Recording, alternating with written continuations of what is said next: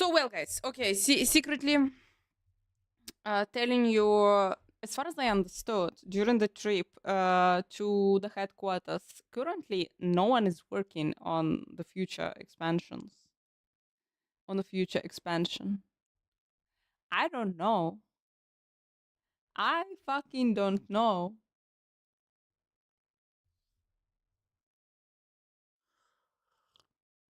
I believe in hope, but apparently, and I knew this. I knew something like this. It all depends. Depends. Like people gonna like, and they're gonna have a lot of players. People gonna love Vessel of Hatred. Fuck yes, we are gonna make the new expansion. If no, then no. Currently, like by the way, when they were saying 2 expansions, I was always like, good luck. Because guys, every single Diablo game had 1 expansion. 1. They never did more. They were doing they were just doing the new games after that. I don't know. And they actually were releasing the expansions relatively soon, yeah? They're releasing the expansion Diablo 2. Also, they released it super quick. They released it like right after, like 1 year, 1 year and a half after the release of the original game. Before either, yeah, I agree, guys. It's not a law. There is no like guarantees. There is no like we always did only like this and we will forever do only like this. Yeah, they can do. Nothing is stopping them from doing one more expansion. I agree. I absolutely agree. But just like let's say the rumors that currently they don't have like a department that is working on it. What about we guys? Let's watch. I haven't seen. Okay, I haven't seen the trailer. I haven't seen shit. What I saw is that Twitter is going nuts about the Path of Exile, like super nuts. I think the expansion will sell well so far, guys. Correct me if I'm wrong. So far, so good. To believe another will come. They told us any expansion, so I'm going to believe another will come. It's not a law. Guys, the existence of expansions dictated by the market. They're gonna sell good. The Vessel of Hatred, they're gonna sell good. They will make the new one. This is the law.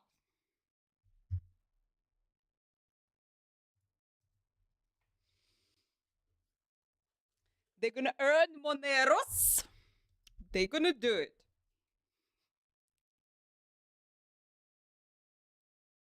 We'll come back and buy the expansion and then wait for the next expansion. Fucking story.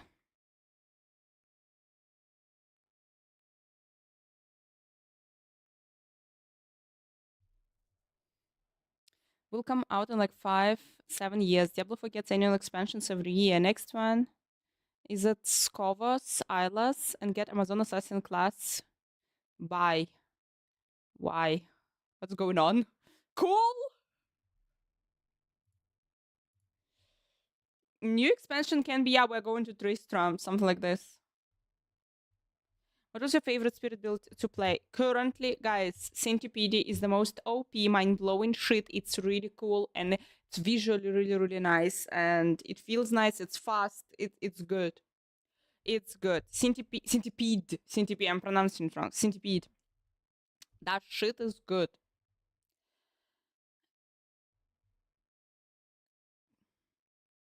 That's like top notch. For real top notch.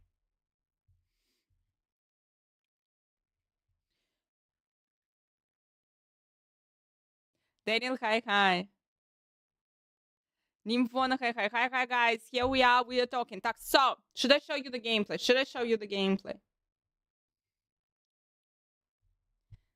Was just him laughing and saying, what? How? That's crazy for an hour.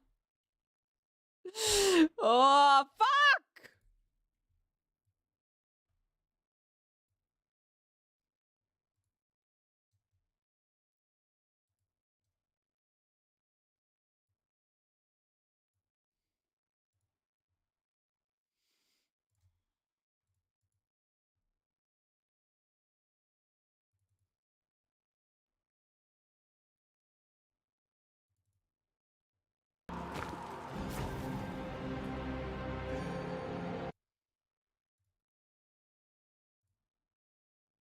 So, here is for you guys. This is my stupid gameplay, and this is this stupid stronghold.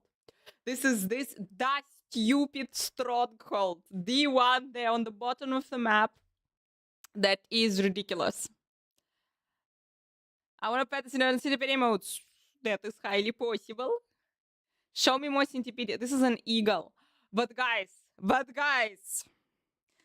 what Woody did yesterday with the eagle, for fuck's sake of my life. I'm really sorry. I'm gonna show you. You're gonna lose your like everything. I don't know. No one else did, okay? As far as I know, no one else came to like this glorious idea. No one else managed to do it.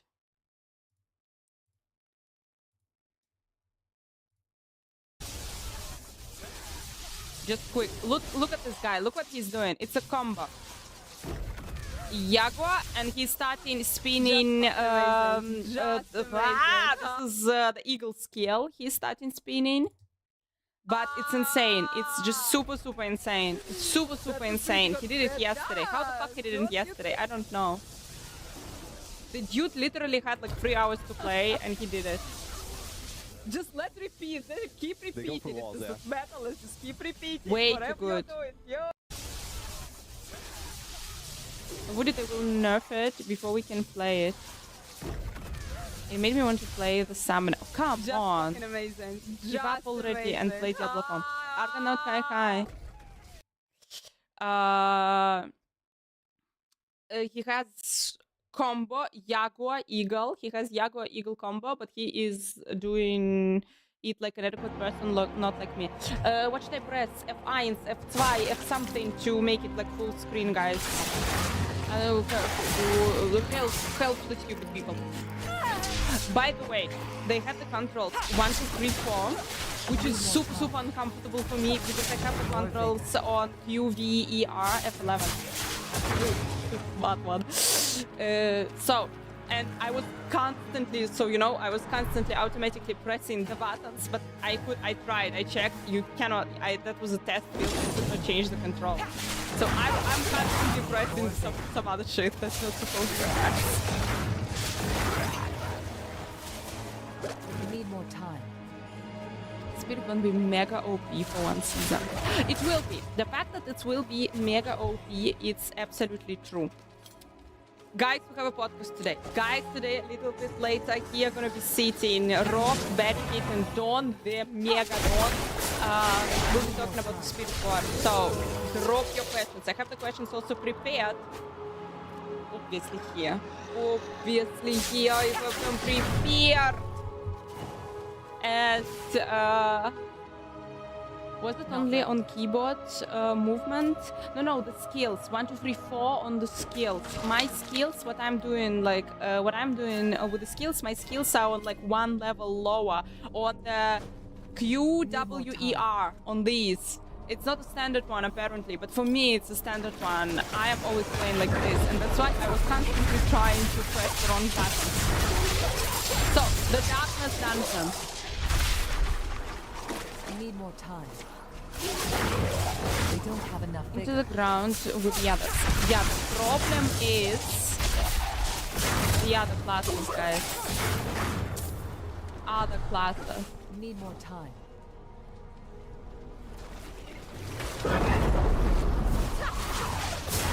Even more powerful on release. Fuck yeah. I think we should ban Woody. Need more time. I think the solution is to ban Woody, guys, for real, because no, guys, we had no Paragon. I hope, like, in this video, at some point, I will open the skill tree, and I will show you some. Look at this. You don't see shit. We need more time. In October, for fuck's sake. They already did. They already banned Paladin. They already nerfed it. Rob is crying. Just so good.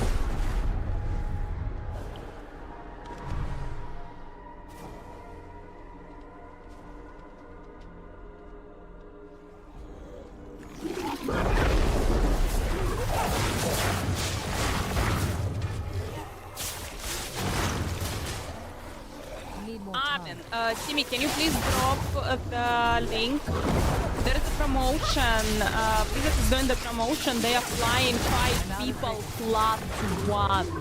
So they're gonna fly not only you, they're flying one more person who you will call, you will take with you. They're flying 5 people you can win. You can win the trip to Germany, for fuck's sake, to the Gamescom. And they're gonna be showing the Spiritborn gameplay during the Gamescom. And I will be showing it to you as well, because I will be visiting Gamescom. And I'm just like, what the fuck gonna fly me?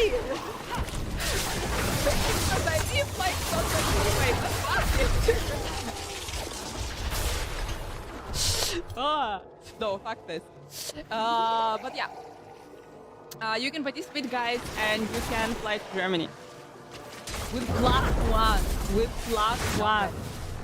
It's epic, epic. I don't have enough vigor. Gamescom is right before the World of Warcraft release. World of Warcraft release will be 26 on Monday, but the early access... Yeah, if you have early access, you're fucked. I don't know, okay? I don't know. What can I tell you? But apparently, early access is on 22nd. But you see, I'm pressing the shit again. All the time.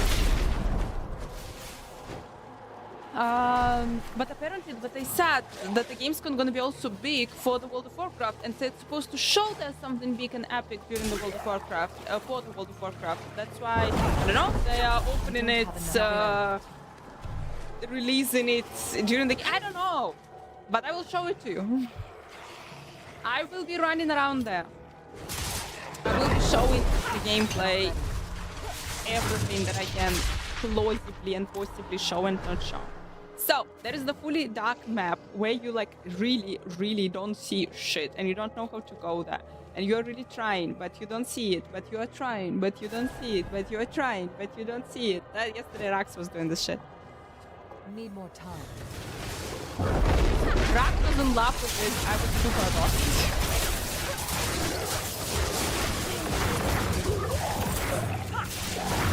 Need more time. You have to carry the lights, then you have to, like, guys, oh my god, by showing you this, I feel like I'm like, Need more time. ruining your experience that you will spend in this place, that you will spend eternity in this place, but okay, I will ruin the experience for you. So basically, yeah, you're carrying the light, and you need to bring the light to the special altar, and then you need to follow the skull. Not ready.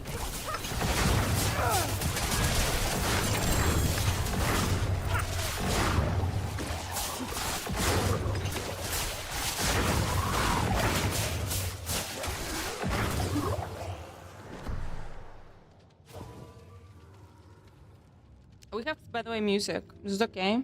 Should I turn it off?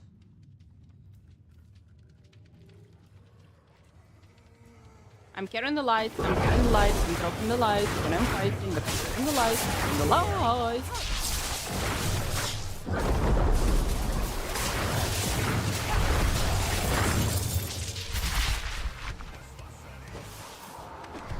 Need more time.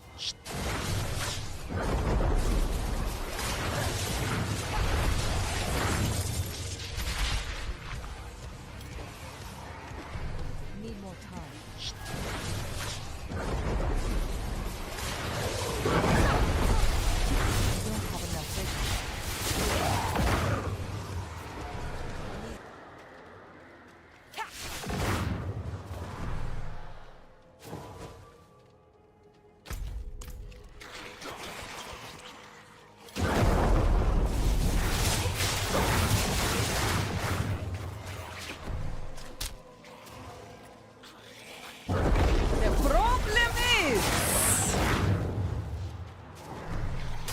We need to go here. We're trying. We're going in style.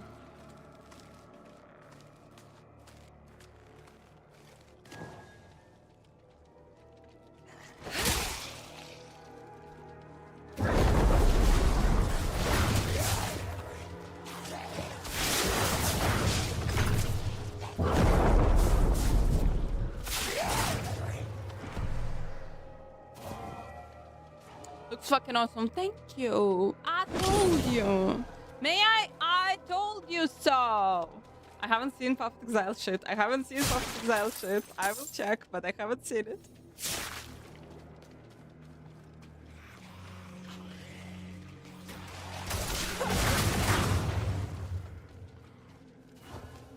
And then you need to follow the scouts, but it took me a while to understand it.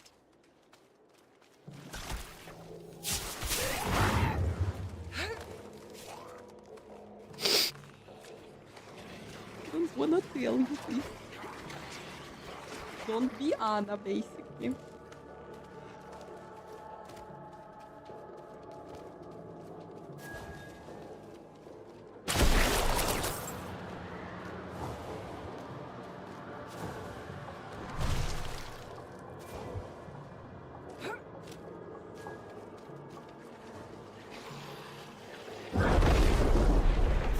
Ta-dam! Still fucked.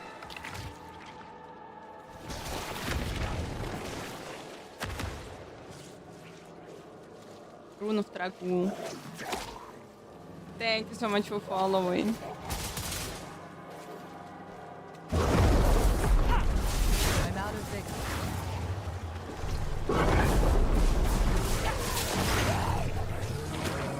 Fascinating gameplay, basically. Fascinating. Not ready yet.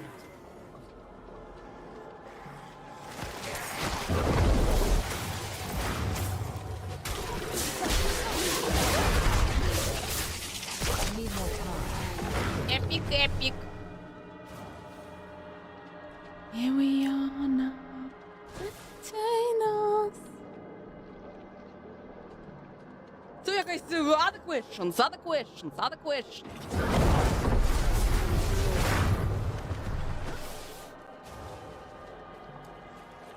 Somehow I have a feeling it looks like a row. Oh my gosh, I have a feeling that people just cannot. I heard all kinds of things. Like Monk, Witch Doctor, Amazon, now, Not okay, ready. Rogue. This is the Spiritborn, but it's not yet in the game.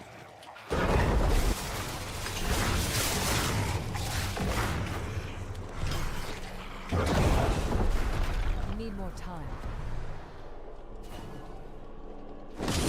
Got more skills, like the incarnate skills that have passive and active on them for the Not other ready. classes.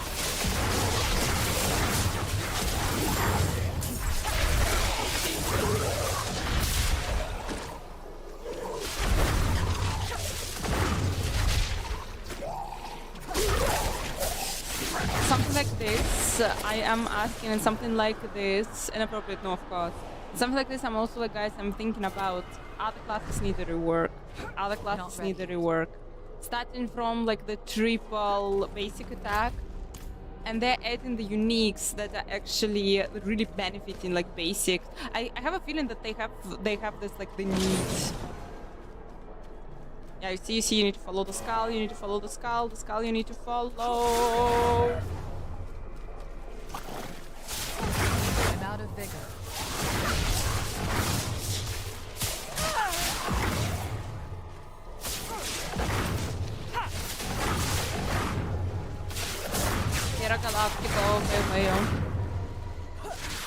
It's from the island between the two maps. It's from the forests. Just ending next to the convenience and speeding. I need more time.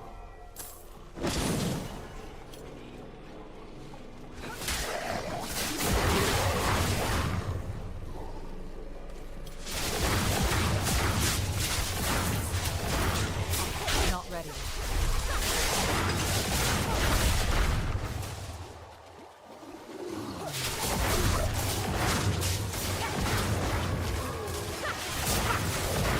Need more time.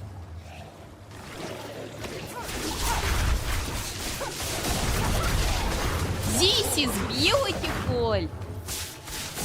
Not ready yet.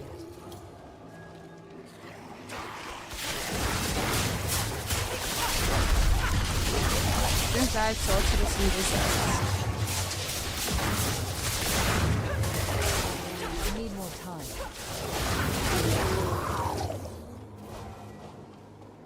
Ta-da! After all those years! Need more time. You need to follow this stupid skull, guys. Do not repeat my mistakes. So yeah. Anyway, maybe we will see a little bit witch doctors during the story, but maybe like unlikely they decide to completely ignore it. The new patch is out.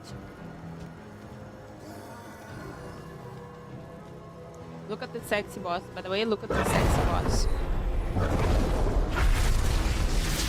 This is not a patch. Many people will repeat the mistake with football. This is the expansion idea. This is the expansion. This is like we have to wait for this, unfortunately, until we're old and boring. You can fight this boss only in this circle. If the boss is going out from this circle, from the circle of light, he is becoming invincible and you cannot hit him. I personally think that they should have a clearer instruction. Instructions that should be like for idiots.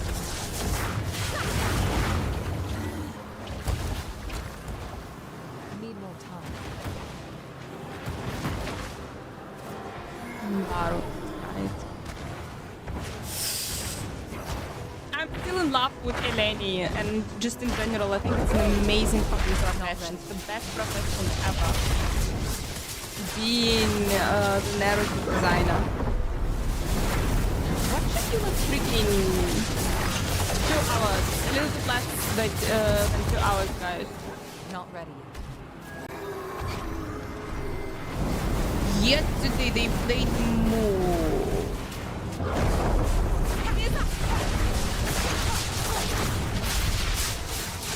Human tribes inhabit the Gigant's region of Persian jungle.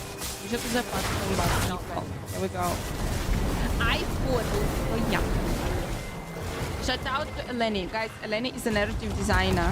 Eleni, she's the cutest person who was yesterday.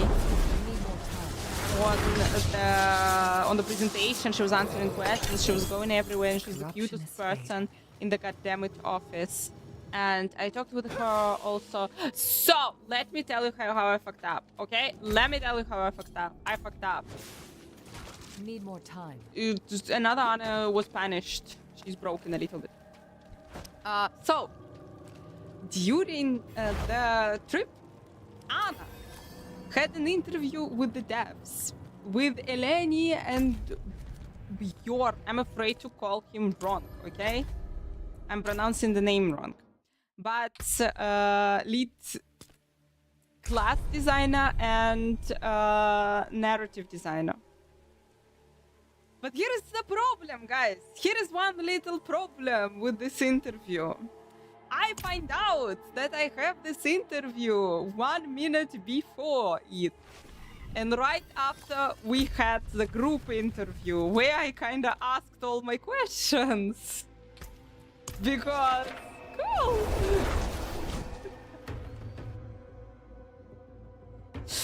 Because there was an interview and I asked the questions. And then they're telling me, okay, now you can go. You're gonna have, oopsie. And there I am, without anything prepared, without like zero anything prepared. Wasn't very cool. But something I asked there, and also we'll be releasing the video with some more information with the dev interview, with the information that they shared with us. It's just a lot, guys. It's a lot. But yeah, I talked with them, and they're super cool.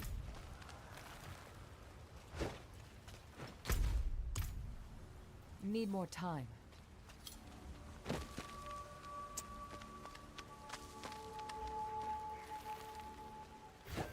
I am usually the person who has like 10,000 questions written down. Always. I always have everything written down, everything like ready, everything thinking. And I was flying for 11 hours. I could Need more prepare like time. all kinds of shit. But yeah! No one told, and apparently Criterion also was in this very situation. They haven't told, he also find out in the very last moment that, oh, we're gonna be the interview for that. And he's like, More vigor. cool.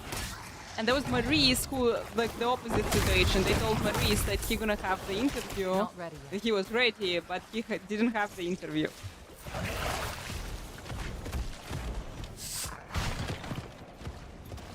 I was supposed to hunt him and like, take me, give me a question! For fuck's sake.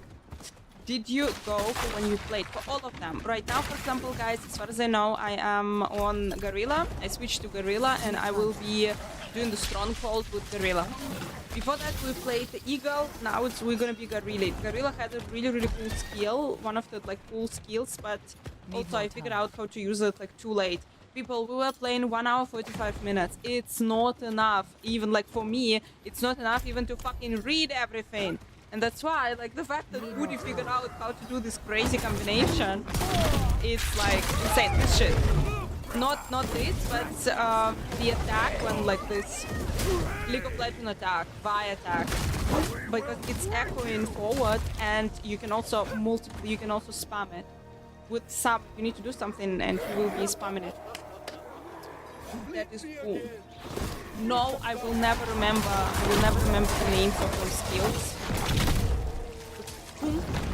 But you can spam it with a combination of something. More vigor. Don't know, like you need to figure it out. At some point in the end, I actually figured out how to do it, but like already in the end. When I'm playing this, it is when they said already, you should turn off. You should stop playing, and I'm like, I never finished the Stronghold. What we are doing this? Bye attack for the win, yeah. Not ready. More vigor.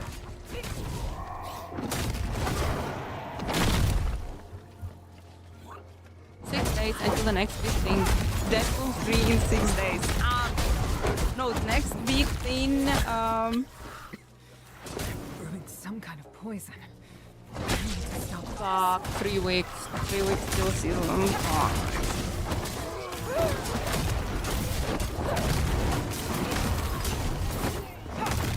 I'm low on vigor.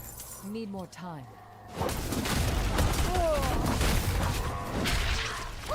Michael, hi, my dear. Yeah, I'm feeling way better. Today looks good, guys. Today for I don't know, like Not ready. tomorrow I think I was like fully fit. Like the new colors from the game, beautiful green. Hell yeah. Rax was asking yesterday, how did you how did you make them put the colors in the game? Add the colors into the game. I don't know, I think so in style everything is going. Amazing. Need time for that. The end going to bottom the next 5 season, as they saw all the comments about it being a disaster. Not ready. I'm out of vigor.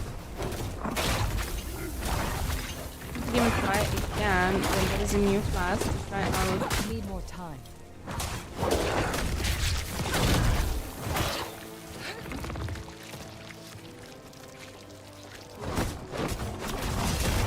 Not ready.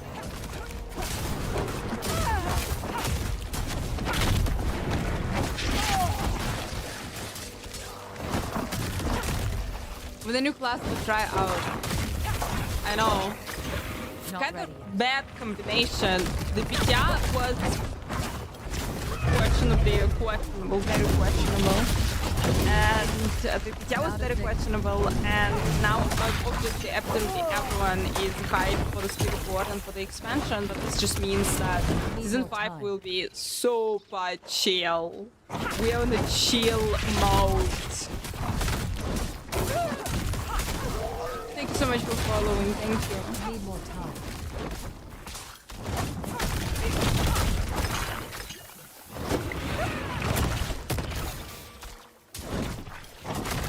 Not ready yet.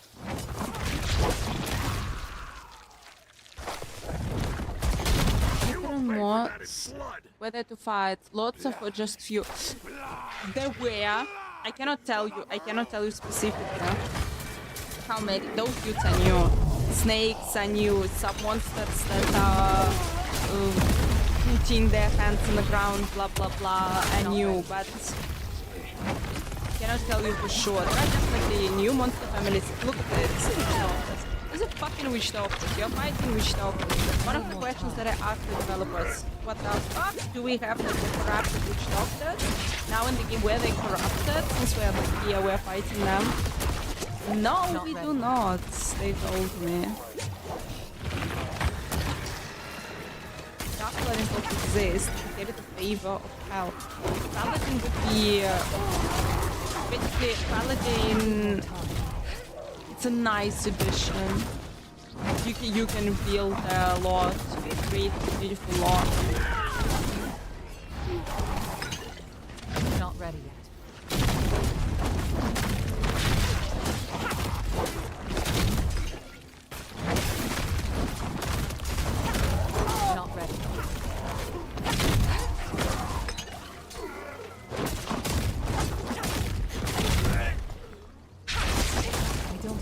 Vigor.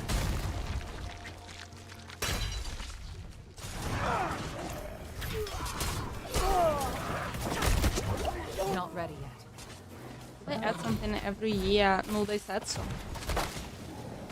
Does this mean that they'll actually do this? God knows. There is a maybe, but there is a maybe a no. Maybe they will, but maybe they will not. Need more time.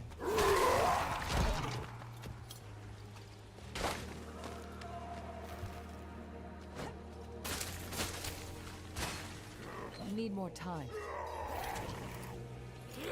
Again, press it.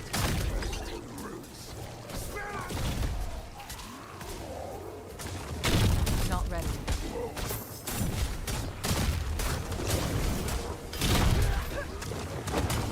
Every year, a full expansion every 2-3 years. That should be achievable.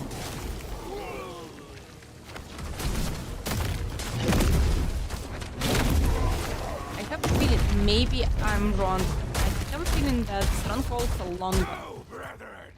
That there is multiple stages of those Strongholds.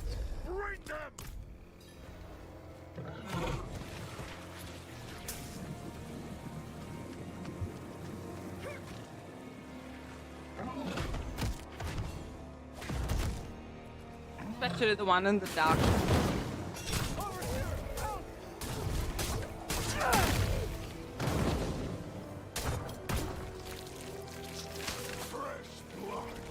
Test me then! Test my brew!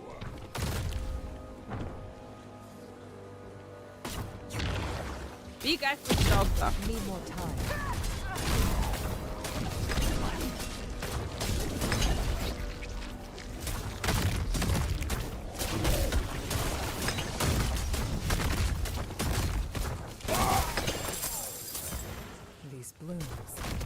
They must be what brought the drugs here. Perhaps the flowers enhance their poisons.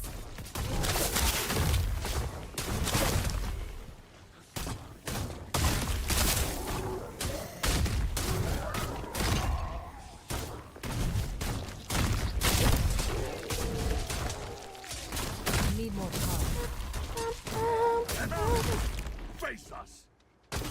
Your flesh will remake what you've destroyed! Big ass monkey each time.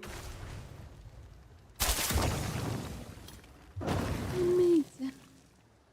Big ass witch doctor. Would sit. Don't know why. Need more time. Cinerat and scared.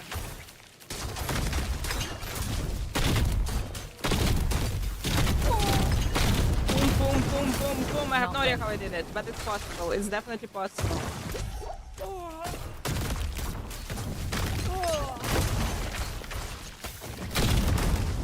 Need more time.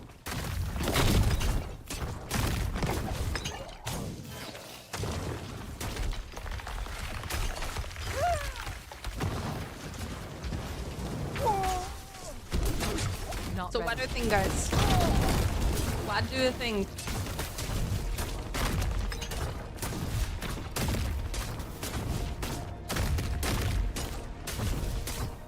Is it worth the Mercenaries? I need more time.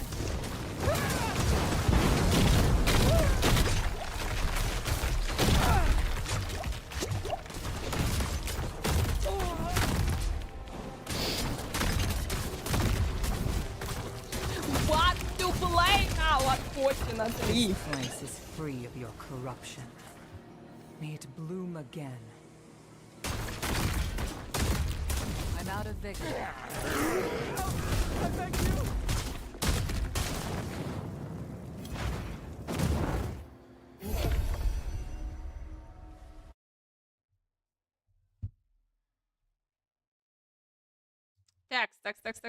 Text. There is one thing, there is one thing, there is one super thing.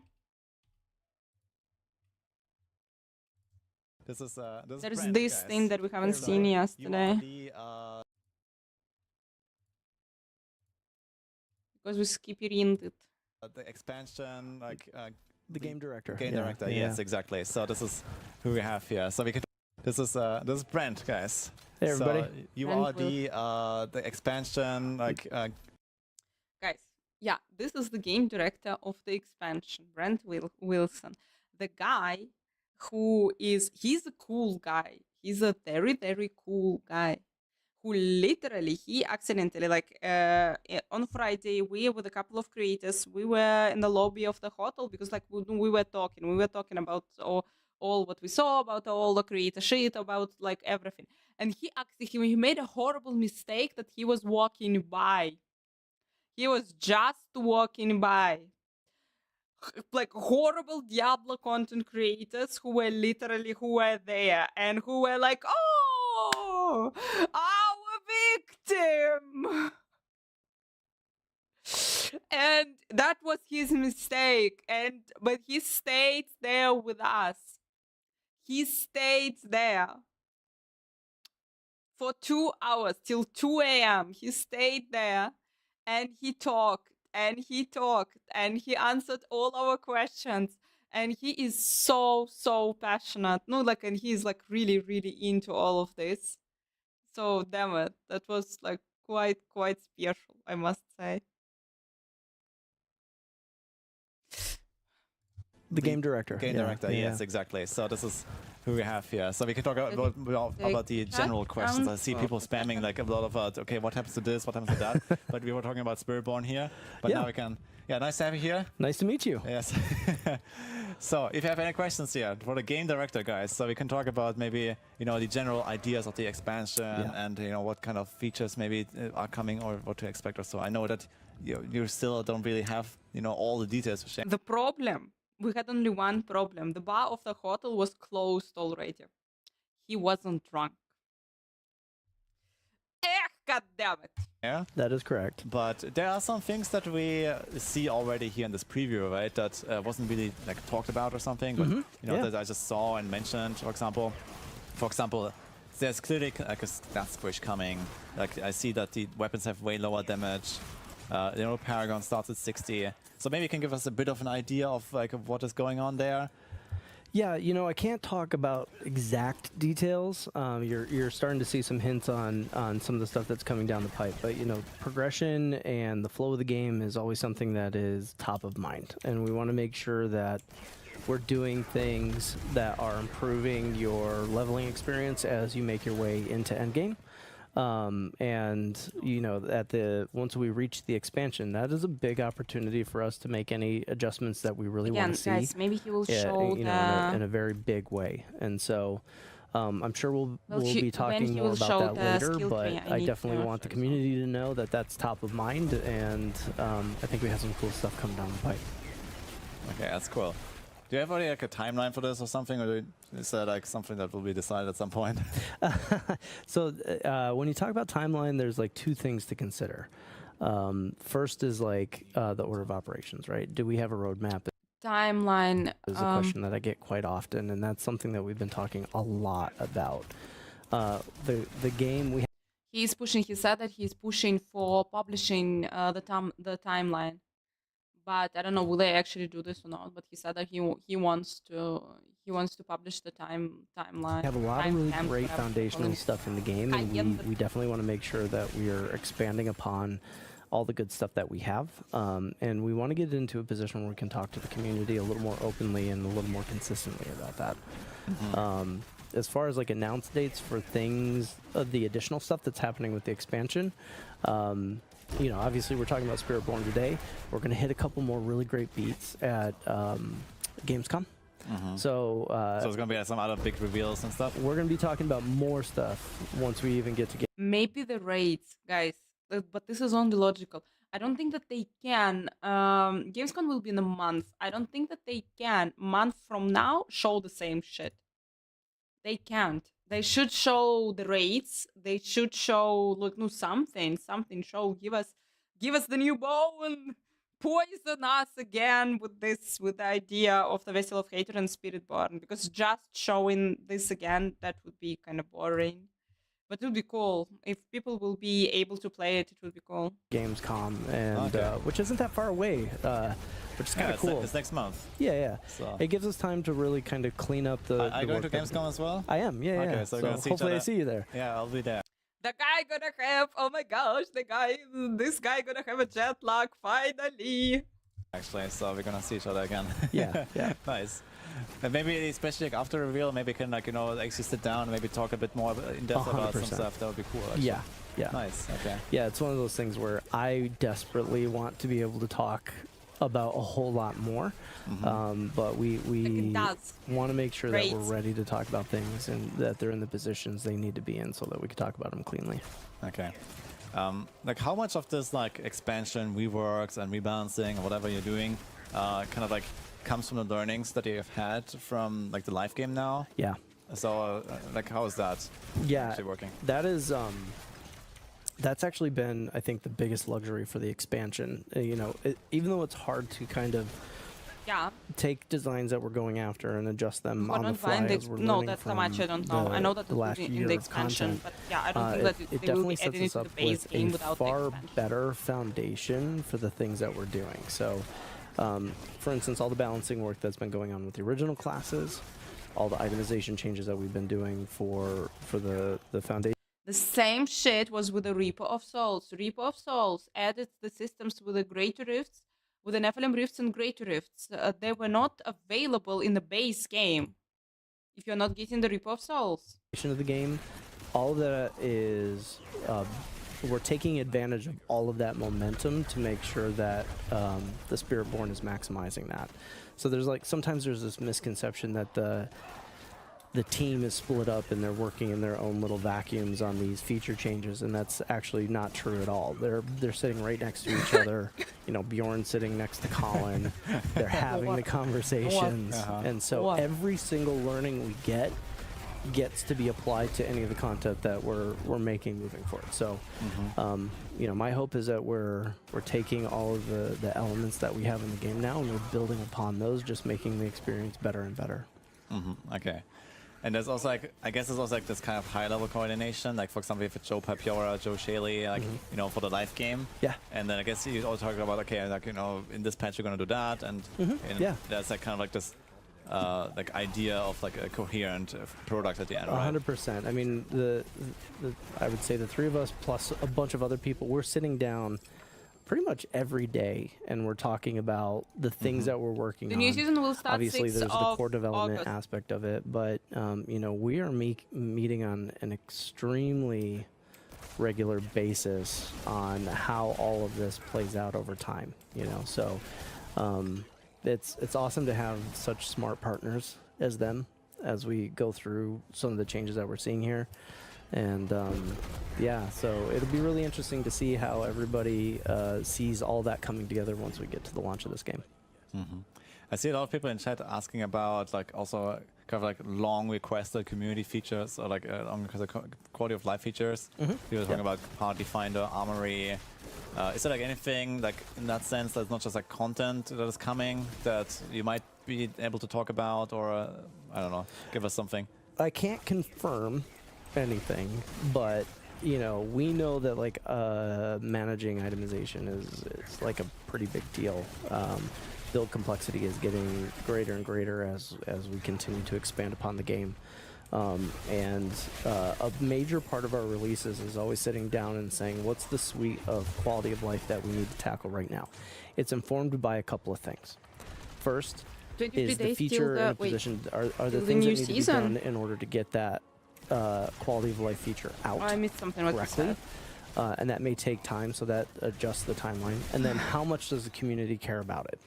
So Yeah, I could tell you a lot about these things I mentioned. exactly. And I just want to really encourage people, like, No, I didn't. I haven't the more seen passionate fucking you merch are, store. the more we hear you. But they got and something so nice. Okay, guys, go to the forums right now. and don't feel like you're not being heard, right? Like this, it's a pretty complex game, and it's, you know, we are not. But we're just as big of fans as everybody else, and we're not, you know, unaware of some of the things that you guys are asking for. And so it's really about taking our time, understanding how we're going to implement stuff like this into the game, and finding the right release to do that as well. So yeah, I think just you know, summoned an avalanche, by the way. So I just I know. I don't have my glasses on, so I can't read it. So there's a funny little question: can the Spiritborn access the cow Expansion realm? release. there is no cow level. No, you're gonna be around now a lot. Damn it, man!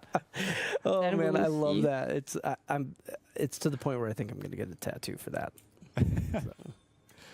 Maybe Yeah, we just you'll haven't do found it, guys. Okay, any other questions here? I'm trying to scroll a little bit through the chat. So, where do we have something? So we talked about like the quality of life features. Maybe some generic question, like Sure. what was kind of the I idea think to make maybe they will this show the Diablo in expansion, this like, you know, this expansion a theme, little this bit. jungle, Yeah. Maybe. like, is there like something that, you know, you have like the overall roadmap? Okay, you know, expansion 1, expansion 2, expansion 3, this is where we're gonna end, like Yeah. in I don't know, 5 years, 10 years, or whatever, right? It's like this kind of like we want to do at least this until then or Yeah. so. Yeah, you know, we have a very broad strokes picture of where we want to go, right? Whether you're looking at that from the feature set to what we want to do from a storytelling standpoint, Vertical buy, there super are steps fast. where we're like, yeah, that is Fucking a path 3 that we weeks. want to head down. 3 weeks to In the season case 5, of then 2 months Nahantu, in we knew season we were going 5. to go to this region. It's literally the last chunk of the eastern continent. But there was a lot of serendipity with like the elements that were here. Right? We knew that there was a strong D2 connection. We knew we were telling a story of Mephisto. Oh, they're using it. They are so using it. They're We've done so all using this dark it. gothic stuff. We knew we wanted to add something that was fresh but didn't necessarily betray the dark tone that we were setting with the game. And so like all these things kind of like came together.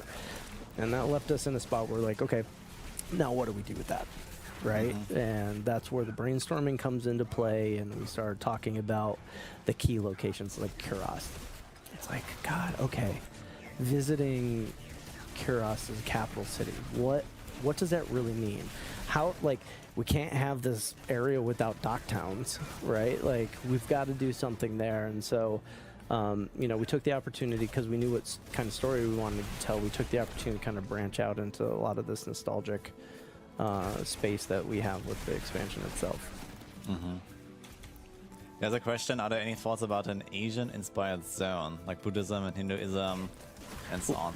Well, lore-wise, Zensai has a lot of Fuck, those this guy influences. should know. Yes. I don't Yeah, know it's if like- I'm pronouncing it Yeah. the way that others pronounce it. I know it's one of those tricky names, but yeah, that, Yeah, it's like the monk area from Diablo 3, right? yeah, you know, Right. they worship 1,000 gods, and it's yeah, if you go into the deep lore of the Zensai area, that's actually where Akarat was born, and so he's got a lot of roots there, as well as his roots with his mother in Nahantu. And so you know, from a lore standpoint, we look at all these spaces as opportunities. Like, what does that mean? So I love the fact that we can be inspired by the world, You know, Yeah, I mean, there's a lot to draw from, I guess. there if you're- really is, and Just like looking at the Sanctuary world map, basically, and you said we're on the last part of the Eastern continent now, but then there's also like the Western continent. There's like the northern stuff. There's like these Skovos Isles with like I think the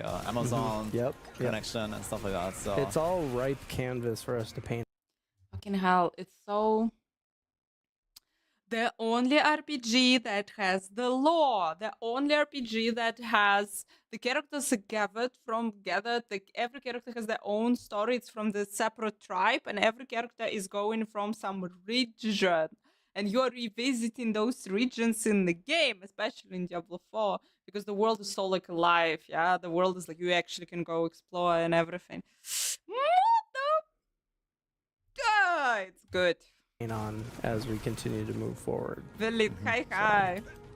people are asking about auction house. Is that something that you have considered? The auction house in D3 was. I think we still have some scars from how that played out. We don't have any plans for any kind of real-world auction house, but we do know that trading is really important. Yeah, doesn't have to be real money auction house, right? Correct. It's just like, people are looking for ways to trade, like a bit easier or something. Yeah, trading is definitely top of mind, and we're trying to relax any kind of things that are getting in the way of making that more easier for our players. So as far as a feature is concerned, I have nothing to announce today, but I can tell you that, like, pretty much every step we take with any kind of new items that we're adding into the game, trading is the forefront of that conversation. Okay, that's interesting, actually. Okay, ask about the new enemies. See some cool enemies. Okay, so we saw, like, earlier, you weren't here yet, but I fought this, the priestess boss, the tentacle boss. Oh, yeah. I was actually watching out in the hallway while you were fighting it.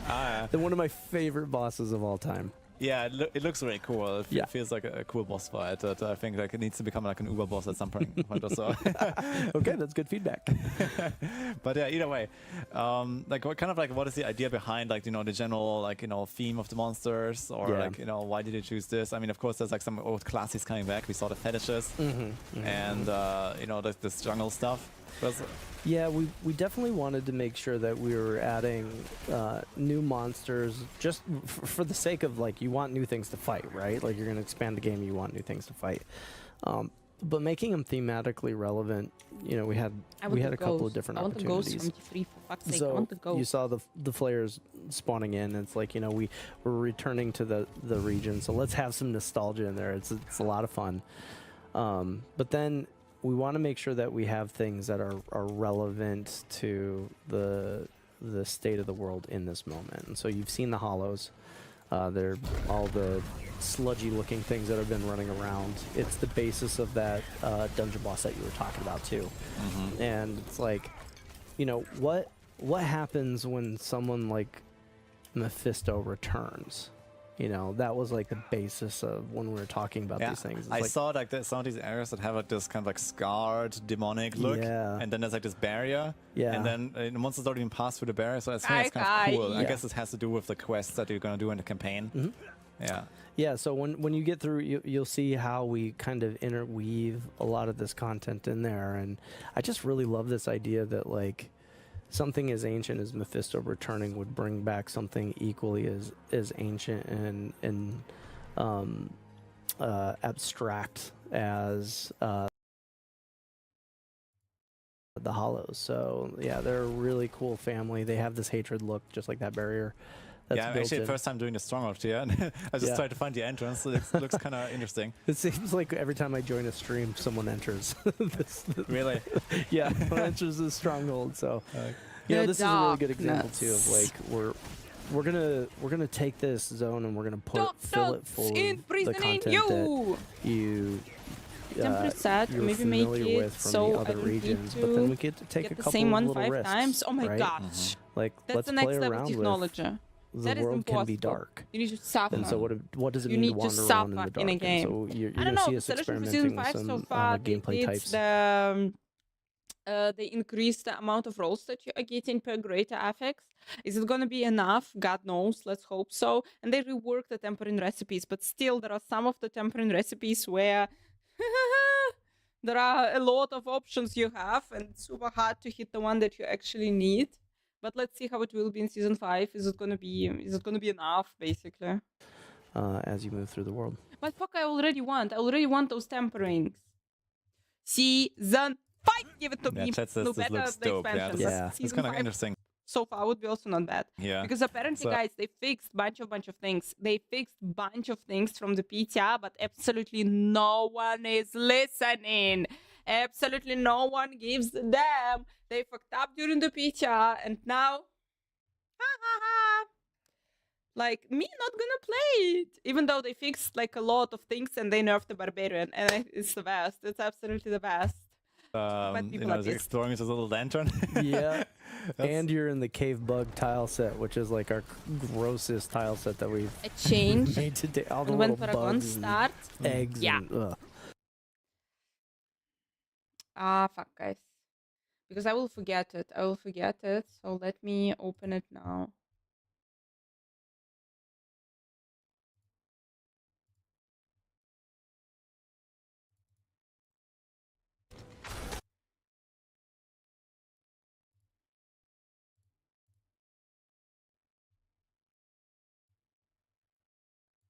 Look. We played level 30 character. Yeah, we could not access the Paragon. But what we saw was Paragon level 60. Paragon level 60. I mean, that makes sense from the position that, you know, actually original Diablo 3 was released with also Paragon with base level of the character was 60, and then with the expansion it became 70. And so kind of makes sense. Yeah, we had level 50 base level. Now it's going to be level 60. But there is a gigantic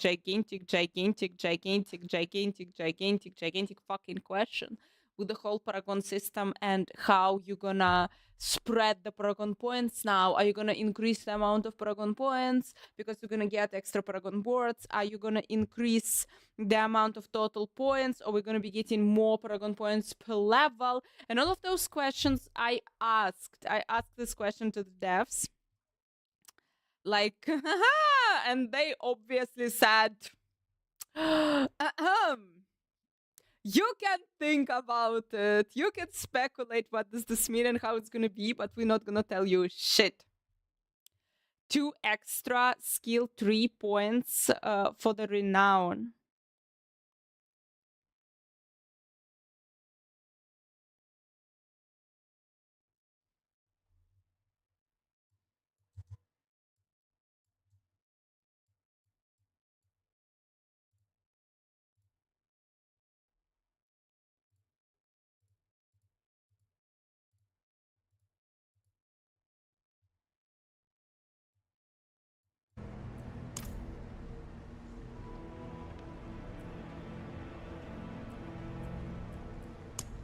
Thank you, Microsoft. 100 today. What did I do? Doc, what did I do? Guys, we're level 30. 41 point. We have 10 points in the news. Biggest software error ever. Fucking fuck.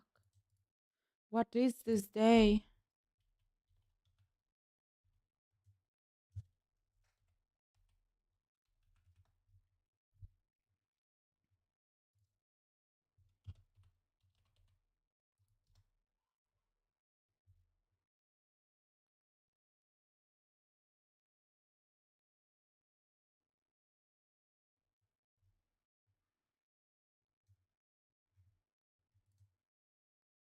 Software update to Cloud Strike, which caused issues with the Windows OS.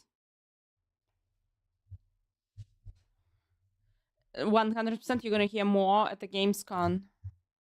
You're gonna get the renown for the new territory.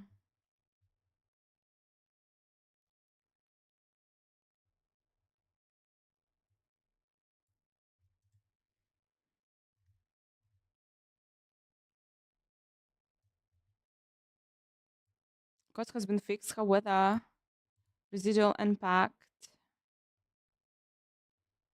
Relief. They will give us much info, I think. was down half the day. Frankfurt Airport was down half the day. Fucking hell, in my village, everything was fine. Dog, like, I don't know, the trains were going today. They were following even the schedule. So the only thing that they needed for this is the power outrage.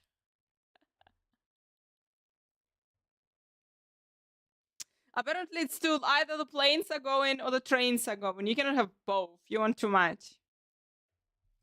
Shit. Massive issues with card machines. And yes, guys, I missed everything. I slow poached absolutely everything. I don't know. I went to work. I went from work. Fitness clubs were working. Everything is fine. Don't know what you're talking about. The trains were going. Even though usually they don't, but they were.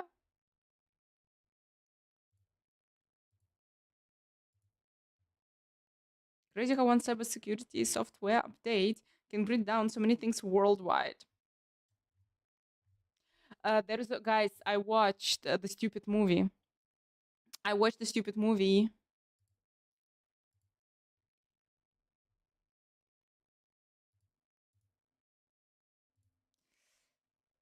In her own, I live in a village. I don't care, for real. No, basically, I saw a movie. Oh, the movie with Julie Roberts, with a trailer with a ship. Oh my gosh, how it's called? The End of the World, the End of the Day, the End of the something. It's on Netflix, guys. You can check it out. This is my day today.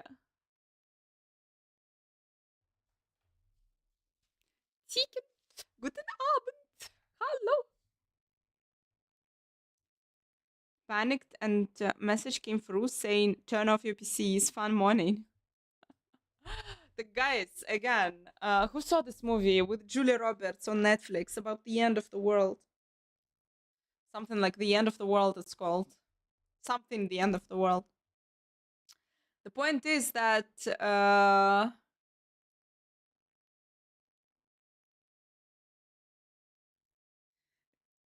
Rudo, quite epic, guys.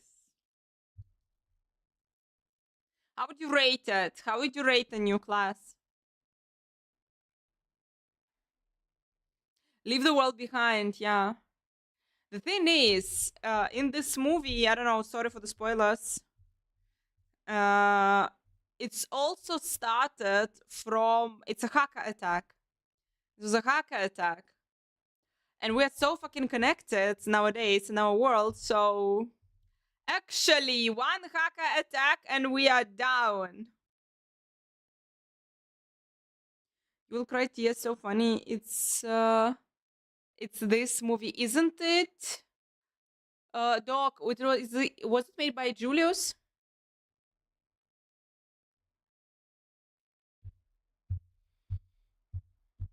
And the hacker attack. No, I get it. But when it will be the hacker attacks, we will be all fucked.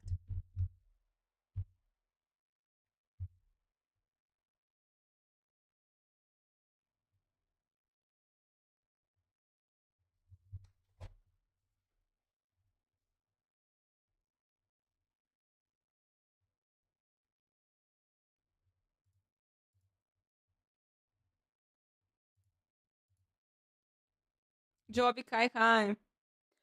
Das ist der Film mit Julia Roberts, stimmt so. A real danger to our way of life, though. Exactly.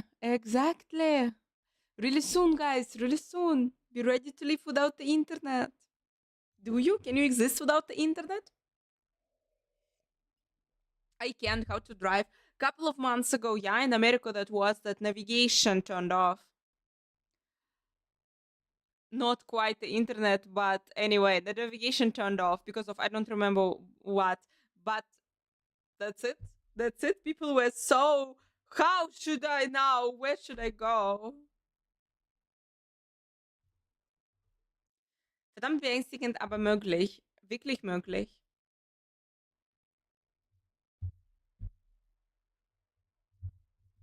Sure, the Borderlands movie? No. Cindy Perry was my favorite spirit. Cindy Perry is super OP. For 9 years, I think I could live with no internet, although it would suck. Imagine actually talking with people, guys.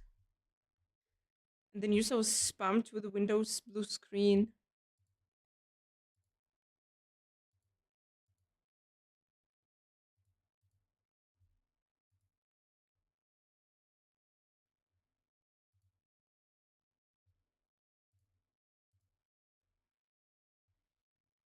So, we're all gonna die. But hopefully before that, we're gonna be able to play a little bit the Spiritborn. Guys, currently we're getting 10 Paragon points via Renown.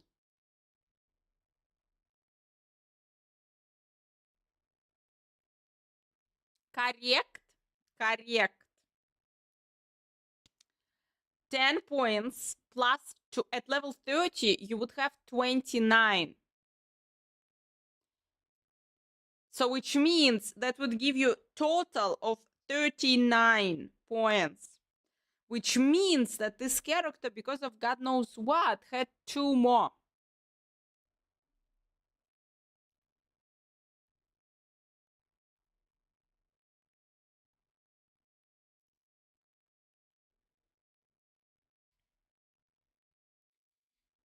We might die, but hey, we get to play the Spiritborn first.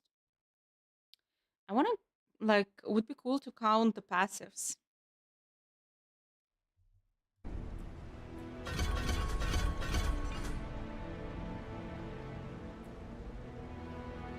Because guys, this character has 24 skills, pretty standard for Diablo character. Not a lot, but they're cool. 24 skills.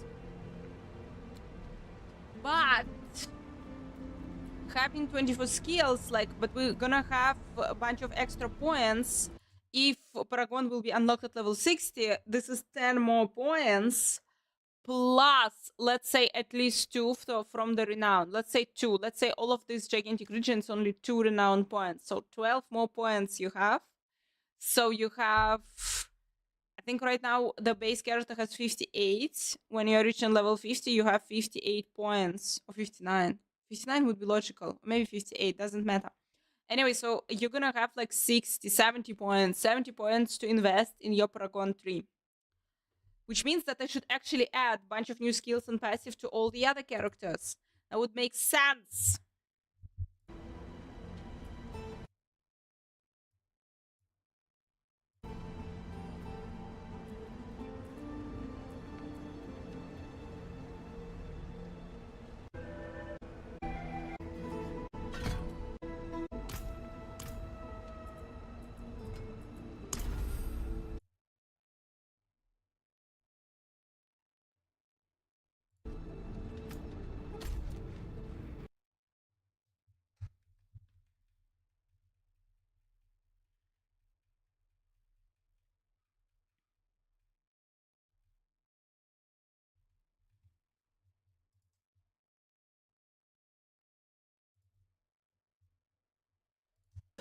Kind of interesting stuff here. So this is. We actually had to be careful with this because there's a couple of phobias that can really trigger people.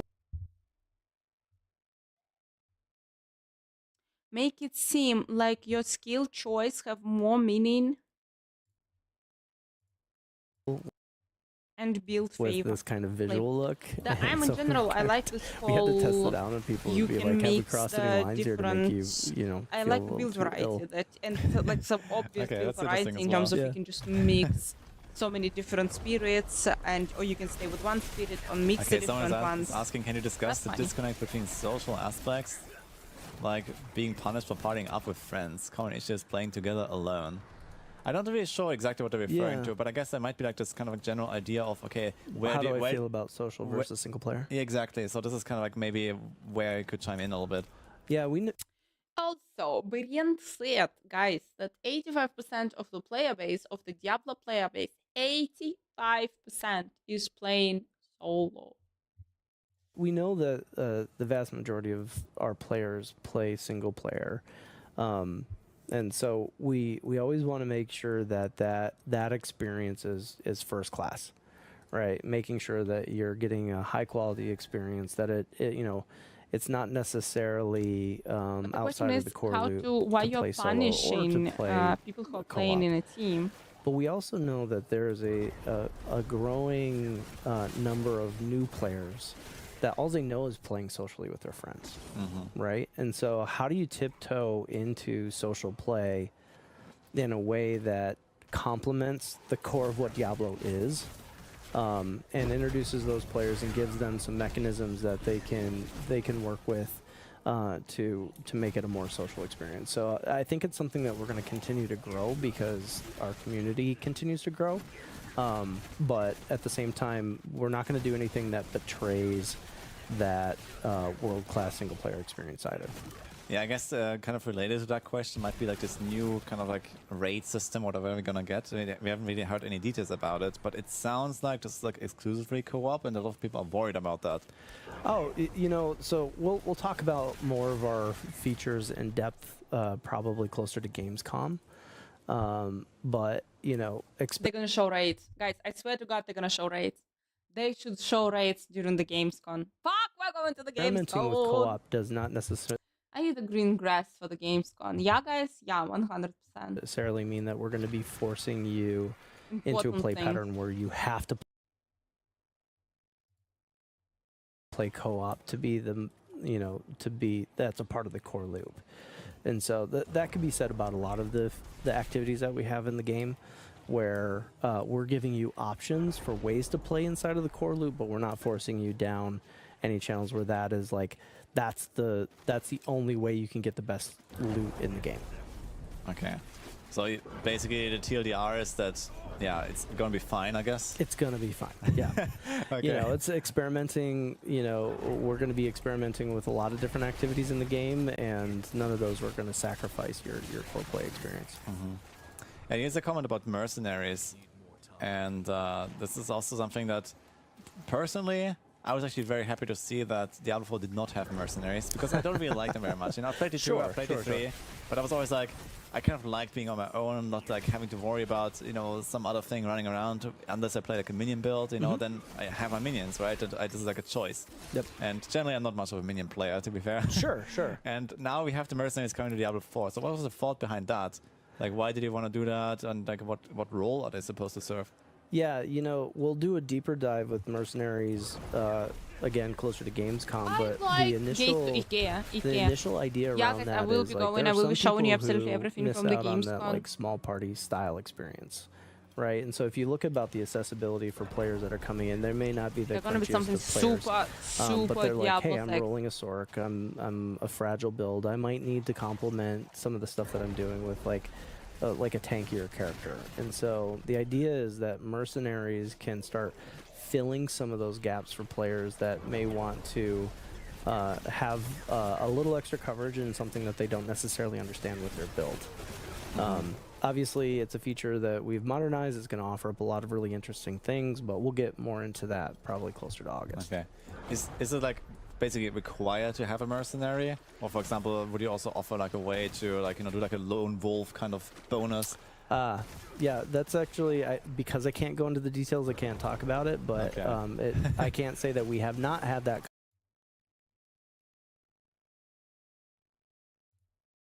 Did I break it? Obviously, I break it. Did I broke everything?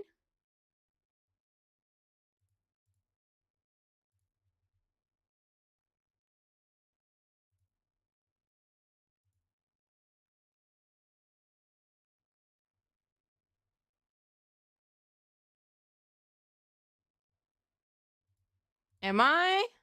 Modernize is going to offer up a lot of really interesting things, but we'll get more into that probably closer to August. Okay. Is it like basically required to have a mercenary, or for example, would you also offer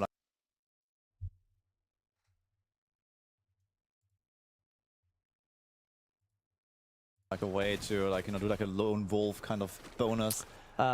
Yeah, that's actually because I can't go into the details, I can't talk about it, but I can't say that we have not had that conversation at some point. Okay. Yeah, just It's just asking. It's fine. Yeah, okay. yeah. It's all right. That's your job. A lot of people The are asking food. about PvP. Have you considered anything about PvP for the expansion? Yeah, the expansion doesn't dip any further into PvP. You know, we know that it's kind of a Apparently unique no one space, gives a and we're damn still about the learning a lot PvP. about it. But guys, why no one gives it's a damn something about the that, PvP? Because you you know, don't we're have not a adding an system additional for PvP the zone PvP. into the expansion. We've kind of kept it focused more on the core content in the game. Okay, I see. Yeah, I was kind of expecting that maybe we'll get like, you know, a small extra PvP zone, like maybe with a different rule set or so to kind of expand on that and I kind of make that part of the player base happy. But yeah, okay, in that case, guys, nothing. Yeah, So.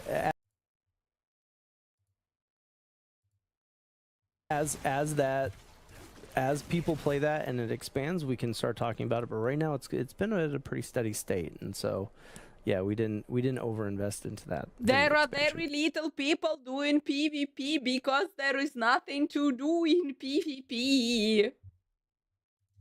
Yeah, I guess from like a dev side at PvP, They didn't update the cosmetics tab for PvP since the beginning of this game.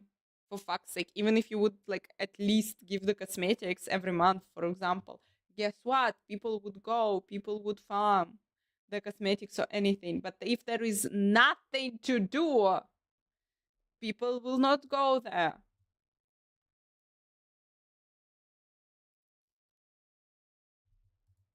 stuff is kind of like, you know, this extra thing that Yeah, it's a exists. fun Spend mode. every Yeah, hour there's to definitely a fight for a players pack chest, that likes lots to of get in food, there but and something. do No, that yeah, there's a PvP bunch of content. shit. Yeah, blame Yeah, Orca. it can be kind of They'll fun. add Like some personally, as like incentive I'm playing mostly eventually, but hardcore, I can't do currently, much they PvP. do not But like PvP at all. Last thing you want we to did, do. we did have access to some hardcore PvP tournament like at the end of the season, and then you know at fight to the death and so on. That's kind of funny. But you know, also nothing really big for myself personally. But I know there's like people always asking me about PvP and if we're gonna make like a softcore character to the PvP and so. But I guess this is generally not a huge feature for you guys to consider. I guess. Well, it's not in the spotlight right now. Is one of the things that we could focus on. I think that there's a lot of other added things in the new game PvP that get we but can, exactly we can no build out that PvP I think transmogs, no the new PvP majority of the fans transmogs. would like to see first Like before since we start eternity. like expanding upon PvP. Are we getting a new world boss? World bosses. I would say almost guaranteed, actually. Well, that's definitely something we're not talking about today, unfortunately. Sorry, chat. Yeah, that's gonna be a new world boss for sure, man. I mean, I saw the arena here, right? I think this must be the arena, or maybe it's somewhere here. But anyway, so it looks like there's an arena some for it. spots on the map, right? Yeah, so I think there must be a new world raid. boss. I think Macro is right. There's some How big is the some new weird map? place. It looks actually like There's pretty a similar place to the of other zones, expansion. right? Yeah, So we is took it- a lot of care in that. Like Yeah. this- Is there like Sorry. some stuff that we don't see on the map, like underground areas and stuff as well? Fuck no, it's the temple. It's the temple, guys. They have it open. This shit.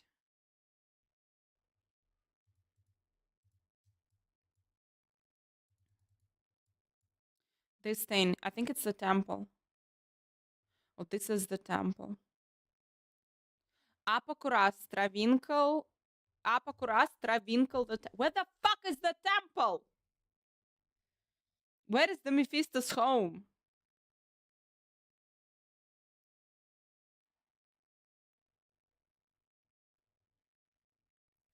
For PvP since pre-season, no reason to get exactly.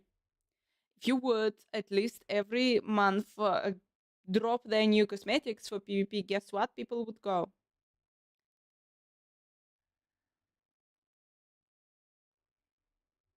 I'm trying to understand the logic. Upper Kurast. Here should be somewhere the lower Kurast. No, lower, upper, Travinkel. But here is the Kurast docks. Ah, maybe it should be. By the way, if here is the Kurast docks, then maybe like we're going down, blah blah, and the temple is here actually.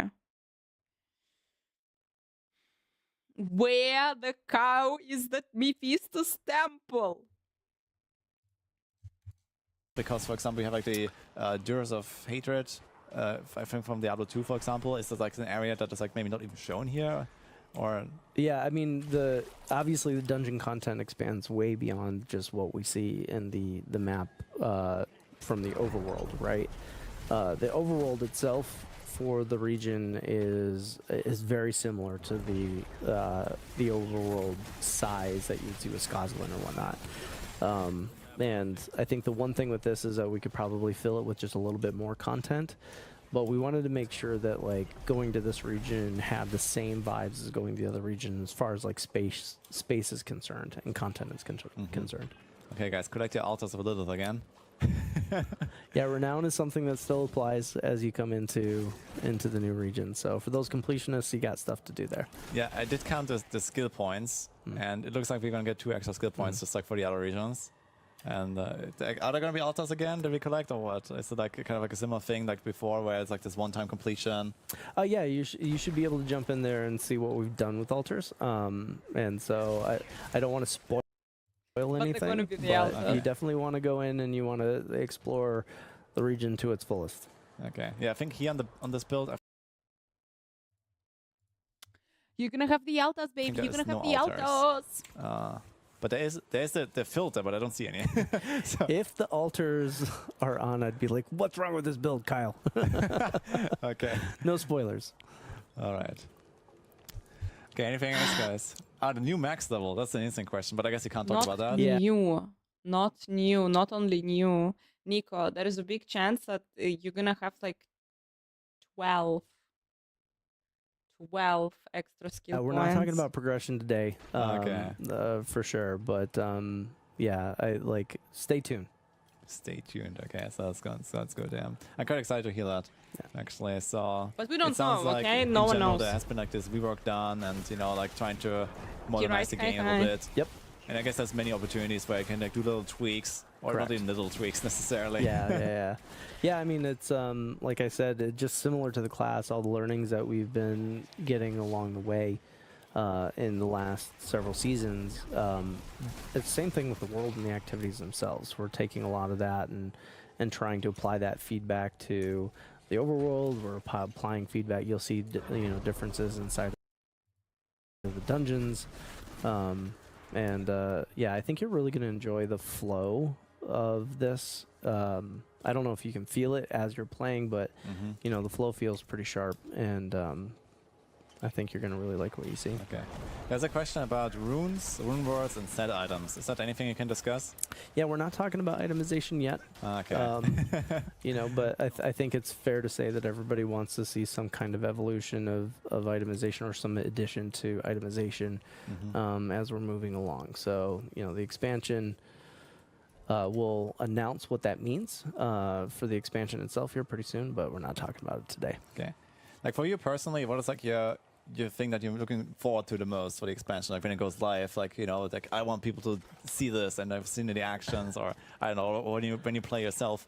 Yeah, I love the fact that this is new and nostalgic. As a kid gamer, Diablo 2 was such a huge influence on me, right? And so to have the opportunity to come back to a region that gives you some amount of reimagining, like a kid in the candy store, I just It is cool. to be able to take part in the cool. franchise and actually build upon How the would you lore rate that Spiritborn, guys? I think we just scratched the surface on. So far, what you saw, I how would really you hope rate it? people appreciate that subtle touch that we put into that. The other thing is the class. I mean, how often do you get the opportunity to add a new class to a franchise this big? Yeah. And I know we catch a lot of heat about like what class is the class we should do next, but what we came up with and what we were able to accomplish with this is really, really special, and I hope everybody loves it. That's a question. Will this expansion make the original game unplayable like Reaper of Souls? Oh no, we've kept that way more in mind. I wasn't on Reaper, so I can't vouch for those folks. But one of the things we wanted to make sure of is that even if you don't come into the expansion, you're still getting a AAA experience. You'll have everything that's available to you that you have today. Okay, so you can't do the campaign and like the Mephisto campaign, I guess, and right. You're just missing out on the extending part. Yeah, exactly. Okay, but basically the main features are still going to be present. Present, intact, super fun, a part of the core loop. Okay. Yeah, so it'll all be there. But if you want to experience, There are three a different really types of weapons. kick-ass like pole new arm, class, glaive, and you want to glaive, know more whatever about the what's hell, happening in the the story, stuff, and you want to basically. explore this new region, that's where the Stuff and the expansion stuff. comes into play. Okay. Stuff with the What does that mean, for and example, for mercenaries? Will they be available to like classic players? No, mercenaries will be a part of the expansion. Yeah. So I guess you will lose out on some stuff like that, basically. You will. Yeah, but it's not like it's second, by the way. unplayable. Will appreciate that subtle touch that we put into that. The other thing is the class. I mean, how often do you get the opportunity to add a new class to a franchise this big? Yeah. And you know, I know we catch a lot of heat about like what class is the class we should do next, but you know what we came up with and what we were able to accomplish with this is really, really special, and I hope everybody loves it. That's a question. Will this expansion make the original game unplayable like Reaper of Souls? Oh no, no. We've kept that way more in mind. I wasn't on Reaper, so I can't vouch for those folks. But one of the things we wanted to make sure of is that even if you don't come into the expansion, you're still getting a AAA experience. You'll have everything that's available to you that you have today. And okay, so you can't do the campaign and like the Mephisto campaign, I guess, and right, you're just missing out on the extending Spiritborn. part. Yeah, exactly. Okay, but basically the main features are still going to be present. Present, intact, super fun, a part of the core loop. Okay. Yeah, so it'll all be there. But if you want to experience a really kick-ass new class, and you want to know more about what's happening in the story, and you want to explore this new region, that's where the expansion comes into play. Raid Okay. will be available. What does that mean, for example, for mercenaries? Will they be available to like classic players? No, mercenaries will be a part of the expansion. Yeah. So I guess you will lose out on some stuff like that, basically. You will. I don't feel raid But it's not is like it's unplayable. It is not going to be unplayable in the slightest. Yeah. Okay, I see. No, you Yeah, will be able that's to play actually new kind of nice. season. Because I like in think. Diablo 3, that's basically what happened, right? Diablo Yeah. 3 vanilla is like not a game Yeah. compared to Reaper of Souls, Sure, basically yeah. at this point, right? So it's like Yeah, it'd be really irresponsible of us to like break the base game, and I think that's exactly what they're gonna do. That's not the case at all. We're definitely keeping that into account. okay. I kept the dog. Have you thought about adding some kind of like Oh my fucking gosh. Guys, no, this needs a comment.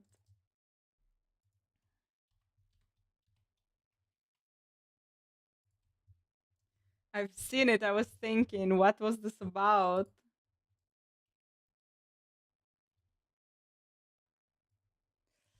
Woody posted.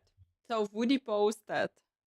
This was my streaming room here at the Xbox studio for the Spiritborn reveal. I actually felt like a professional streamer for once. Apart from that, this was a fantastic experience too.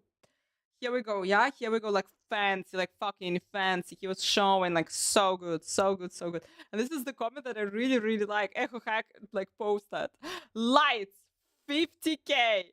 Soundproofing, 80k. Shitty Elgato Cam Link driver that fails after 45 minutes of use, priceless.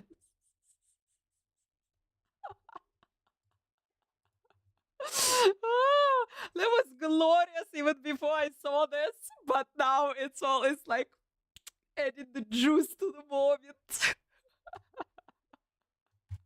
like very small scale content. Like, okay, we talked about car level isn't real, but something on the level of car level, like, you know, extra content, extra little thing or something like that, that is like, you know, something to do on the side, or I don't know. Like other games have like these mini games, like fishing or whatever, right? So is that something that you would think about? We think about it all the time. You know, the team, you know, while we're developing, we're coming up with like really new cool ideas, and it's, you know, it plays into the formula of us determining what kind of is packaged together and gets released. So yeah, we're thinking about it all the time. I've many team requests for fishing. Oh, the cam dropped off again, man. Oh Okay. no! yeah, blood is fixing it. By the way, how much longer do we have?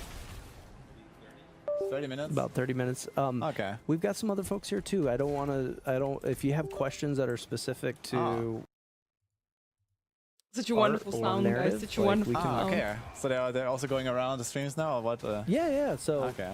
if you want to do a quick vote on chat here, do we want to know about art or do we want to know about narrative? To be fair, I think my chat would probably mostly say, okay, just you stay here.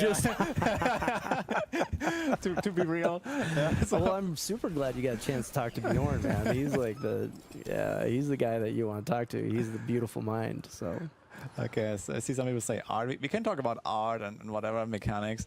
I mean, okay, for mechanics, I guess it's mostly you, if you want to talk about anything like that. So... class mechanics and things along those lines, or? Well, I actually asked Bjorn earlier a little bit about this. Like, Sure. Okay, we talked about the Spiritborn a lot, but also like, what happened to the other classes? Maybe can like explain a little bit. Like, okay, we have the new class, of course, like the big hype thing. There's like the big selling point. But Sure. what happened to people that don't want to play Spiritborn? Yeah. So the way that we think about Mark, classes is that they are going to be a This constant me work maybe in messing progress. with the settings. You know, so they're not a static snapshot of when they've Automatisch 300. been created, right? We're not just going through the balancing That- process. Like, we want them to continue to grow. You're actually even seeing it now with what we're doing with weapons, for example.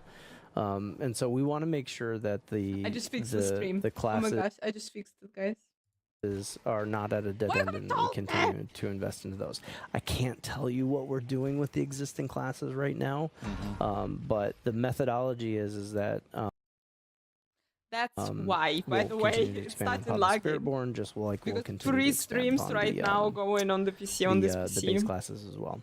Yeah, I mean, I guess the Spiritborn is gonna get the spotlight now for the start, Of course, yeah. and you know, then it's just gonna kind of like integrate into the game, Yeah. and it's gonna be one of the 6 classes basically, right? After the Yeah, 3 Yeah, streams, we for definitely example. gave a ton of attention to I that. finally found the boss, by the way. I feel like this entire time you've been sitting here, I've been I know. running through the darkness. Oh man, It's exactly this is a how very it was interesting going. stronghold, though. To be fair. It is very interesting. So this is a oh Okay, I got one chat. Jesus. Because he Okay. went The with team the is watching, Jaguar. so Time With the for plan Jaguar, B. it's quite We go cool. gorilla. yeah, this is a I saw the this people is a dying really there good on the example of Jaguar. us I went taking with some risk the on, Eagle. I on was some totally mechanics, fine, you and know, it was super the weird for idea me. of like let's That people were what dying does there. it mean to go dark? And It's very, very immersive. Like, I want to replay this at some point when I'm like not talking to anyone. well, I was gonna ask you, it's like this is the I can't talk and play. Like this is a real skill. This is pretty amazing to watch you play and talk and read chat at the same time. It's, I mean, to be fair, like, you know, this is like relatively easy stuff most of the time, besides Sure. this boss fight now. So it's Sure. kind of like, you know, just pressing buttons. gotcha. So not super tryharding it. that's the trick. Okay. Yeah, but but yeah, the Stronghold is awesome. They say, yeah, I agree. Actually, it's like something very unique, Yeah. and I like that you're experimenting with stuff like that. Yep. Just trying to figure out what they want me to do here. Yeah. Let's watch for a second. I guess you have to use the lander mechanics. So this is like what I expect is going on here. Thank you, hi.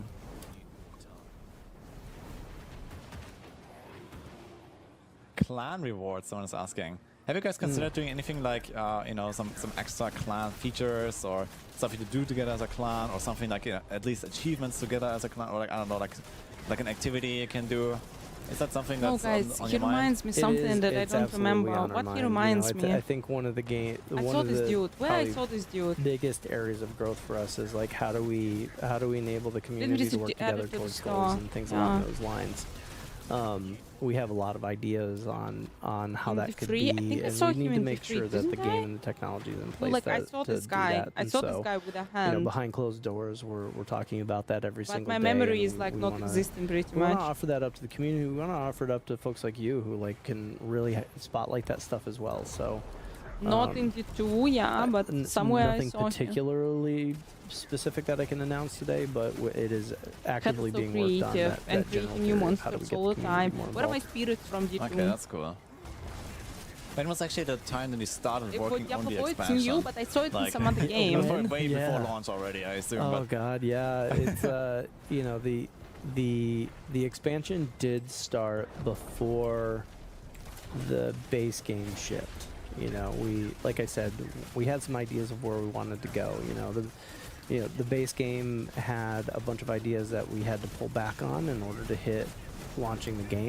That's why, guys, like you're releasing the first expansion, and if you're planning to, if you're like definitely planning to release the second expansion, someone should be working right now on the second expansion. If you're planning to release it next year, but apparently, currently, no one is playing on the second expansion.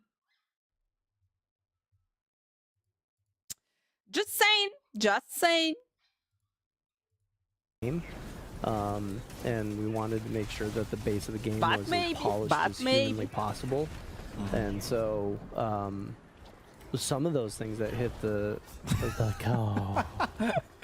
Okay, what is going on? Yeah. Some of those things that hit the cutting room floor actually really influenced the expansion itself. Sorry, I'm interrupting. That's fine. That's fine. Yeah, I yeah. need to figure it out. But this Yeah. guy does a lot of damage, I noticed. So, yeah, chat is trying to figure it out now. What's going on here? So there's like these lights, and you can't attack him while he's in the shadow. That's what I noticed. But at some point, the light goes out, and then it's like, okay, let's try this again. I'm gonna give you a second to think. I don't know. I don't know. Yeah, he's just like smirking now, man. Like, is he gonna figure it out? There's Well, probably like some trick to it, but I don't know. Yeah, and that's the thing I'm not going to spoil. I'm going to let you Yeah. kind of go through this, but you know, I do enjoy games that like really push you to kind of figure it out, right? And so us finding the fine blend of how much information do we give you and how They much don't we have let the you second figure it out. expansion. Like, No, I was that's part saying of the the fun. second expansion will happen if the first one will sell good. My Just don't personal get hit. I mean, that's another strategy, I guess. thought about this But is list. it's kind of surprising to get one shot on then like I don't World think Tier that it 2, will to be happen honest. next So year, that's- probably like it's like, late, 1 year and a half at Yeah, least. the- give I'm it. doing something wrong. Get to work on difficulty the next is expansion after release, something we're going to keep and still on get the top of second mind. one Also, we out know in a some players want to year-ish. see some more challenging content. Release a and, new character I and think get you're going to see revealed. some stuff that you the next year. will challenge you with content. That's very good to hear, actually. Yeah. So I guess it was like especially for like the kind of like the more Diablo invested 5 players, VR. kind of like a huge concern, like all Let's go throughout. You know, like you into introduce the like some higher end stuff, but then you sanctuary. also trivialize it immediately thanks to Yeah. like I mean you're not part of the live team, I guess, but this is what happened, right? Like okay, we get like let's say the pit or whatever, right? And they also get like incredible power creep in the same patch with like new uniques, tempering, whatever, and it's kind of like it's kind of like you make hard content, but then it's also you beat that hard content Oh my relatively gosh, I'm easily about if you to try. die. I'm again Yeah. about to So die. It's a tightrope act, you Yeah. know. Like Ah! we've got a whole community of very sweaty players, Fuck. and that's great, right? Like this is the aspirational content. I think every player that enters Diablo wants to feel the thrill of getting to this spot. But we also have a huge part of our community too that are still learning, right? We got a bunch of new players that have never played a Diablo game before, right? If you think about when Diablo 3 came out and everybody was playing Diablo 3 in the early days, some of our players weren't even born. It's like, or they were just learning to walk at that point in their life. And so, we've taken on the challenge as a team to say, hey, how do we introduce those players to this amazing genre and still cater to those folks who have been with us all this time? So, it's something that we're very open to hearing all the feedback on from everybody. As there you go, getting the feedback from everybody on how we're doing with that tightrope act, and keep on pushing forward. I talk about this a lot. That it's not necessarily about finding balance, but it's about keeping the harmony between these things. And so, I love the fact that we're a live game, because now we can play with that over time. I used to develop games that once it was released, if it wasn't right, that's all you got. So, when did you start game development? what's that? When did you start game development? Oh, 2002. Okay. Yeah, right out of college. So I've been doing this about 23 years. What was the first game you worked on? Tony Hawk. Tony Hawk. Yeah, yeah. I remember some super old Tony Hawk game I played actually. Yeah. I'm not sure if it's that one or like I don't know, but Yeah, so when I started off, it was like Tony 2 had just kind of come out at that point, and then we've at the time it was an indie startup studio, and we're working on a lot of handheld games. We got into the Tony world and continued on with that all the way through like Wasteland, and I mean, we were there for a lot of it. But yeah, I've had the luxury of working on a lot of different styles of games, and honestly, action RPGs are my favorite. They're just so much fun to develop. A lot of rich world, a lot of crunchy systems. So. Okay, I kind of have a feeling I did this boss wrong. So I just brute forced it now. Okay, I'll figure it out. Yeah, it's definitely about using the lighting dying. mechanics. America tried to kill me. You're doing I'm great. dying. Yeah, I tried, but Oh. I don't know. It felt like this was still way harder than it should have been.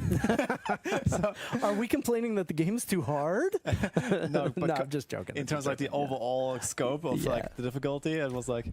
We're watching nice. the depth actually interview. transforms. Woody had So an interview now we have like an entire with the city here. Oh, that's cool. Go back to the map. Yeah. And there's a dungeon as well. Yeah, that's what I was director waiting of for the you to find. expansion, Red Gibson. Betray Tomb. That sounds fun. Yeah. Okay, let's Red. try that. Yeah, the yeah. So playing the game, we're still balancing it. We have a handful of months left before it gets out into the wild. No, And for so the the fact that we've release, gotten for to a spot where example. you get a But we're chance gonna to get a play, couple and we of had cool a things, bunch guys, of other and we have people the playing Spiritborn last week. mode. What are in actually chat. the things you're gonna focus on now for the next 3 months until launch? So what is like? Okay, this is the plan. Like okay, like the content is I guess mostly done, but I guess you're still doing like polishing and like I don't know what are you doing? The real key here is like it's bugs, it's balance, and it's flow.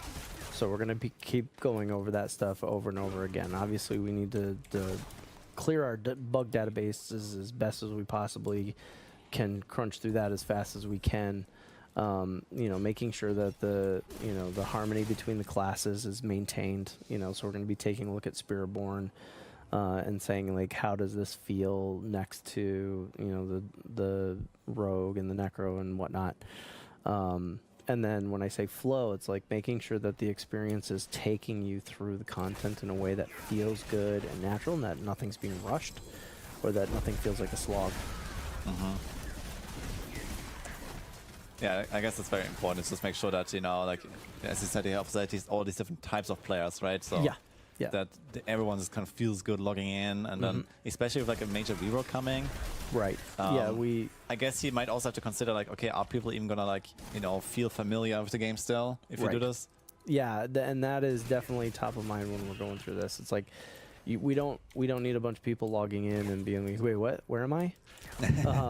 Although it is fascinating to think that once the expansion releases, we may have people who log in who stopped playing within the first few months of Diablo 4, right? Like they wanted to play through the story, they want to know the lore. So I can't wait for them to come back, because this game has been refined and honed in, and some great improvements have been going in, and I'm very curious to see what they have to say. Yeah, I mean, it definitely has developed very rapidly. Yeah. Right, like throughout the seasons, like especially like the I guess the two big points were like season 2 and then season 4. Yeah. With like first the boss ladder, and then later the tempering system and the item rework. Yep. And I guess it might have also been kind of difficult for you, because I guess you started working on the expansion under completely different circumstances. Yep. And then, eventually, okay, you added all the stuff to the people here live who game. haven't played in a And long now you have to time, like guys? accommodate that as well in the expansion. Yeah. So how was that actually in like the overall, like, did you have Do to we redo a have lot of any stuff new as well? people?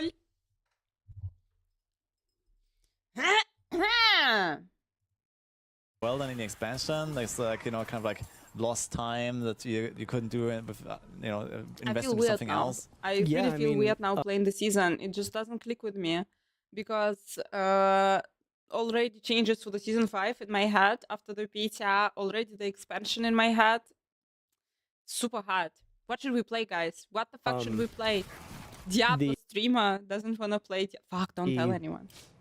Nothing's for free. right? But we knew we were experienced 2, enough to know Diablo that 3. like we were going to learn a whole lot in the first 6 months of the release of the game, and it was more, and we necessarily couldn't predict what we were going to learn. Right, so we had to leave No, I actually was space sincerely thinking that I will for play Perfect Exile on those types of release. changes coming down the pipe. Not only did we know that we needed to make space, but we made sure that there were Pixel, you people there want to me help to like really break down the Replay data, the campaign. I will be replaying and, the campaign right you know, before the release. deep dive into the communities, of the gather all the expansion. I don't feedback wanna so spoil. that we were the most I want to have educated it like we possibly super could be fresh before me. we went into those changes. And so, you know, there were certain things that we wanted to do in the expansion that were like, you know what, that's I not a played big it. priority. I Like we played talked about Rising, PvP, yeah. right? Vegan hi It's like, oh, you know, we had thoughts, we had ideas, and it's like, okay, if you weigh that next to yeah, a week in Perfect Exile before season 5 comes out, we have an issue. some of the work that we're doing in, you know, season 2, for example, or season 4, We chicken for that's super example, cool. we felt confident that maybe pulling back on PvP in the expansion would leave room for us to make foundational improvements for the rest of the game. And that, I believe those were the right choices, and I'm glad the team Nirel was is there not to like Spiritborn. dissect that Nirel is information. Haradrim. Okay. Yeah, I mean, there's always like this constant like feedback going on as well. I guess you know, with, like people like me and like other creators that are in this Diablo partner program, and you know, like there's always like discussions happening and whatever. So.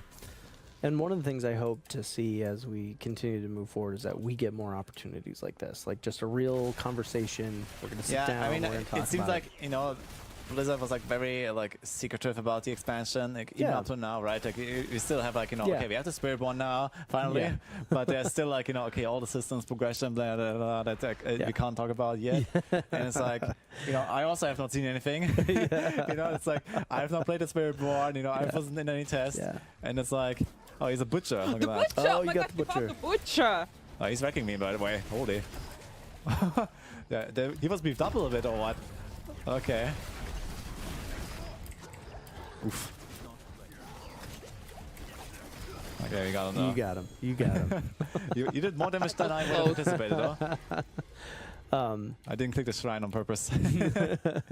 Yeah, you know, we do want to make sure that when we have new information that that we're ready to talk about it. If you would have seen, like, BlizzCon was a great example.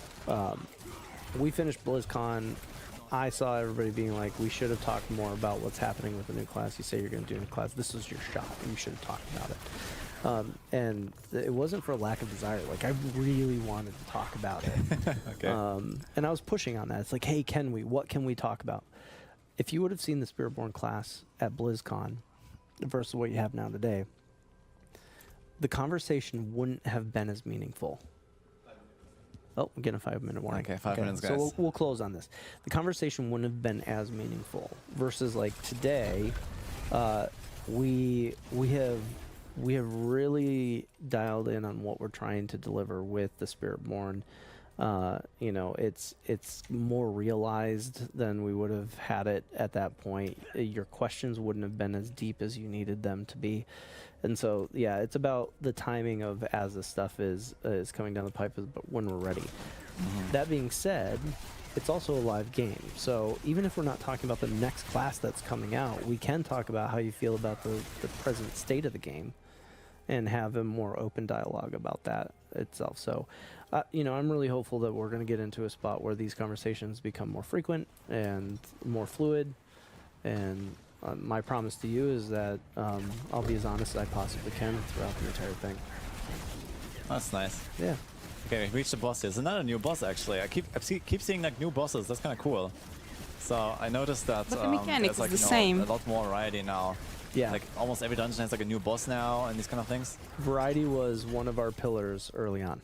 And Right. I also noticed, for example, the dungeons have been reworked. Like they don't have like objectives anymore, but there's like more exploration going on. Yeah, Nahantu has some changes to the dungeons where, you know, so the Is that specific to this region, or is that like all the dungeons that have been redone a little bit? It's specific to this region as the build that you're playing right now. Oh, okay. So we've had a lot of talk about the flow of what that means for dungeons, and I think Dungeons is another one of those canvases that has a lot of room to grow. So play them, tell us what you think, and then we'll take those learnings and see what we can do to fold into the rest of the game. Yeah, it's definitely like it feels a bit more like Diablo 2, I guess. Where you just like walk in and then you just like try to explore your way through the dungeon. Yep. And then a lot of people would have liked that. Yeah. Personally, I never really had like a big gripe, one way or the other. So yeah, I can't really say too much. But I guess it'll be interesting to hear what other people say as well. Yeah, I'm looking forward to October 8th, everybody. So yeah, if you get your hands on it, let us know what you think. And this has been great. I really appreciate it. Yes, thank you for coming. Yeah, no problem. So guys, Brent, the game director for Vessel of Hatred. Take it easy, everybody. what's Thanks for hanging out. Awesome, dude.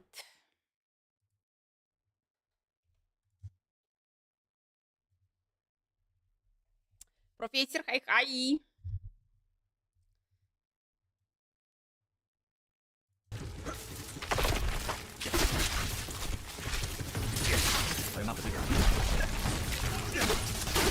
Need more time.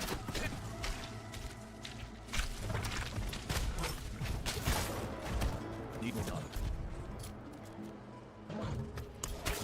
Enough of it.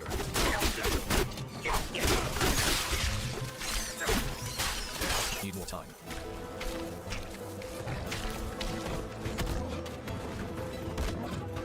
Need more time. Need time.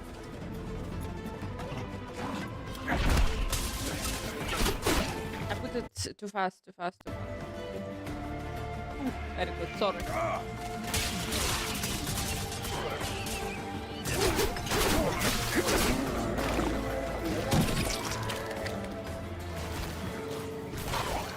Need more time. The problem is that they showed already this. And season 5 will be not bad. This is a crazy skill. This is a crazy skill, and this is a crazy build.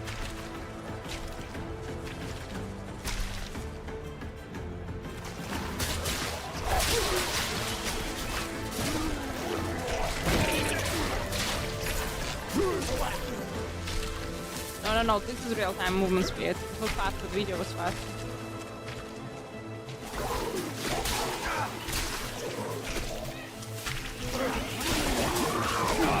Each time pressing the wrong buttons.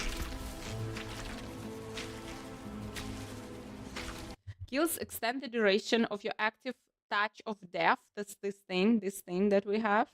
Spams by half a second. When a swarm is replaced early, it bursts for 2% of the damage it would have done. Bursts.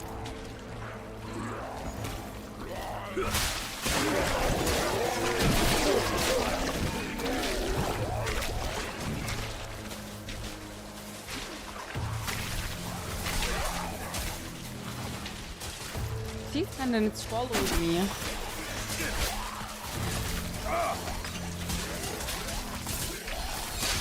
Loads of poison, guys. I do not press anything. I just touch of left, touch of left, touch of left.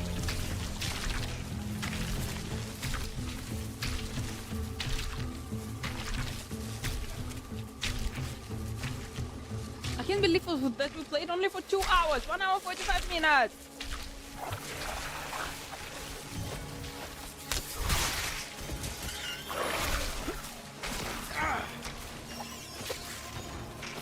Not ready yet.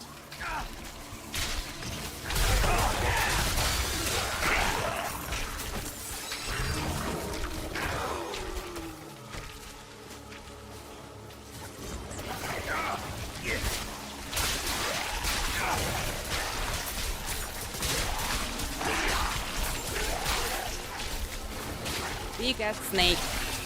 Big ass snake. Literally one skill. Don't need to touch anything else. One skill. But if you play, you don't say. Big out! Centipede. Fucking hell. Guys, you know what? In Russian, Сороконожка. Good luck, everyone. Сороконожка. О, многоножка. Not ready Centipede, centipede, centipede. No, I'm showing the gameplay. I'm showing my gameplay that I recorded during our playtest. Low on vigor. Need more time.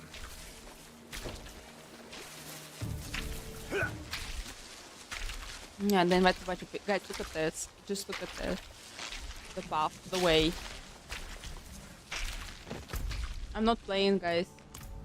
I'm jealous. I'm like being jealous towards myself in Need the more past who time. played it. Fucking fuck. And I'm always saying, I'm sorry guys, but Diablo World is really beautiful. Really beautiful. I don't have enough vigor. No, that would, if they would give us, the content creators Not right ready now, yet. the access when no one else has, that wouldn't be nice. That wouldn't be nice at all. That would be, scream my client.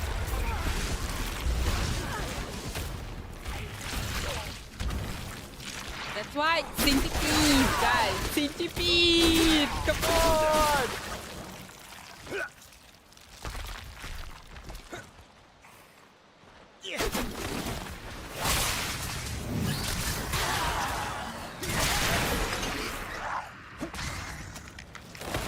Not ready yet.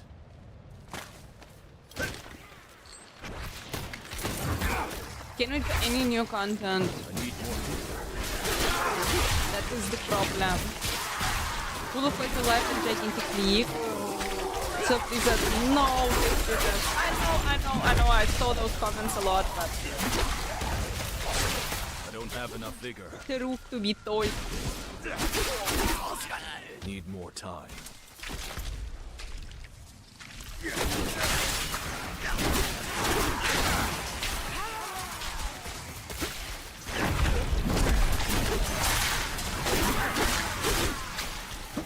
The people who love Diablo 4 will be playing Diablo Need 4. more time.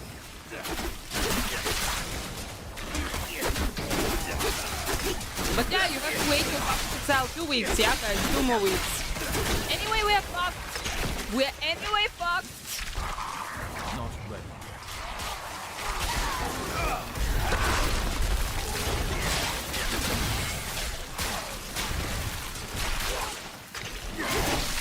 Need more time.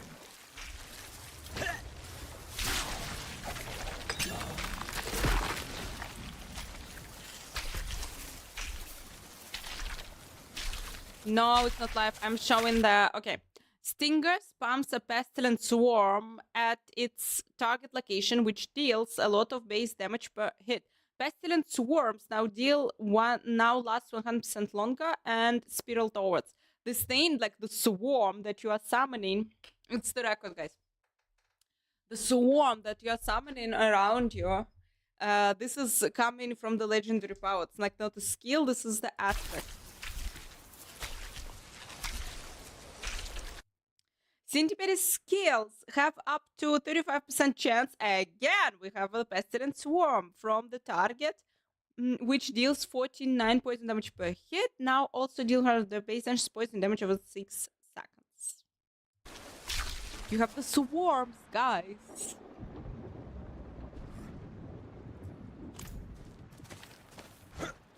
Need more time.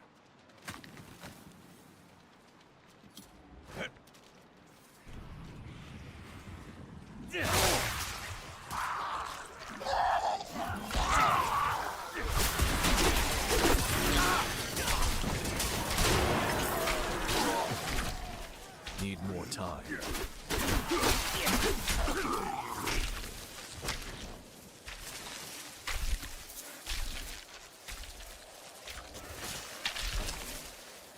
Not ready yet. I'm also surprised. I'm kind of surprised that they didn't bring the Paladin because everyone told me to use Paladin. But I like it. I really like the Spiritborn, and that's why you are allowed, guys. You are allowed to have it. You are allowed. Spiritborn is allowed Need to the more game time. eventually. Basically, yeah, community is crying so loud, so apparently it will make it into the game. The Harmony Helm, guys. Look at this. Your skills are all additionally Jaguar, Eagle, Gorilla, or Centipede, so you're applying the tag. Based on your secondary spirit hole choice, each spirit type, each spirit type, a skill has increased its damage by 50%. So this shit will allow you to have 3 different applyings, 3 different tags of the different spirits on your skills, and you will be applying, basically, which means that the passives will be also applying to your skills, which means that it's cool.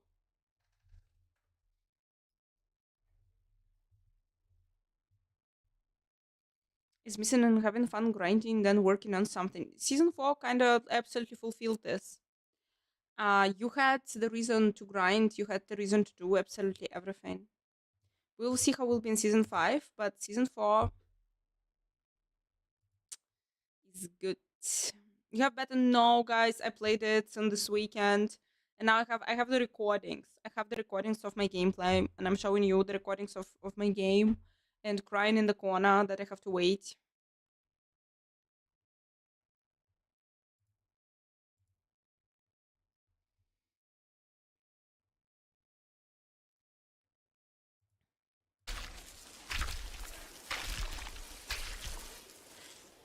Yeah, and in D3 you farmed thousands of Greater Rift.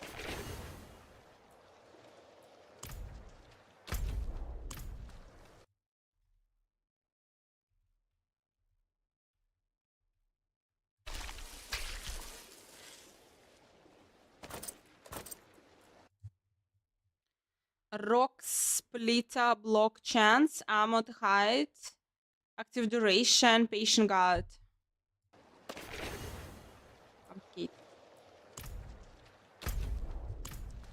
And here people are farming beats non-stop. They just need to add a little bit to the beats, I feel like.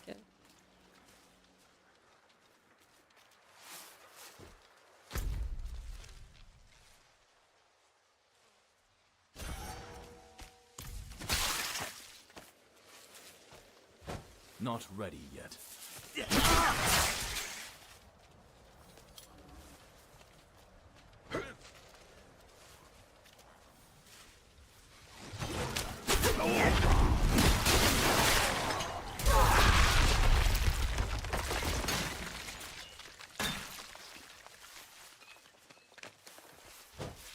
I don't have enough vigor. Not ready yet. You buy the expansion, my dear, and like this you play it. Expansion! Not ready yet.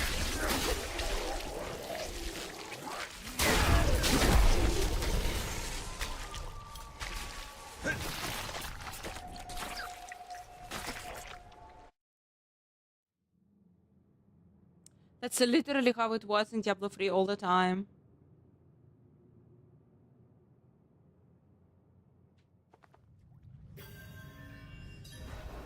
We will see, guys. Currently, they kind of buffed a lot the sorcerers of Season 5 and nerfed the barbarians. And it's amazing. Need more time.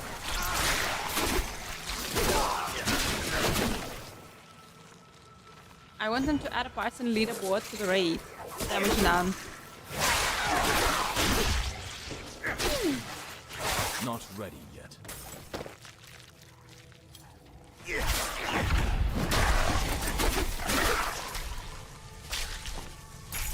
Need more time. I want them all to voice the crowd level.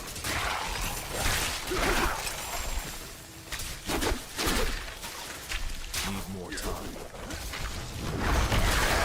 Main thing to rely on in the squadron before as a good base, especially after they changed it.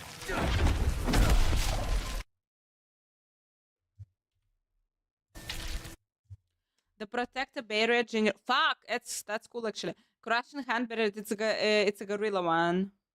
Crushing hand barrier generation, conclusive storm barrier generation, auspicious some passive. Funny banani. It is now in Season 4, they did it good. They did it good. won't be a neck every season forever and ever. Maxim, like, I guess you can never satisfy everyone. There are people who will actually love to play the same build ever, always, over and over again. It is normal. But there are people who like the variety and who want the variety.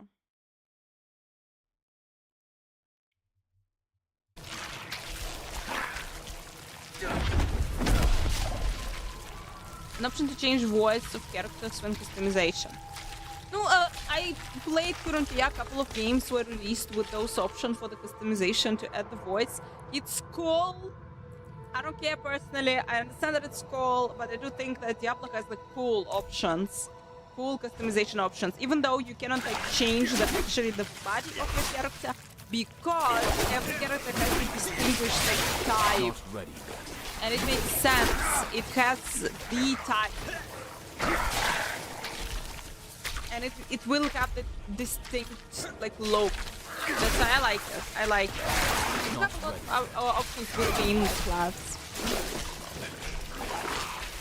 I don't know, like future games, you will be able to, I swear to God, you know how it will be? You will be able to upload a couple of sentences. The game will be starting from like an option. You will be uploading a couple of sentences. The game will ask you to say a couple of sentences, and then AI will be generating your voice. The character will be speaking with your voice. Need more time. I think this is the thing that will be in the future game. Okay, thank you.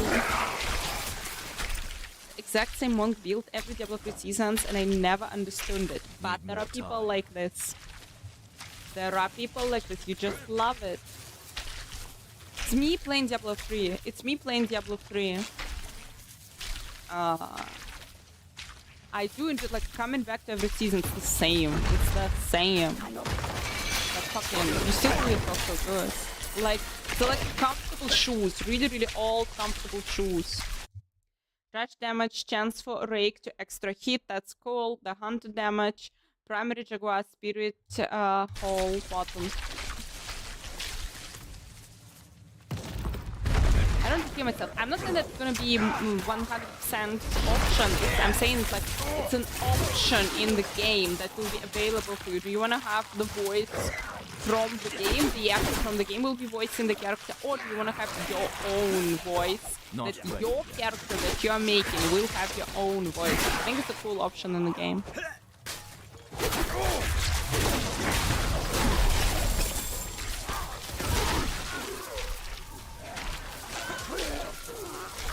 Need more time.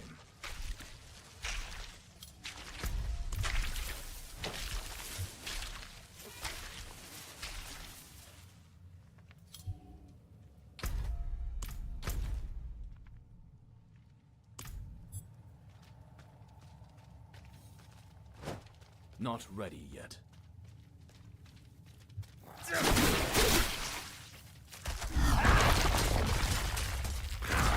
Oh, this is the biggest boss. That will be absolutely demolished, yep. And how Woody was struggling with Jaguar, guys, with the battles. Centipede is just super OP. Super OP.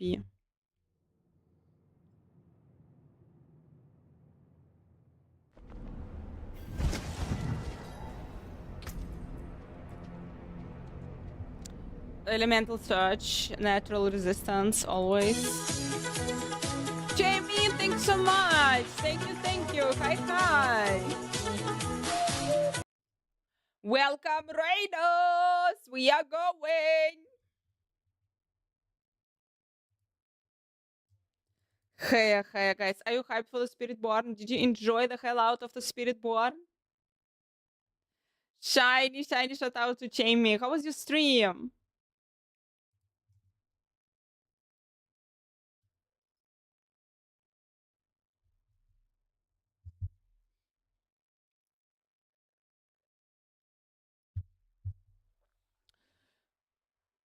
I'm dying.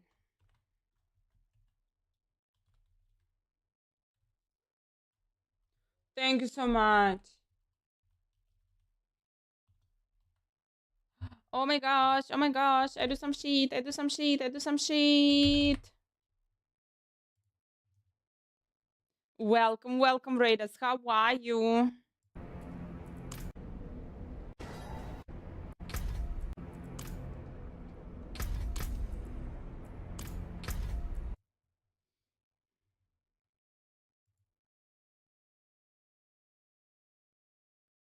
Guys, I think I'm doing it wrong. No, I'm doing it right. No, I'm doing it wrong. Fuck. Okay, I'll do it again.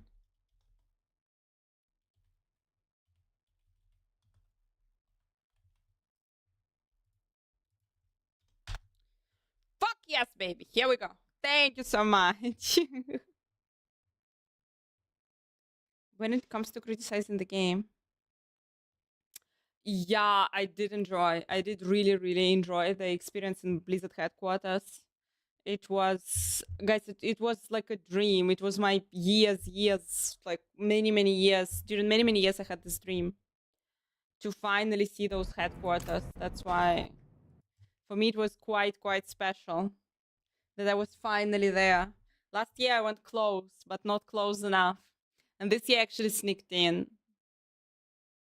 It was really also nice to see the people who are working on the game. And they had a chocolate cake, guys. They had a chocolate cake in the Blizzard headquarters. Yeah. I'm better now. I'm better. But this whole week was like one big, let's survive. Let's just survive. Thank you so much for following.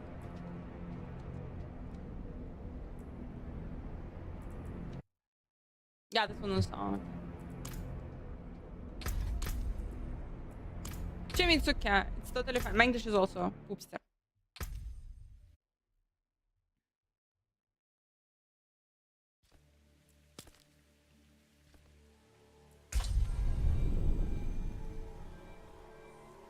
Yeah, Mamox, and that's why they nerfed the warp. They nerfed the warp. Isn't this amazing?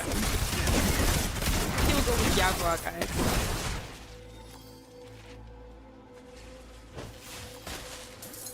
Need more time. Isn't it exciting? Yeah, as long as the warp has that many weapons, it cannot like truly be nerfed, but it's amazing. Need more time. Happy Friday! Oh, thank you so much. Thank you once again for the raid. Guys, a little bit later, we're gonna be doing the podcast here. We're gonna be joined by Rob, by Barricade, and by Dawn the Crown. And we're gonna be talking with them about the Spiritborn. And if you have any questions, you can drop them here. What do you wanna know? What do you wanna know?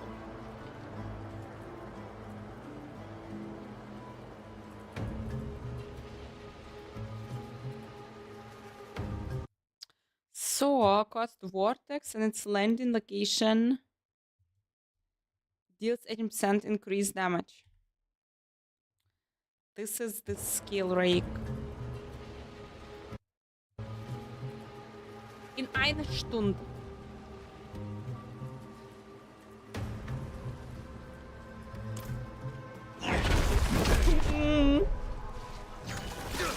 That's a really good skill. This shit is allowing you to jump over obstacles. That's like, wow. And jump from the cliff. This thing is allowing.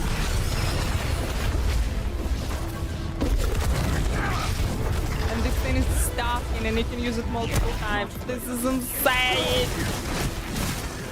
Predictions about what the rate will be.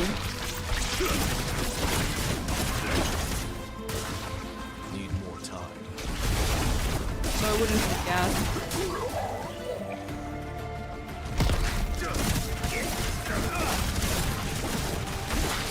But you can solo rate, I think.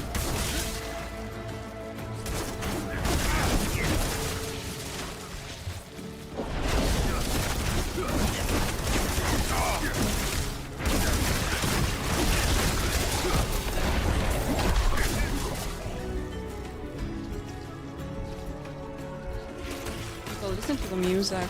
Shit. Not I ready. like the music. I like the music from Ark. From this zone.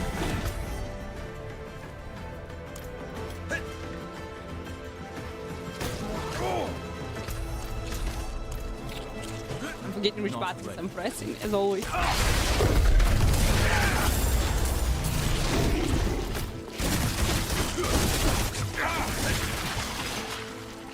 Need more time.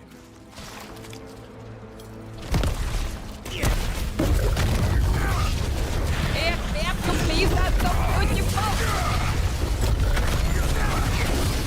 Oh, come on! Don't tell me that you're not impressed. This cool, it looks cool, it feels cool, and it plays cool. Not ready.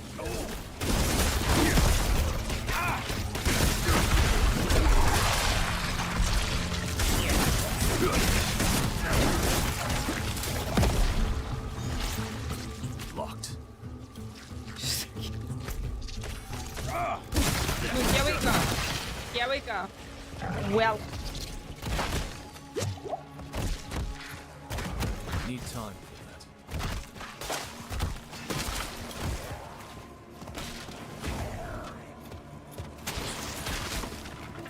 this is the place. Need time. This is the place. But I showed it. I showed it in the video. You see it.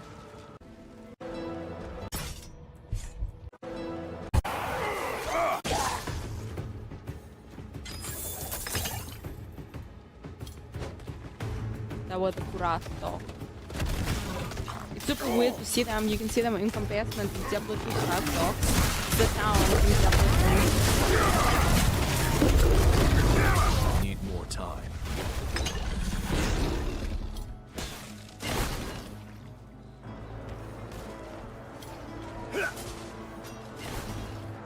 Need more time.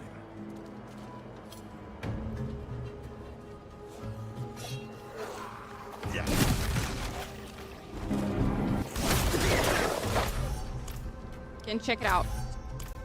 Not ready yet.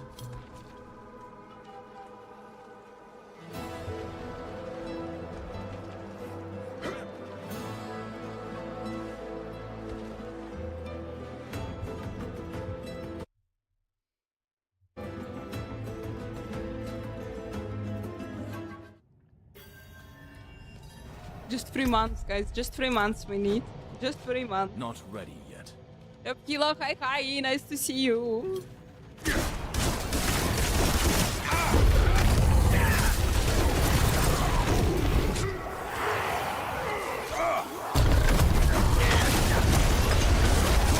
Not ready yet.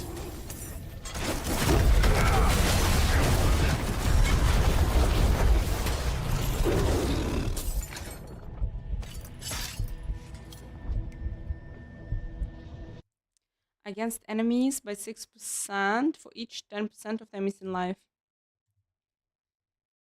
Yes, Paul, I'm gonna talk about Spiritborn again tonight with the other creators. Oh my gosh, hell yes. I'm alive, I'm back. Recommended Spirit Jaguar, which also casts Rake at random enemy, dealing a lot of base damage.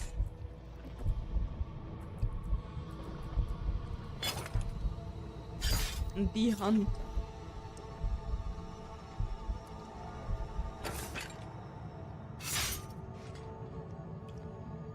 Come on. Come on. It wasn't only Blizzard.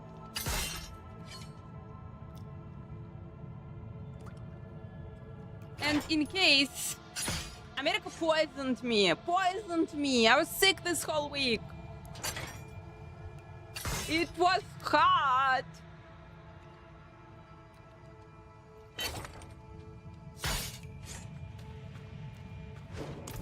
Need more time.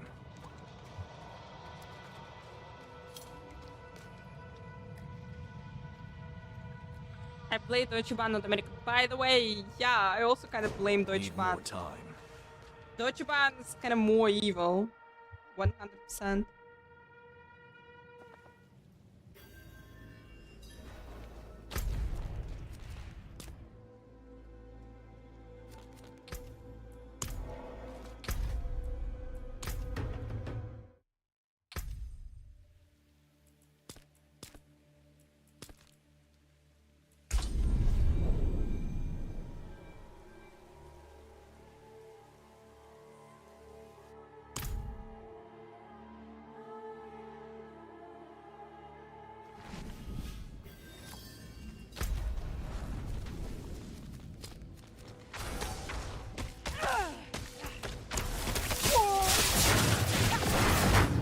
play, guys. I didn't play a lot of Jaguar, unfortunately. I played the others, but I didn't play a lot of Jaguar. Oh my gosh, Woody and his ridiculous skill. Let's have a little break.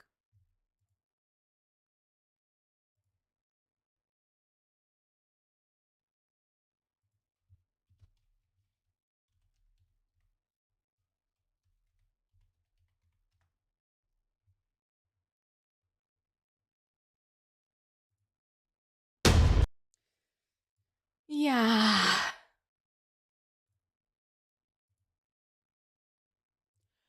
It was pretty awesome. It is. I swear to God, I'm breaking here something, guys.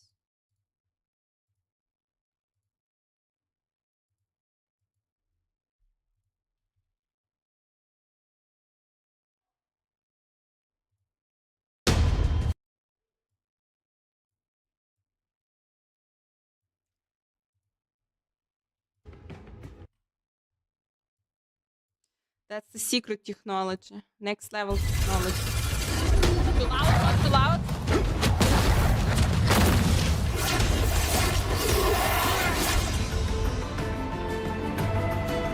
Vessel of Hatred is Diablo 4's first major expansion, This is where our we guy. will venture far into the dense jungles of Nahantu. It's an ancient place with a deep connection to the spirit realm, and it's here that we find our new class. The Spiritborn is an apex predator of the jungle, whose fighting style is swift, hard-hitting, and extremely agile. They are warriors with the ability to call massive spirit guardians directly into battle. Their speed in combat makes them one of the most mobile classes in the game, and their ability to blend powers from multiple spirit guardians makes them the most customizable as well. So without further ado, let's take a look at Diablo 4's all-new class, the Spiritborn. There's a whole story to tell with these spirit guardians. It's a class that's so rooted in the world of Nahantu. They're able to connect with the spirit realm in a way that no other people have. You call the spirit guardians into battle with you. They infuse all of your skills and you channel and fight alongside them. I remember early in development, the class team coming to me so excited about this piece of concept art. It was a hero holding this quarterstaff high into the sky, and this massive spirit creature was rising up behind him. And that's where the Spiritborn began. The Spirit Guardians are the four main My spirits that the God! Spiritborn works with. We have the eagle, the centipede, the jaguar, and the gorilla. The eagle is mostly based around precision and impact and movement throughout the battlefield. Well, I They're was really good at playing taking it down couple priority of targets days and ago getting in and LA. out of combat. With the It centipede, was a test a lot of play. that is about crowd control. You have poison Play. primarily that helps slowly over time kind of take them down and feed that poison into them. Centipede is the thing. The jaguar is a fire damage type, which if you think about fire, it's fast, it's ferocious, it's vicious. It's all about that hard, swift, slashing, hitting action that you would expect from a predator, a hunter. The gorilla is very defensive. When you think of a tank type of class or a fighting style, that's the gorilla. They're able to both take damage but also deal it back to anybody who hurts them. I think we're covering a nice spectrum of themes going from the gorilla to the centipede. It gives players a lot to choose from. Even though a lot of our powers are inspired from many classes that we've seen across the franchise, we really felt it was important to do something new. The Spiritborn's playstyle is very unique because it's got the speed and the agility of the rogue, but it's also physically brutal, just like the barbarian, and that's all layered with these fantastical effects, very similar to the sorcerer. Combat feel is really important. It feels away very from the different than any of the other classes, while still feeling very visceral and impactful. You can assign skills for any of the spirit guardians to your skill bar, like maybe something from Jaguar that you want to hit quick and you want to hit hard, but you also want to have an option to defend yourself and maybe take a step back, so then you would choose something from the gorilla skill kit instead. The Spiritborn's class mechanic is called the Spirit Hall. Players can choose from the 4 spirits to empower their skills with a passive ability that allows them to further customize their builds with devastating effects based on each spirit's core themes. There's a playstyle to fit anyone. If the lightning eagle really resonates, you can go full eagle, or you can mix and match and do whatever you like depending on how you like to play. The ultimates are all pretty amazing because you manifest the entire spirit into the world and they destroy everything for you while powering you up. Enjoy, my dear, The enjoy. centipede, for example, it bursts out of the ground. It's basically throwing poison everywhere, and it just feels really awesome, and it makes you It's a feel poison insanely beam, powerful. for fuck's sake. This is a poison The Spiritborn's beam. bringing 2 new weapons to the game. The first one was the glaive. It's a double-bladed staff weapon that's very focused around heavy damage. We chose the glaive because it lends itself well to the martial arts fighting style that the Spiritborn has. The second new weapon that the Spiritborn is bringing is the quarterstaff. It's a very fast and very agile weapon. They're often punching or kicking their enemies, but if they want to extend themselves into battle, the glaive and the quarterstaff really allow them to do that. Along with these new weapon types, the Spiritborn will also have brand new legendary affixes to complement a player's preferred build and playstyle. You're in combat, building up this momentum, gathering all the energy from these spirit creatures, and then unleashing those spirits upon the battlefield. It's such a good flow that you want to repeat that over and over again.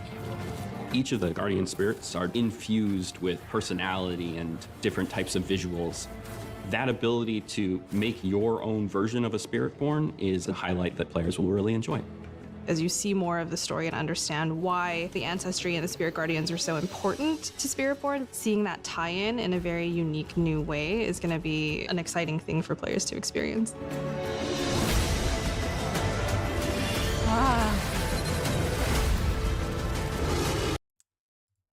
I want the trailer. I want the trailer, guys.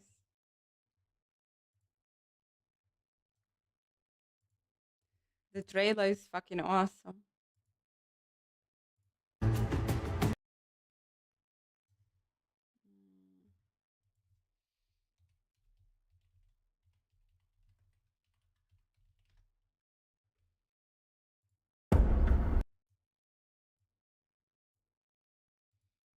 Let's cry together. Only a few among my people can become Spiritborn.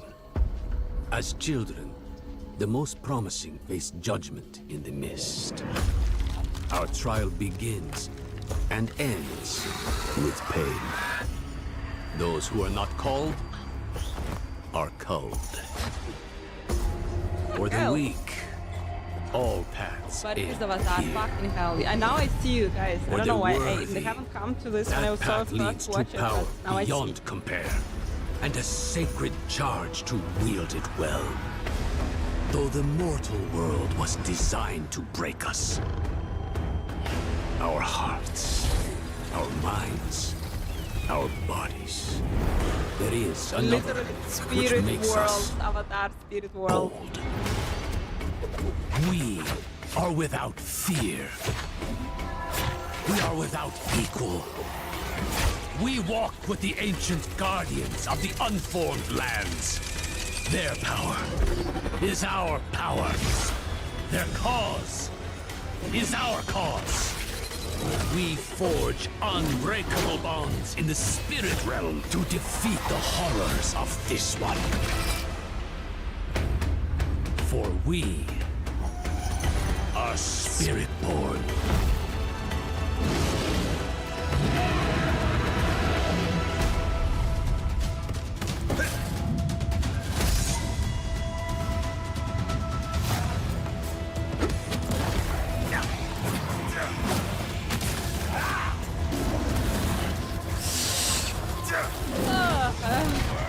This is fucking epic.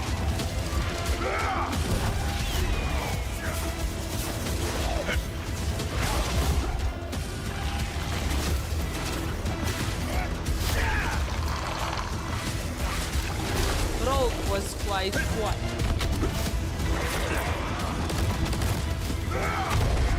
Necromancer wasn't so long, it wasn't short. Rogue was quite.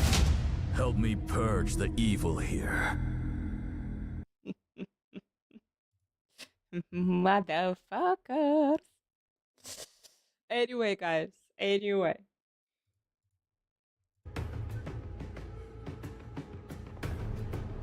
Let's see the rogue. Let's see the rogue, okay?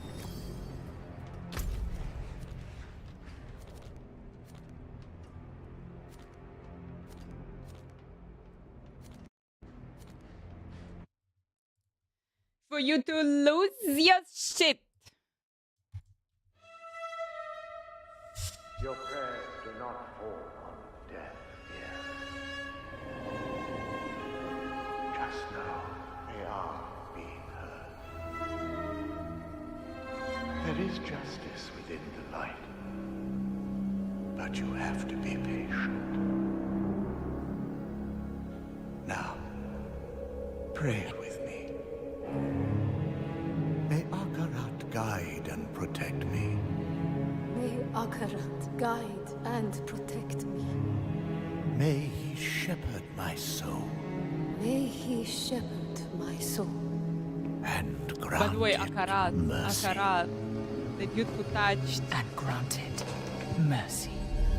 What are you doing here? This is not the time. But this is confession. And I have sinned. I was a thief who stole from those more fortunate. I strayed from your light and found my trade in the shadows. They call it murder. I say, job well done.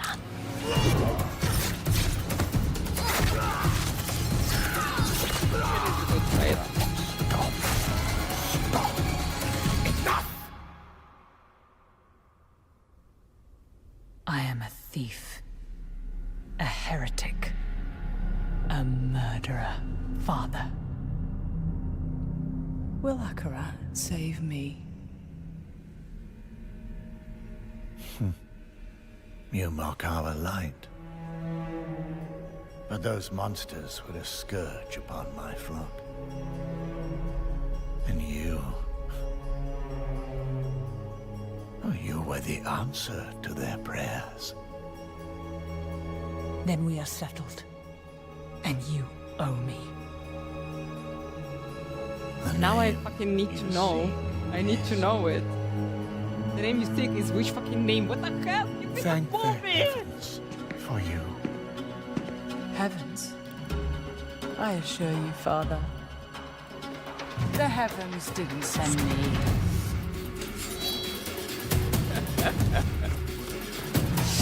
That was a good trailer.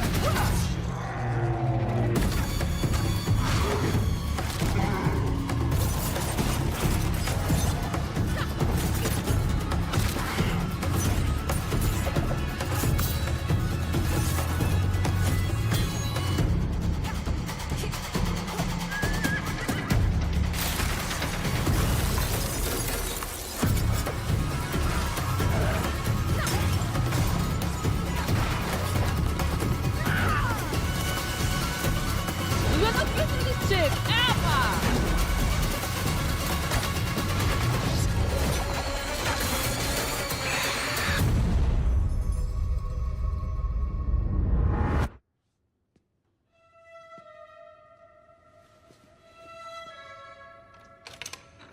Yeah, Druid and like no, they didn't have anything. They didn't have anything cool because they were announced like you don't need an announcement trailer for Druid because they announced it already on the BlizzCon when they announced the game.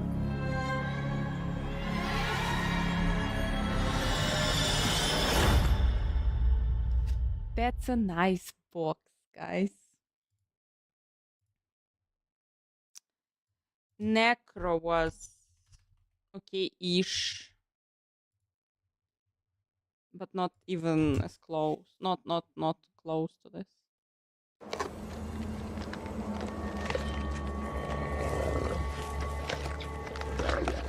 PvP god. Naya. I speak There were the now dates when we to believed in those it. who heed a darker call.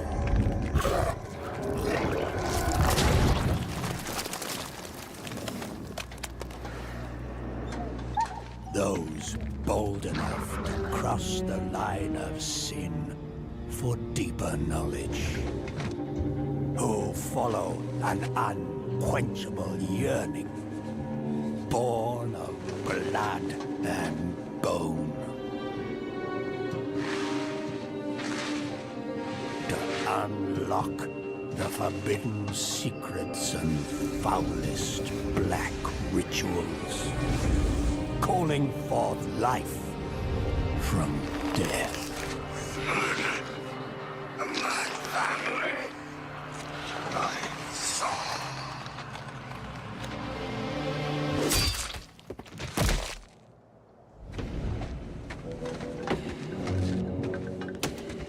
To truly embrace this power, you must take it into the world.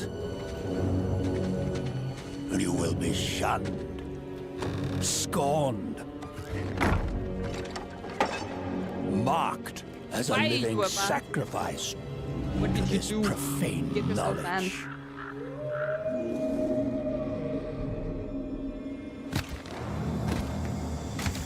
You will be a priest of Rathma, a necromancer.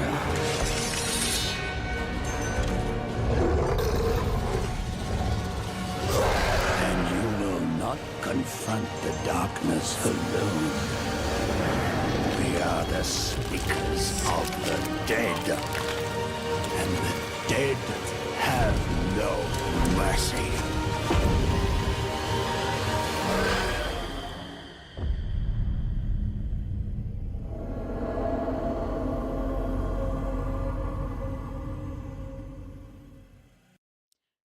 Yes, baby. Yeah, there were the days. There were the days. But the Rogue one is better. It is anyway way better. Rogue one was the best freaking trailer ever. And now we have Spiritborn is also not bad. But fuck, I don't know. Rogue seems to be anyway cooler. I already GP, you know, like there are people who are saying no, it's the Necromancer.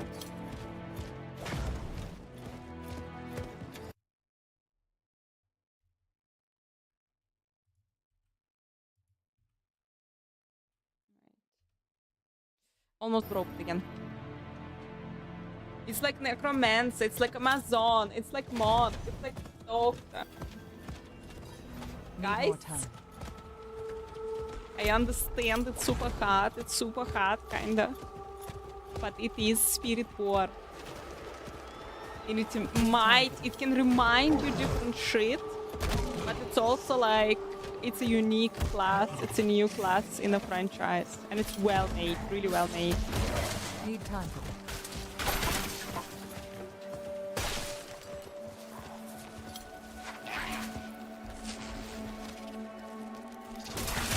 Not ready yet.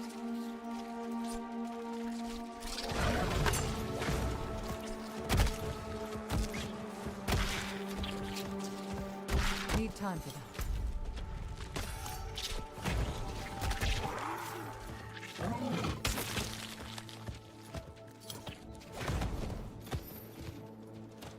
Need time. Here we went. To this goddammit stronghold, which you cannot enter even. Need time for that.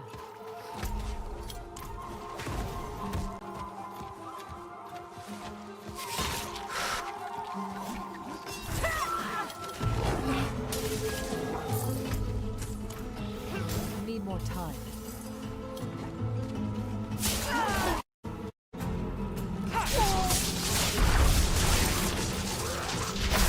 Timing. Need more time.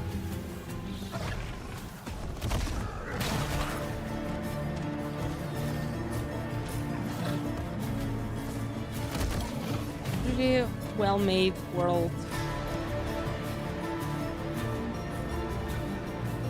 By the way, the first time when I came here I came fucking here. But you see, there were no... Oh, okay, it's a beard, but when I was there was nothing. Fuck.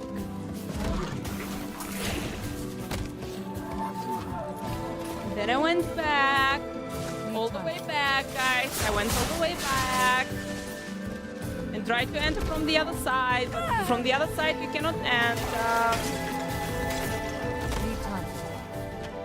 You can if you have this stupid skill, and if you use this stupid skill to jump over it, but I didn't do it because I'm a noob. Need more time. Yeah. No, I don't have the accent. No one has the accent. We are all now noobs. And here I freaked out. And here I freaked out. And here I so freaked out. What the fuck? Yeah, it's my gameplay. It's what I was doing during the playthrough.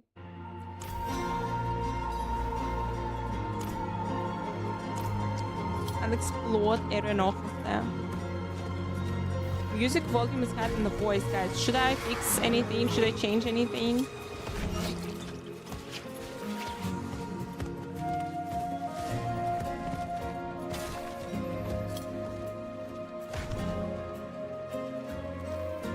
Thank you for following.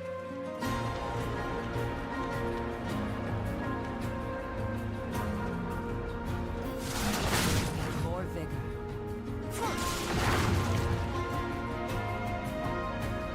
Life happens in hells, with a Spiritborn being in a spirit realm, human made. This is something in between. Necromancer rise from the dead.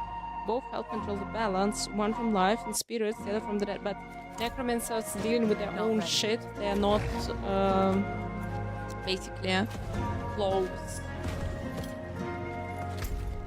You see all the way fucking back.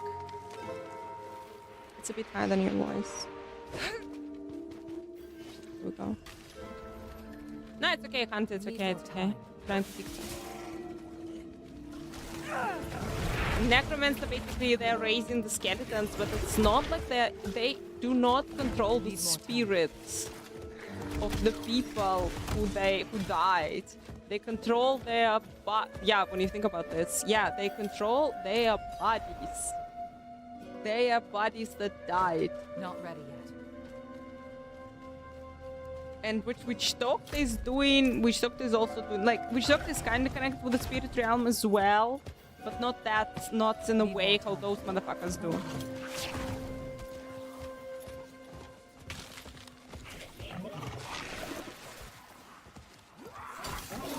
It was so weak in season 4. Yes, they put the Druid. The Druid gonna be fixed now. Sorceress will be fixed now. All of this will happen, but hope they're gonna push the Druid in a way that anyone's gonna play Druid after they're gonna release the Spiritborn. I mean, Elon Musk's gonna be sad. Need more time.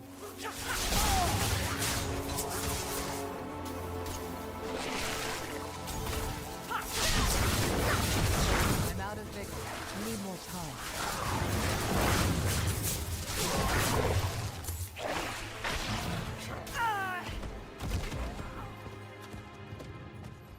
Guys, Elon Musk, what the hero? Here's the stupid entrance. It wasn't there when I came there the first time. This is so dumb. This is so dummy.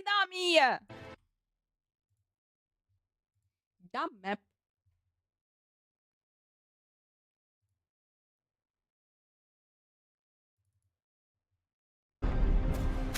Darkness. I'll still win the Druid. We didn't seduce you. We didn't seduce you.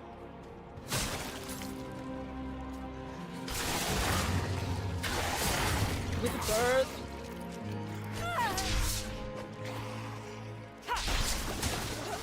Need more time. More vigor.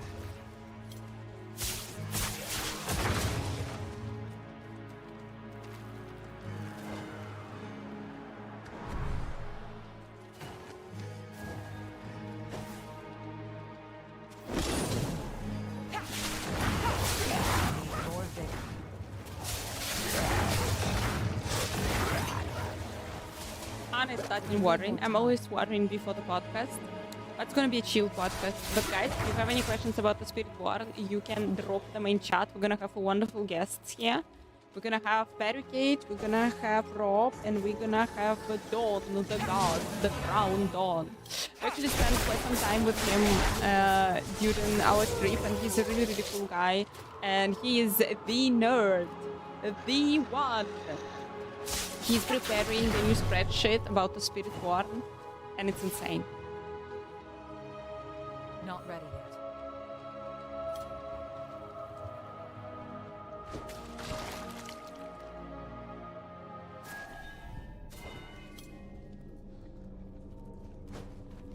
Need more time.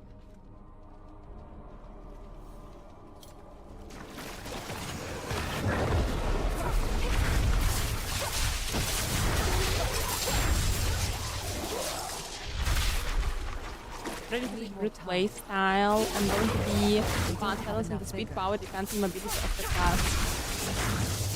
I was saying it also in my feedback, guys, it's actually super smart because if they would be releasing the class something like Barb, for example, that has distinct, it's a melee character. You're going most of the time melee. And even releasing the Paladin kinda, you're not getting like such a variety with the Paladin. And here they're first introducing like the first class, first expansion, the first class that has so many different builds, like because you can mix the different spirits. I don't know, that should be fun.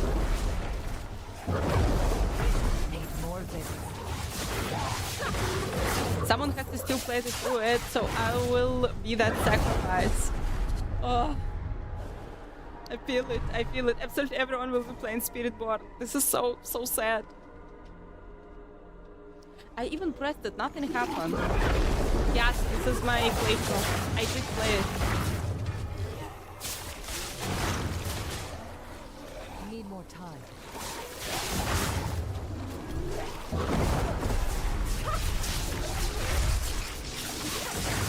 I'm out of vigor.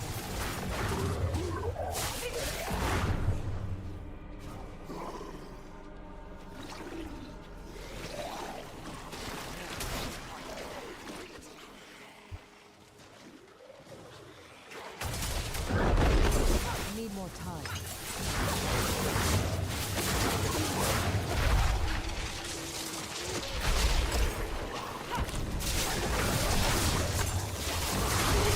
I'm hoping there are group builds. No. Because of the group buffs, it can give... No, they do not focus on the group play. They do not. And they do not focus on... they're more focusing on that every character is you can play salt because the majority is playing salt. But guys, it's like stupid, you know, it's a stupid problem. Chicken or egg problem, yeah? The thing is, they do not focus on the group play because the majority is playing solo. But the majority is playing solo because there is no benefits from playing in a group and there is no distinguished roles and there is no like actual group mechanics or something like this. So, here we go. But I know that they focus primarily, so it would be a nice solo experience. I don't have enough vigor. That was an amazing moment when I realized that something here is really stinky in this dungeon. Not ready.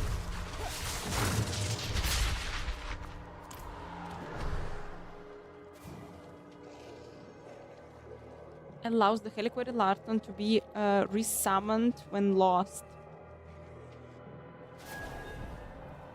And then there is the dungeon in this dark Stronghold, for God's sake. I swear to God, Strongholds are longer. I think they are longer. Even if we're not talking about me, they are in the darkness trying to figure out what the fuck should I do. They are anyway, like, way longer. Weird. Need more time.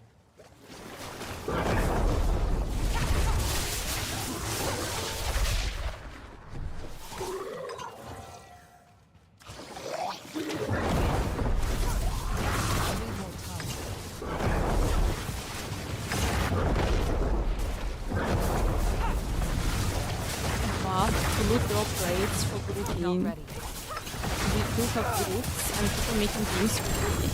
There are a bunch of ways how you can do it.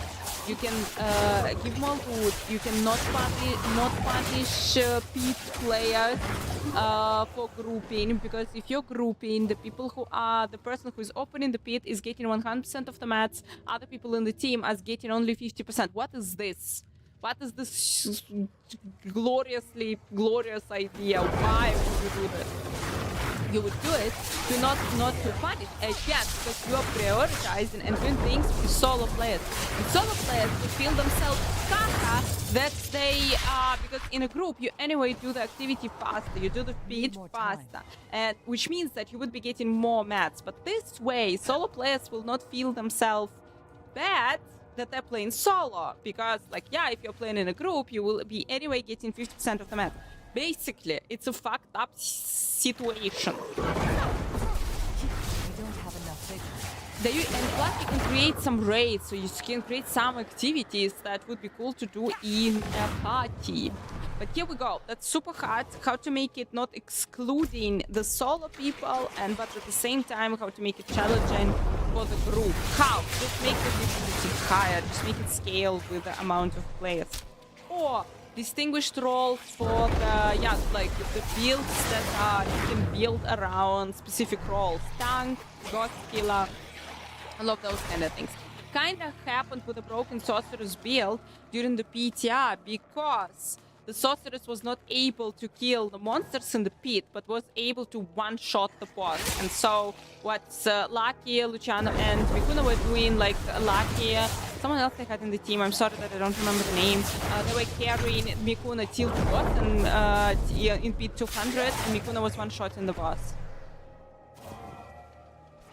To do the boss runs problem solved. Or like this. Yeah, no, 100%. There are other ways. There are other ways how you can do it. Group finder, so solo players have the choice of grouping.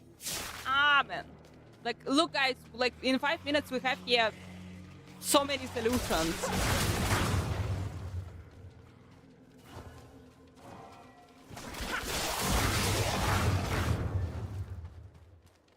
That's why that's super weird. That's a super weird idea of we do not do anything for the group play, because the majority of people are playing solo, but the majority of people are playing solo because you do not do anything for the group play. Because there is like literally no reason to do it. So yeah, it's weird shit.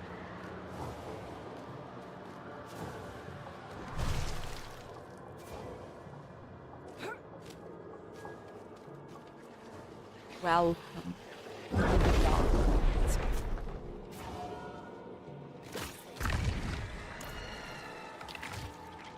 Should do a video with the Stronghold, with like, pick up the lantern, put it in the pylon, wait for it to spam a scalp, and follow the scalp. I'm out of vigor.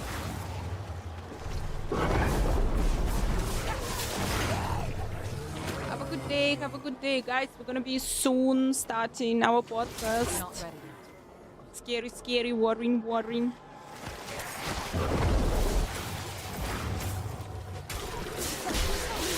Which time do we have here? Actually, I have like here 20 minutes. It's kind of like good. Guys, I think I will be a little bit disappearing, and will be. You have the gameplay. You're cool. You're chill. You have the gameplay. You can enjoy it. It's my gameplay. But I will be disappearing, yeah, a little bit preparing for the podcast. But I will be back shortly.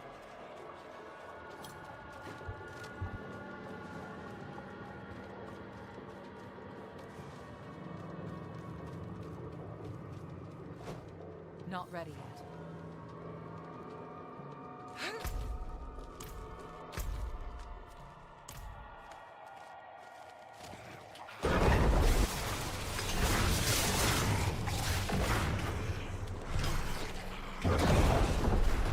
Need more time.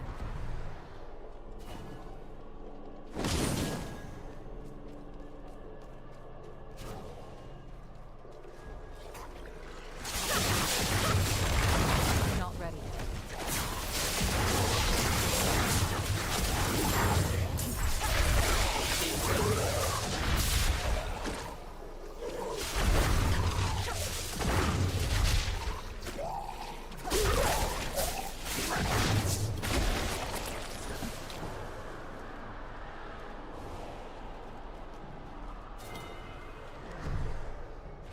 Not ready yet.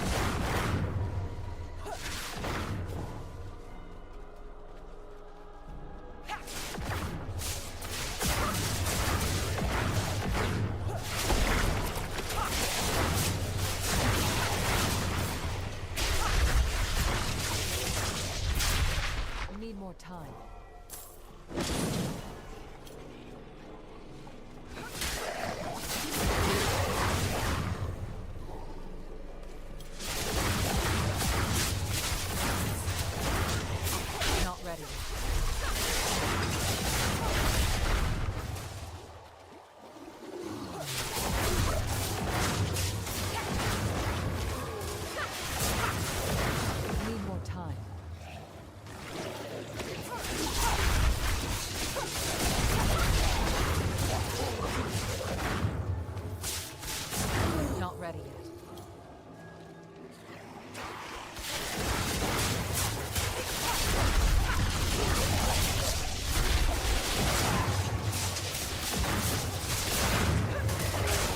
I need more time.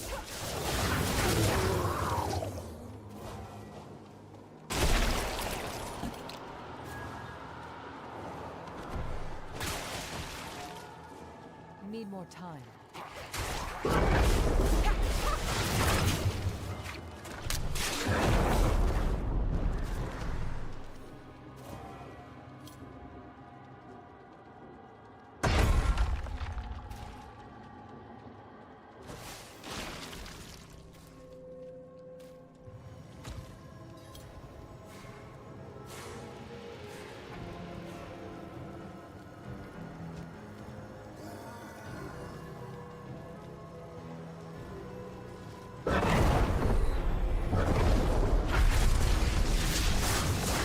More victory.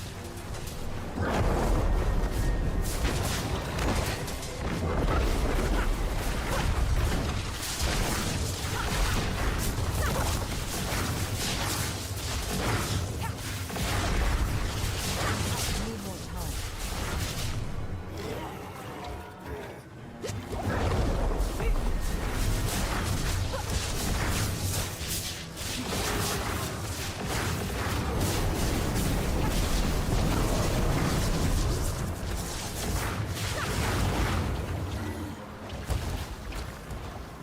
Need more time.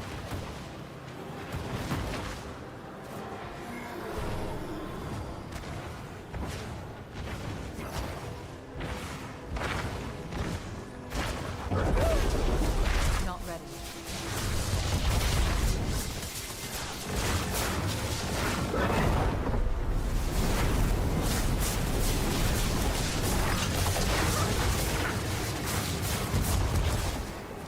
Not ready yet.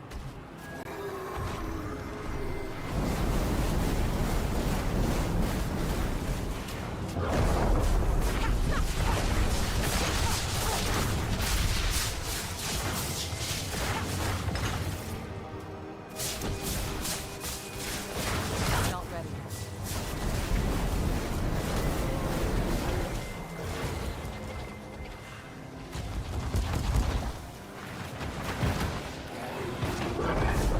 Need more time.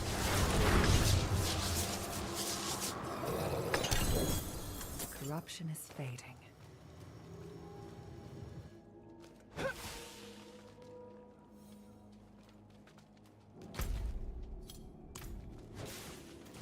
Need more time.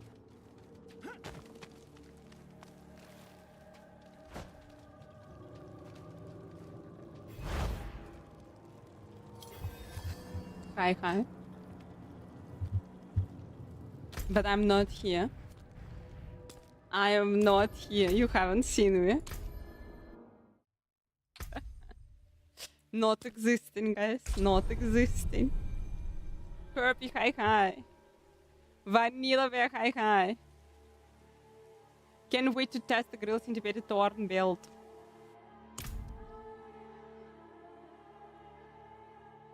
This is... No, the problem is, guys, the problem is 3 months. 3 fucking months. And that is the problem.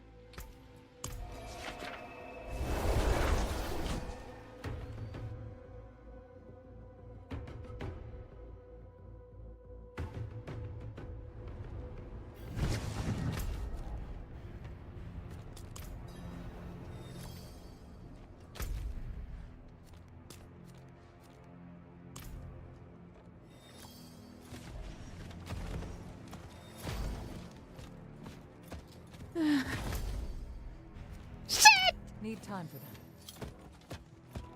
What the fuck I will be playing? I don't know. I know that no, currently, you know, guys, based on the feedback that content creators gave, that everyone gave, like that Centipede is super OP. I think balance will shift. Changes will happen. They will change bunch of things. Need more time. Till all of this will actually go live. So, but visually, I like Centipede. I really like it. And just to feel it and just the poison damage, it's nice. like how people like to say witch doctor-ish. I think this has something from it. Need more time. Being super, super creepy, going with bugs. Yeah, you can have the swarm of bugs also following you, cycling you around. We don't have enough vigor. We'll see how it will go, but I would go Centipede. With what we're mixing here, Centipede, with something. You will anyway, like probably Eagle, Vortex, this movement skill is freaking OP and really, really good. Oh, but survivability, something gorilla-ish, some shield or something, maybe you will go. But I don't know, This is a close bet, it's not a close bet. This is the, I am replaying the gameplay that I have that I was participating in a play test this weekend. And I have my gameplay, but so not to know. The little fetish demons? No, I haven't seen the little fetishes, but we haven't seen all the regions, and we don't know. Are they gonna be little fetishes? Fuck yes, and the gold. I would love to see the gold. The motherfuckers that are appearing out of nowhere and vaporizing you and destroying you.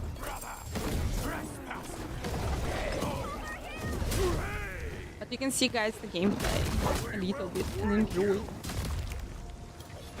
And have fun with it, boys and girls. It's epic. It's epicissimo.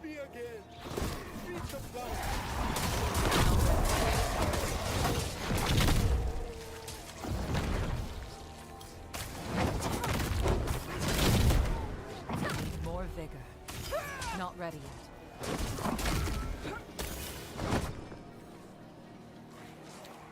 15 minutes till podcast, which reminds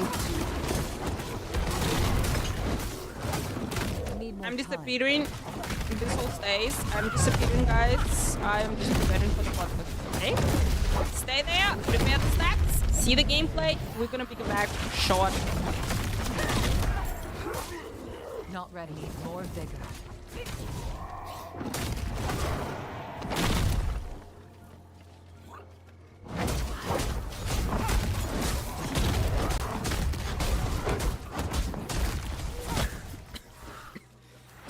Brewing some kind of poison.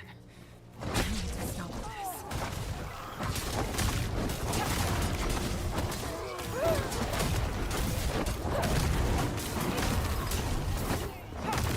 I'm low on vigor. Need more time.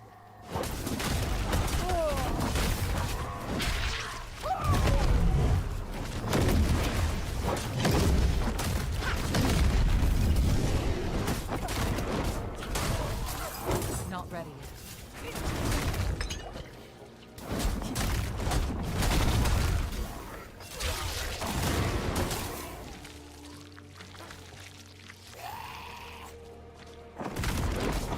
I'm out of vigor.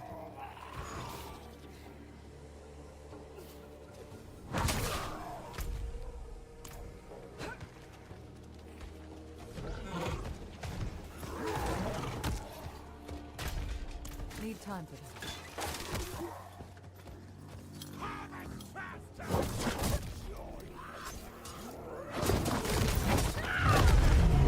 Not ready. I'm out of vigor.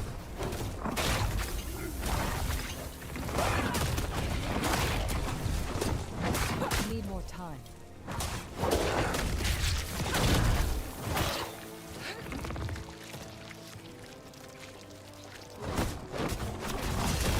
Not ready.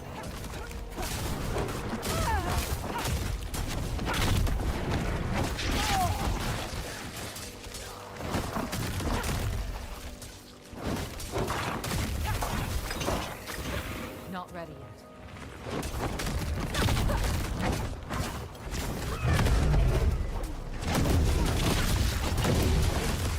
I'm out of vigor.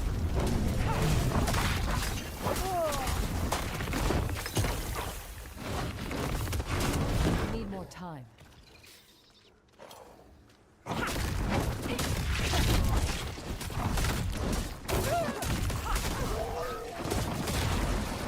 Need more time.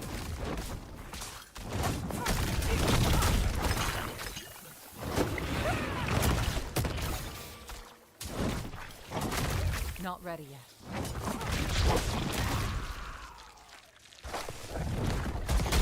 You will pay for that in blood! Blood! Blood! Blood for the brewer!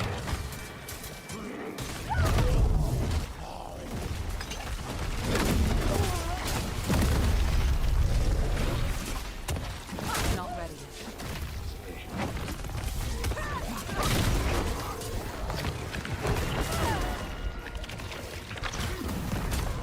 I need more time.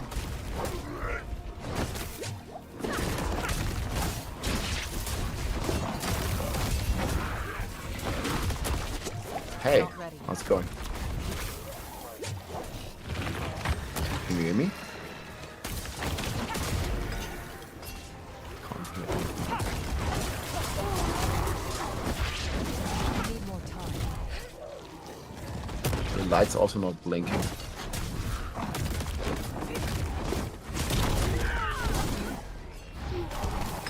Guys, you hear someone in chat? You hear someone in chat?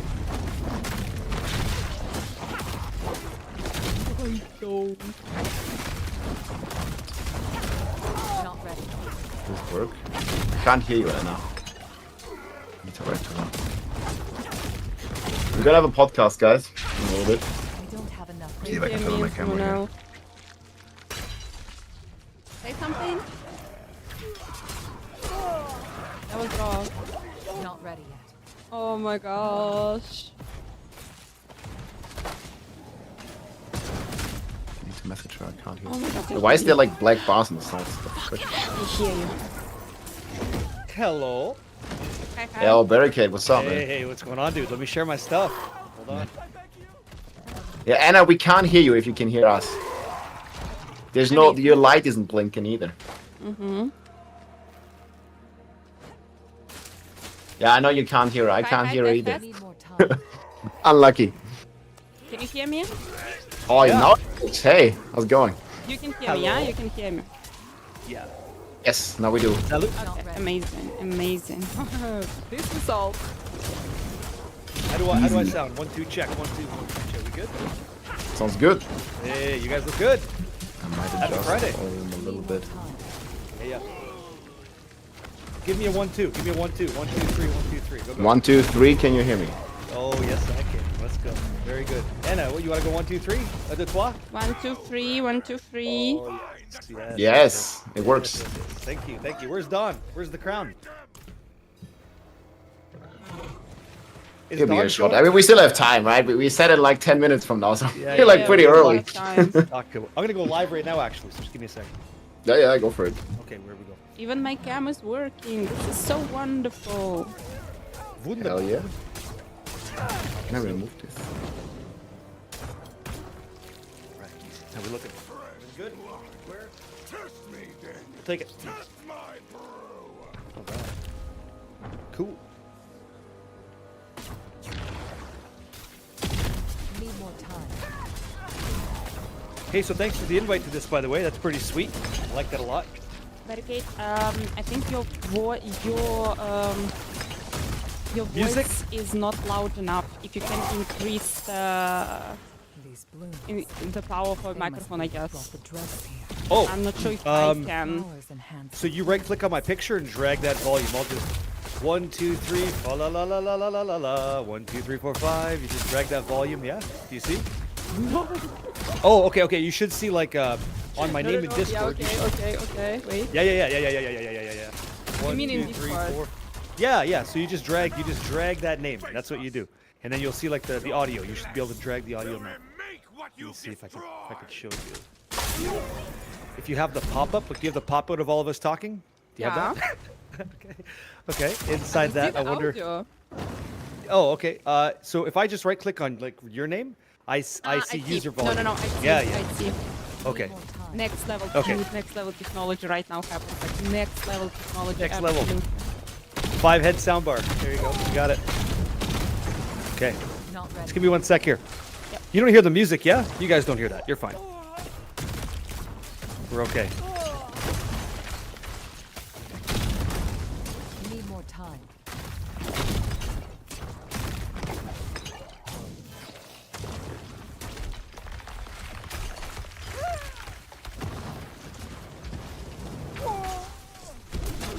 Not ready.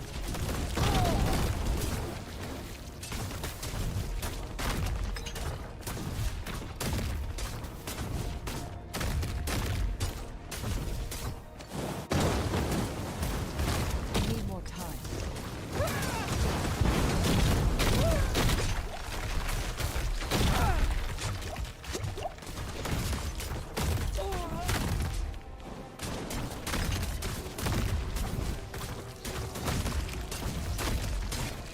This place is free of your corruption. May it bloom again. I'm out of vigor. I beg you.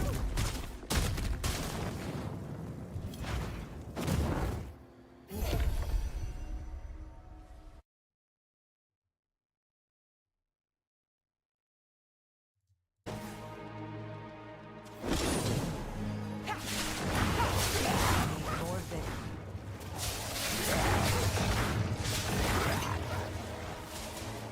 We need more time.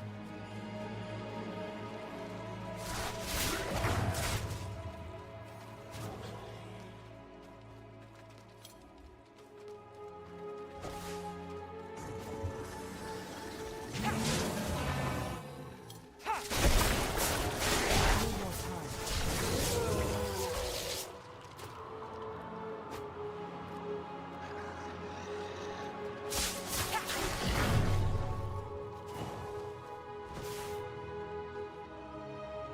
Not ready yet.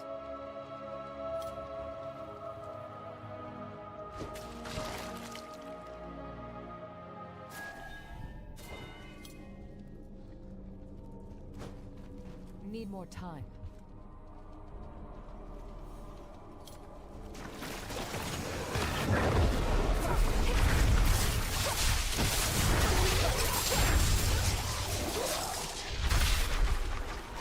Need more time. We don't have enough vigor.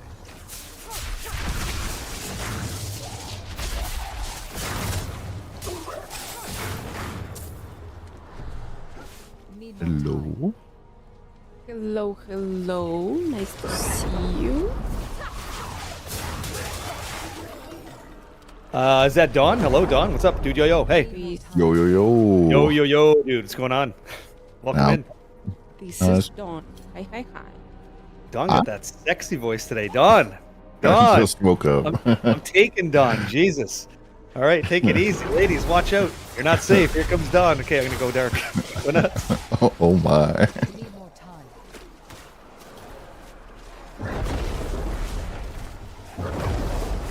Need more vigor. All right. Hey Don, what's up? Yo, Rob. Yo, Anna. How you guys doing today? Hi. Pretty good. Hi. Is my camera good. working for you? No, not yet. Not yet. We should have a segment, waking up with Don the Crown on a Friday. Sanctuaries only. There you go. Go nuts, yeah. What up, man? Hey, good morning. Welcome to Sanctuary in the Morning with Barricade. Dang, dude, that voice. Let's go. I'm out of vigor. Second, guys. I need a second. All right. You all look amazing. Thank you, thank you. I see you got the new Spiritborn amulet going already, Anna. Yeah, of course. Island profiling. Dang, was that in our like swag kit, like in the stuff? It was. Oh, I didn't even unpack that. That is amazing.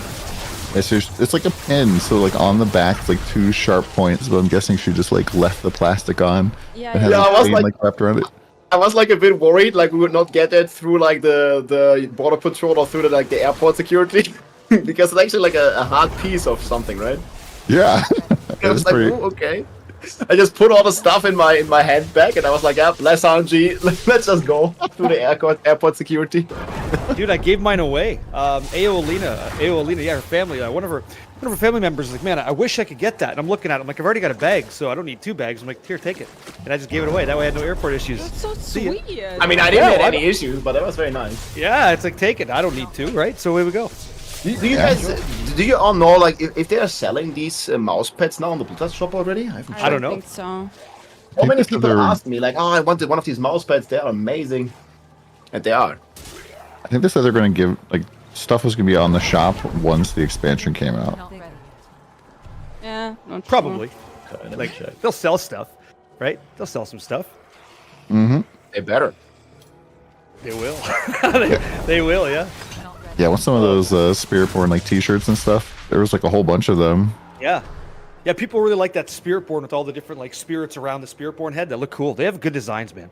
Really clean stuff. Mm-hmm. How long were you out with your mods when you left? I think the last day I saw you, Don, you were heading out with your mod team. How'd that go? It was great. Had some nice lunch with the guys, and one of my mods that I met the very first time ever, just been like a mod for years now at this point. And then the other guy I've met a couple of times at a couple different Twitch cons, but it was really nice to get lunch with both of them. Just kind of hang out. Couldn't really tell them much about the Spiritborn, but we could talk about like getting to meet different people on the trip. Need more time. And now we can, though, right? Now they know. Everybody knows, right? Level 30 cap, we all know what it is. We don't know 31, but 30 we know. The cat is out of the bag finally. But have you seen, there's a new trailer that Diablo posted on the official channel about an hour ago, where we can see a level 100 Spiritborn or something, or like at least a max level Spiritborn, and they have 69 skill points. I've not seen this, but there Nice. is an increase in the cap, yeah? Like, I think it's 60 to hit Paragon now, right? So, yeah, dude, that blows it all up. And I don't know what the schedule is, so Anna, you put this together, so thank you for doing that. But I got questions for you guys based off what we played, so I'm just curious, like, I got stuff to ask you guys, see what you think, because things are changing, you know, and it's kind of exciting, so, yeah. Yeah, we're ready. I have many I'll questions sit back as and well. be a good boy. Yeah, go ahead. Guys, hi, you goddamn it just froze. I just made everything so beautiful beautiful on stream. And I don't know why, but the picture froze. What the fucking hell? I mean, at least You can all see- you are can nice, see on my like, stream. You can see on my stream. they were all in nice did poses. It's great. I just did it. Barricade's kicking a leg out. Rob's like waving at the cam. Oh my gosh. Give me a second. Give me a second. This looks I think good. I know how to fix it, but this was literally like, oh my gosh, so wonderful. Is it your Discord that's frozen, or is it the OBS? No, Discord is going good. Because if it's Going good, it's OBS froze. Hmm. Because it's OBS. Barricade and froze. Wait, how do I Can't be unfreeze contained. We Let got me to out. leave. We don't need anyone else. Dude, it's my one barricade break us out, man. we got to do the Barb Nation flex. We got to rise up and get ready. No matter what happens, someone is gonna unfreeze us. Let's go. That's right. No This is stopping live, us. yes. Get in there, Don. Get in there. That's it. Show 'em we don't go to the gym, boys. Just go- Have a I good used to go to time. the gym. Oh, so did I. Then the Spiritborn came out, and this is what I do now. I lift up Diablo 4 information. came out. Yeah, exactly. Mhm. Yeah, that's life. That's what you do. Yeah. Are we unfrozen now, or have we broken away? No, Hopefully. you Who did knows? not. Second. Oh, geez, Louise. Okay. Cool. She's working on it. She's working on it. Yeah. So you say 69 skill points in the trailer. That's definitely interesting. That's a lot of skill points. 69. Yeah, I was thinking Gentleman's that's number. going to be. I mean, it basically confirms what we've seen at the, like when we were opening the skill tree. It was already showing like level 60, like Paragon unlocks at level 60 to the right. They didn't talk about it. They didn't want to confirm it, but I think they just kind of leaked it with this trailer. Well, then also like, so it's like, don't you normally Frozen. There we go. start with 58 passive points? Usually it's 58. Yeah. So in 6 it'd be what do you say? 69, right? So 10 more and then 1 from Renown. Does that mean we still have Renown? I was like kind of We do. hoping that Renown was going to get taken out back and So my theory is like we get 9 because at level 60, like we're probably gonna get a Paragon point, right? It works Yes. the same right now, and then we get 2 from the Renown, so that makes it 58 plus 9 plus 2 makes it 69. yeah, Mhm. and they did. I don't know if you guys. I assume you guys watched some of like the some of the conversations with Rax and Woody and Macro and Fame and all that. Yeah, did you guys watch those? Did you listen? I to watched those? 2 of them. I'm Okay, missing 2 same. still. I listened to 2 as watched well. some of So it. Okay, so they said that there is renown. They're like basically Brent. We all met Brent. Brent's good people. He confirmed that there is going to be Lilith altars to get. There's going to be renown that we get. So that assumption is spot on the money. So yes, for sure. Good call. Good call. So there is going to be renown. There's going to be Lilith statues. But it makes sense. Like your extra points. In the rest of the game, if you had to get renown, you have want to. Why would you suddenly not have to? Because Spiritborn are so sick? Probably not. Like you got to go get that, right? You got to continue that journey, yeah. I just kind of felt like they were kind of phasing out the whole renown thing because pretty much like as a player who like been playing since the very beginning of season 0, have you really had to do renown since like because even season 1 you got to roll your renown over. So having it again doesn't really make sense. Sorry, to me. I'm sorry. I had to react to something. What? Say that again. My apologies. You've been playing since season 0, right? Oh yeah. And so, have you had to do renown at all since then? No. Nope. But I never had access to Nuantu since season 0. Why not? Oh, I didn't know what the one wall you jumped. Nobody told me, right? Yeah. Did anybody try to actually leave Nahantu while we were testing? 1 second. Yeah. Test. Is there double echo, guys? Yeah, I Sorry, tried. It was like all blocked. There was like you were just like walking in the same spot and it just didn't work. Yeah, I found like a giant like root wall in the way, which I'm guessing is like the actual barriers they're gonna put for people that have the don't have the expansion.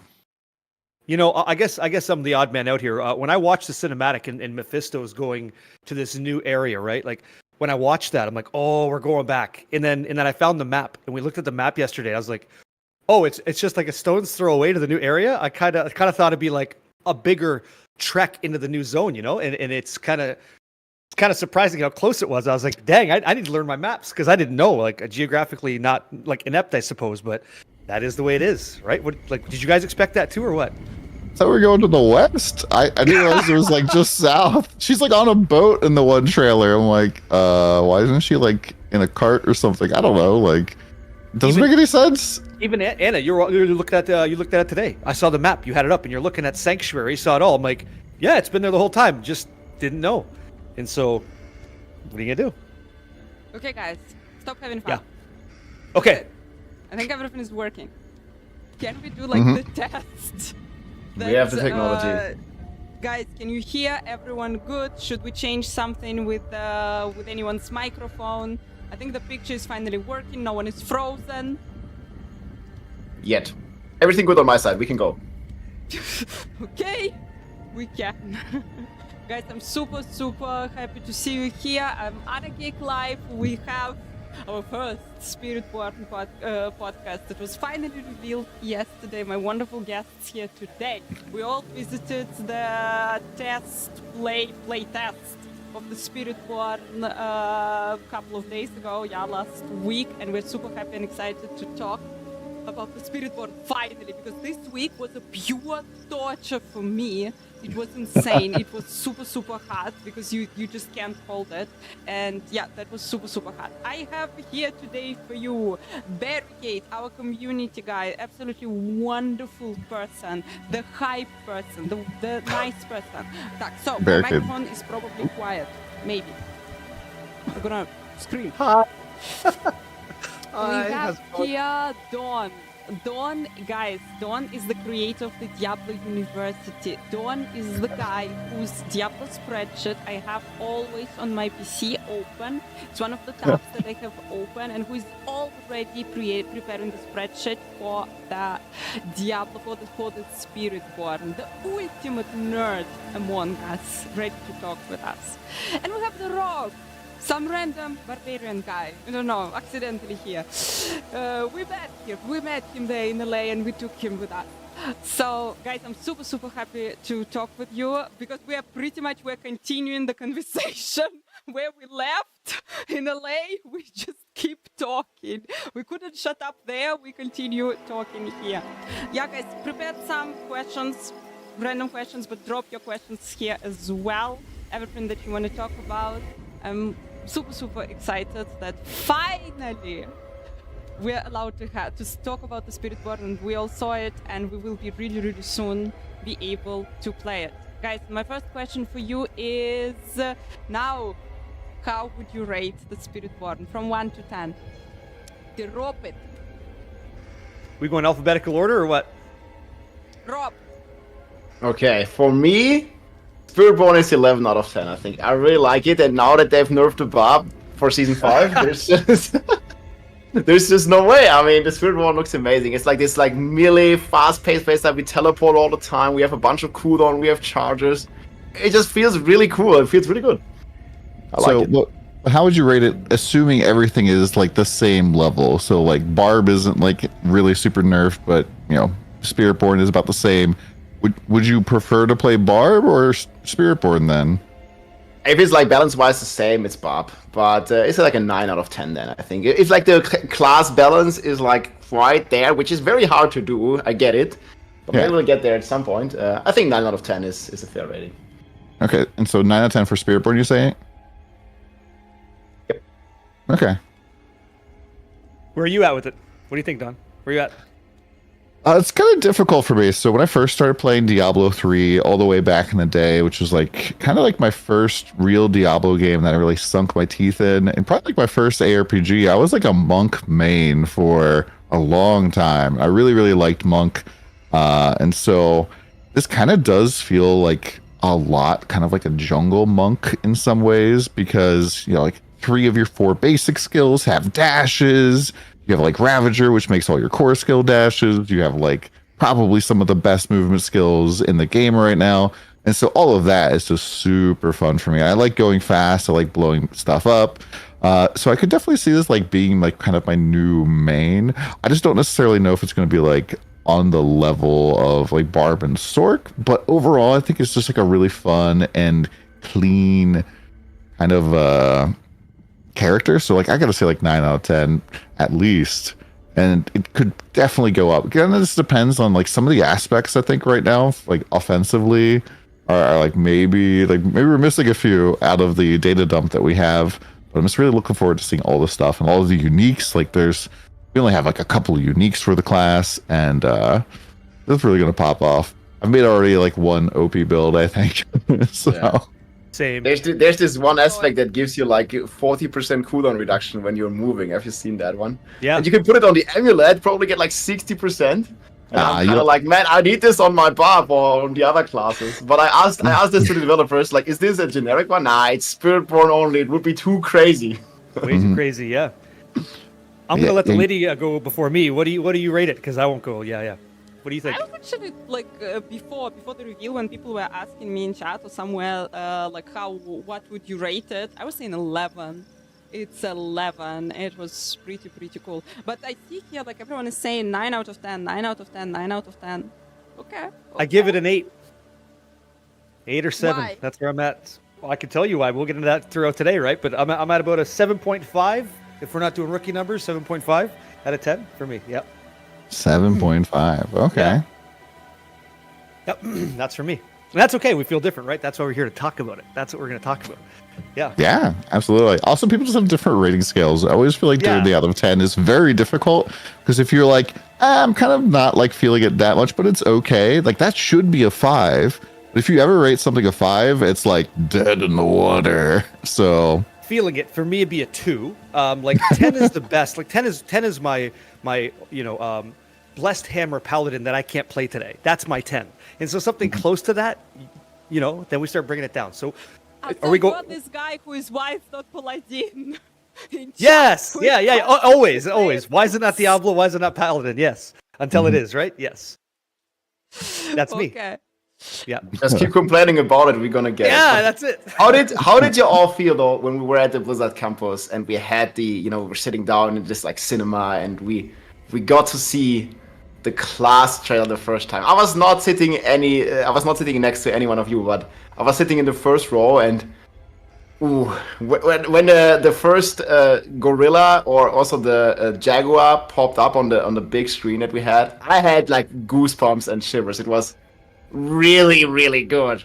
Yeah. How was your guys' reaction? I know that like the crowd there we were like 40 content creators and like a cinematic experience, and we were like all cheering and stuff. It's the loud bass. It's that boom, and they had that whole like that. I kind of got the 300 feeling. Yeah, the sound punching through you. It's like it doesn't matter what the chair was. I'm on the edge of the seat watching, trying to get every piece of the screen, like looking at it, feeling the vibe. I was like, this This is what I was hoping for. This is what I want to see, and it was so epic, man. Like Blizzard, legendary, yeah. Like I was loving it.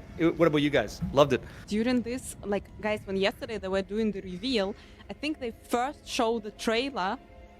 They showed some of the gameplay, showed the trailer, and then they started talking about the class.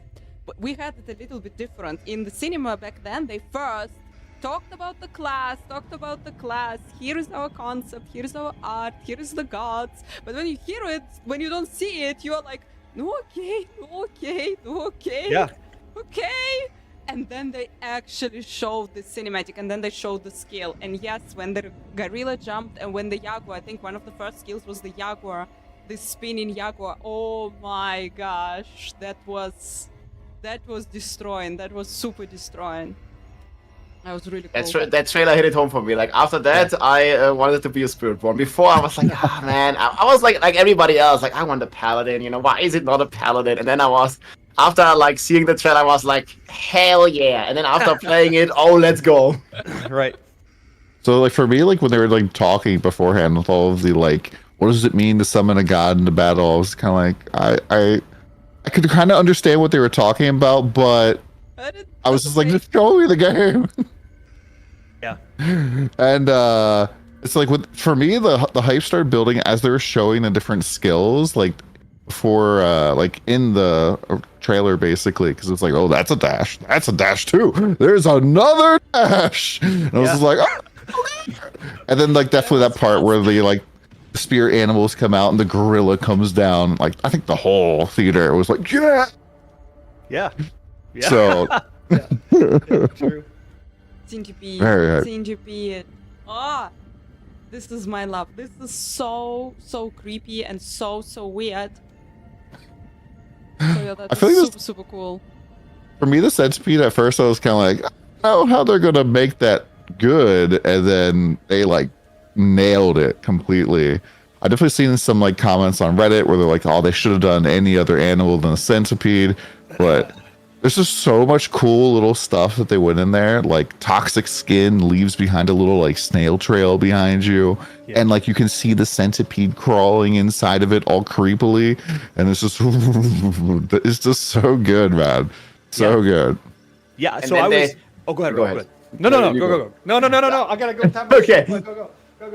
I was just like, when they talked about the centipede, because you mentioned the centipede, and they said the word balance in the trailer initially, and then we got to play the 4 builds, and totally the opposite of balance was the freaking centipede, man. It was so strong with these like poison explosions, absolutely one-shotting everything. Is probably double dipping some stuff as well, and yeah, it was crazy. Balance, broken comes to mind. Yeah, absolutely. I was trying to make the gorilla my thing. Like, so you know how we had the 4 pre-made builds? First thing I did was I don't care. And so I said respec mode activated. I took all my skills off and I started reading every skill, right? I think I spent 45 minutes trying to make what I thought would be a good gorilla skill. And I got the payback and I tried to make that work. And I was kind of trying that, right? And then I tried the eagle and I'm like, oh, that's way better than what I was doing. Eagle's nuts. And then I got on the centipede. I was like, oh, centipede's nuts. It's like, what the hell? Look at the power of this thing. What have I been doing? Wasting my freaking time, man. And so I think you guys got a chance to meet Moxie there, right? Moxie's sitting beside me. And I was like, dude, have you tried this? He goes, oh, I already know. I was like, what? I was the last guy to try centipede. I was like, oh, man, it's so good. It was overtuned. Way too good. Yeah. Tons of fun, though. Sorry. Yep. Test. Yeah. Chat, we can hear you. I got a couple of comments that in comparison with you guys, my microphone is not loud enough. So I try to buff it a little bit. Is it better? Yeah. Yep. I think for you it's okay. We can adjust it either. Yep. Better? You have the tech. Good buff. Good buff. Yeah. Just 1.5 yeah. Sorry. You're good. Sorry. Respect to Barb. Respect. Respect your mic to Barb. That's it. That mighty bellow, a mighty war cry. Yeah. Or like the gorilla, you just pump your chest and you go. So good. So good. Smash down your hands on both sides. So barricades. So barricades, then the gorilla.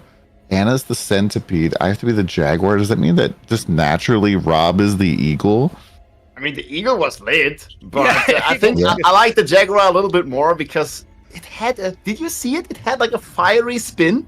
It was spinning in a circle and spin to win Barbarian, maybe spin to win Spiritborn. Guys, have you seen the mix what Woody did? The mix of Jaguar and Eagle.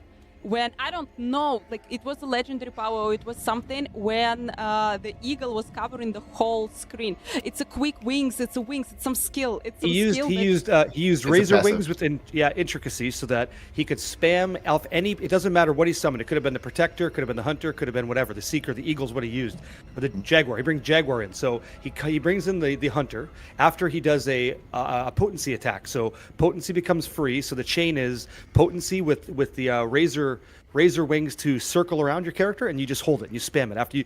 So you press the button, summon your guy, and then hold it, and your guy just goes completely ape shit, but not ape, you know. So yeah, that's not broken at all. That looked like it looked insane. And this is on level 30. Just imagine Endgame. Right. It's gonna be so insane.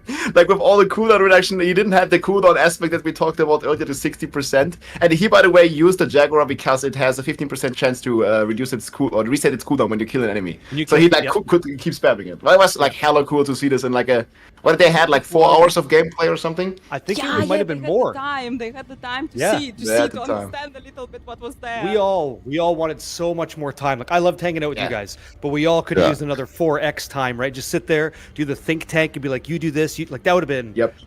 As said earlier, that would have been lit. That would have been sick as. That'd have been right in there for sure.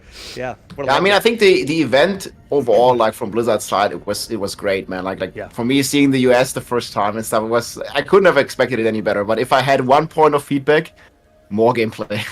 Always. I mean, for me personally, it would never be enough. Like I could play for 20 hours, no sleep. Like in this class, I could have played it for 20 hours. But like just having like a 2-hour gameplay segment and like a multi-day event is like, yeah, maybe a bit more gameplay. That would have been nice. Would be a little bit better. But well, next time Gamescom. I'll be there. Who's coming? Not me. Come on. Obviously. Have you been to Germany, Barricade? Never. No, but I can. There you go. But there's a reason. Yeah. Sehr gut. Yeah. Das ist gut, yeah.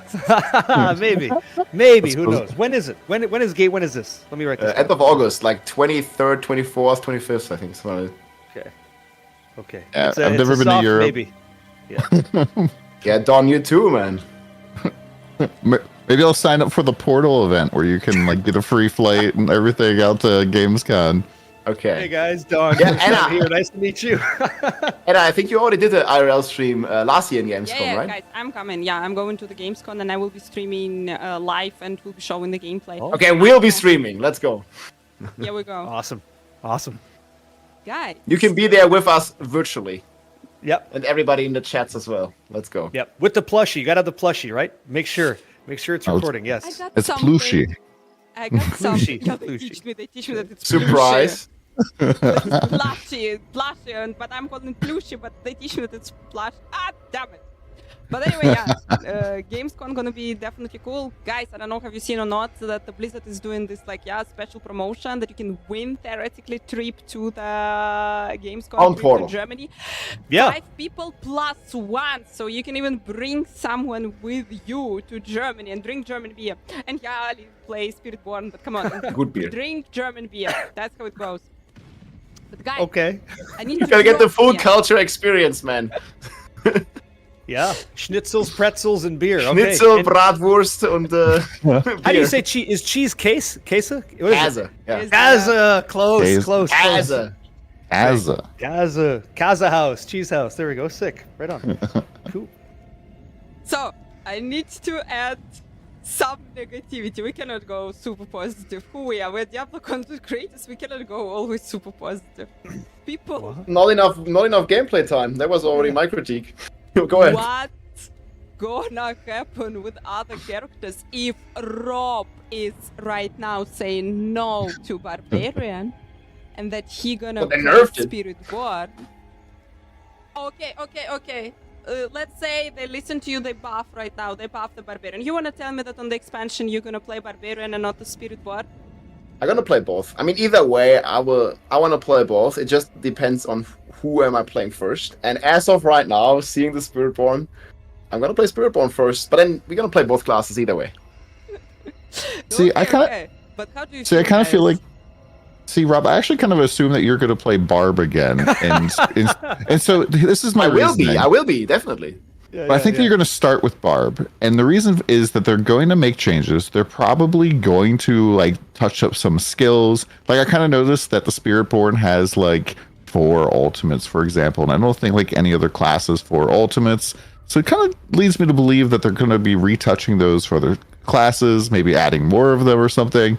But then also there's probably going to be some sort of like race event to be the first people to like kill some new endgame boss or get to whatever the Spiritborn who will do it. I'm all for it.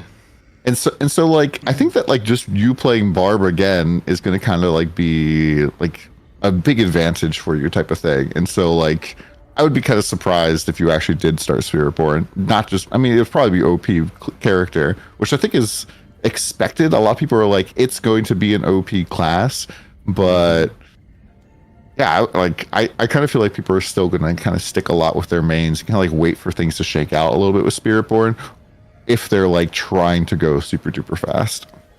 Which character will you try on release?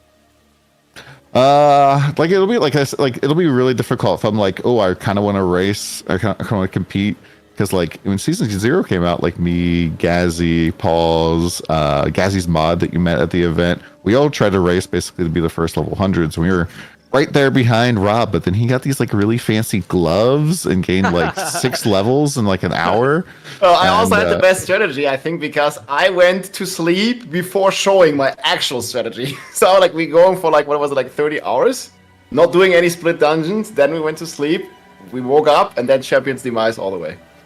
Well, I think that our strategy was actually better than Champion's Demise, but we didn't have the beta test to go and test all the end game. You're the only dude who actually in the like the beta test thing like took it all the way to 100 from what I understand, but like Morgan's Works was incredibly overpowered. Oh yeah, there was like so many elites on early. Yeah, I remember.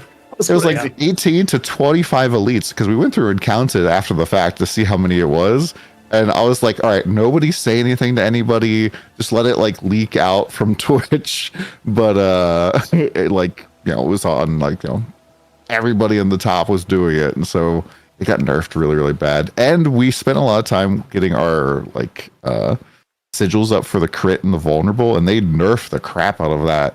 And that just really, like, we kind of didn't adjust to that afterwards. Yeah, I mean, to be fair, they also nerfed the gloves that you were mentioning. The Gore's devastating gloves for the whirlwind buff. Like, they got, like, as soon as I found them, I made, like, 2 clips hitting for, like, 3 trillion or something. And then they nerfed it. Yeah. They disabled it completely. Like, it was not doing anything. Like, while we were playing, it felt so bad, and they nerfed it. And then a couple hours later, they also nerfed the Shald Ring. And they just kept nerfing it, man, like all the time while we were playing, while the race was going on.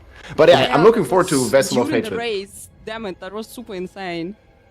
Yeah, during the race, and people were pissed about it. I mean, rightfully so. And I mean, I reported this, like, during the betas, right? Like, I reported this, they didn't fix it. And then, like, I mean, comes the day of the launch, it's in the game, it's still broken, and then they disable it.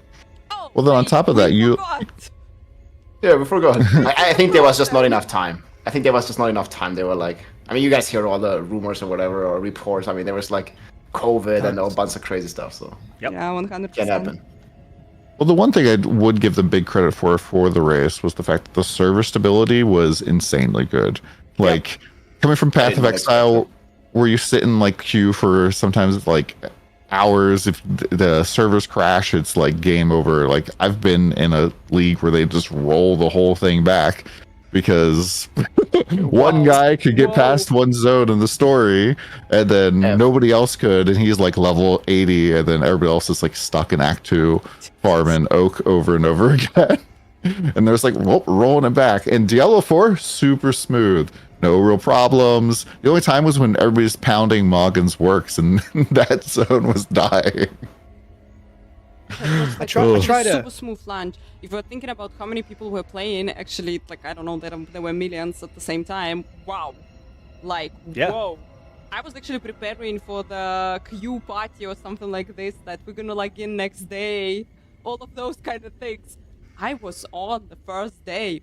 I was like, what? I didn't expect it at all. We even had like a fallback strategy, like with the 4-player group that I was playing with, like just in case somebody doesn't make it and just like stuck or something. Like we had like all this figured out. That's big surprise though, right? Like that's why it is the way it is. That's how that goes. So imagine for a second, right? Close your eyes, your imagination's kicking off. So it's the day that the expansion drops. You're telling me you're making a level 1 Spiritborn. I'm taking my hammer, I'm taking my mace, I'm taking my axe, I'm taking my swords, I'm flying right into content. And I'm going to grab Mephisto any way I can, as fast as I can, and see what that feels like. I don't want to make a new guy. I want to take the guy in my journey and rip right through whatever that new stuff is. That's where I'm at. Barb Nation, like I'm chaining him up and I'm pulling him in. I don't care. You know what I mean? Do you guys feel the same way? I guess not. You're going Spiritborn. Kind of crazy.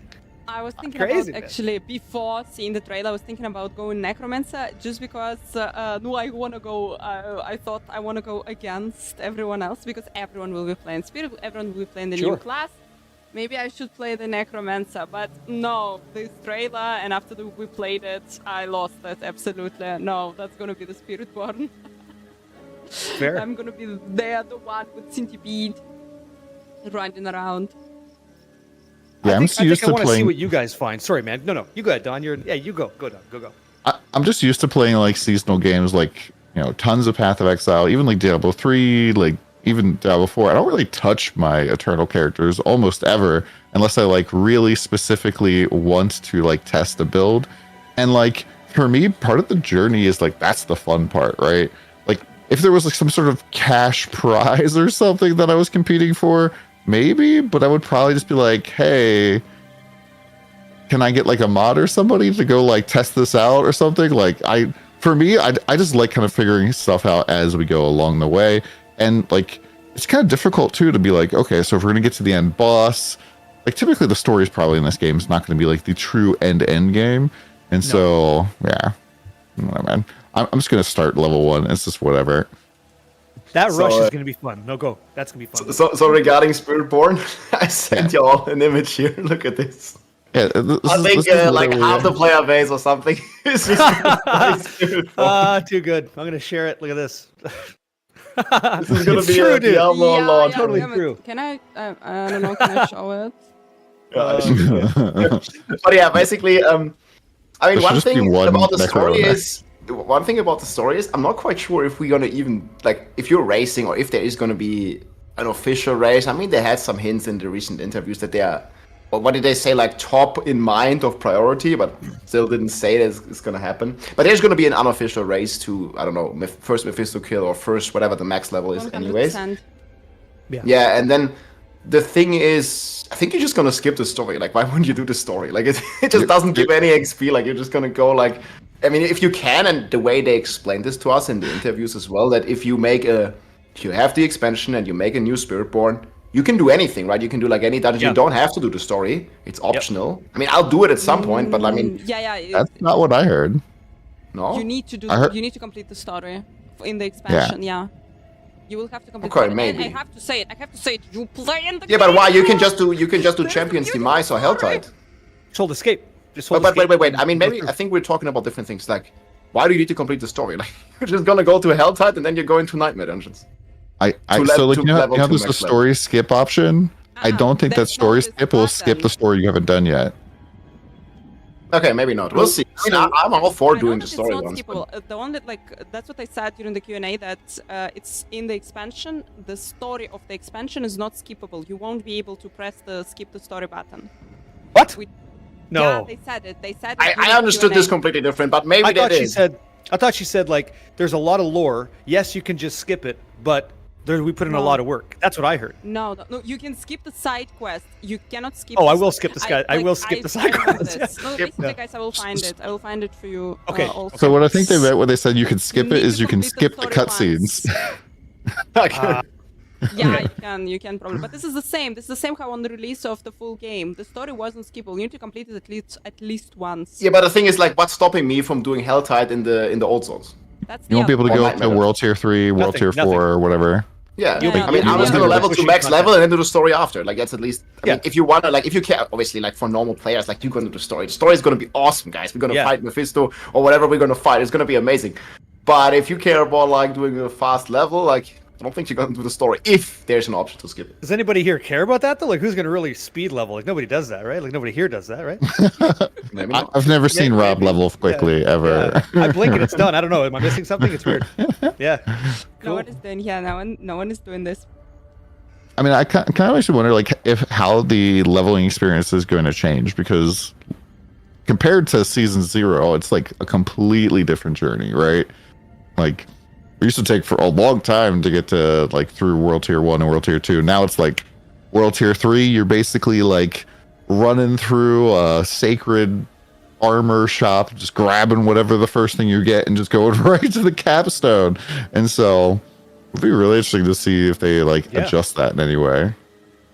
Guys, but we have now Paragon is unlocking at level 60, which means that total amount of the total amount of levels that your character is going to get is still going to be 100, or it's going to be 110, or is it going to be a completely different system, or we're going to get the other amount of Paragon points, basically because we are getting the new Paragon boards and the new Paragon glyphs and all of those kind of things.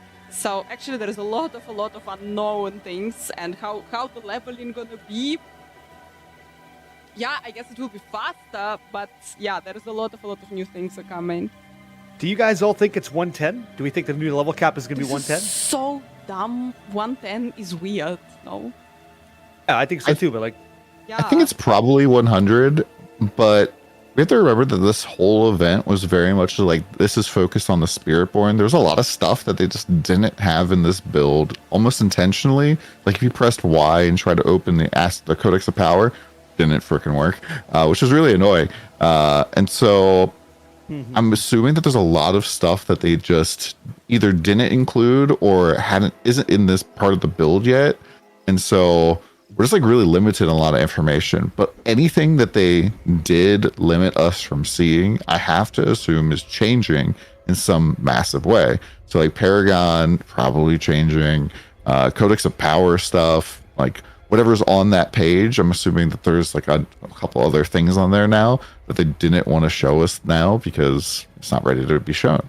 So this is like only a Spiritborn event, and we didn't even get to level, right? We only just got a level 30 character.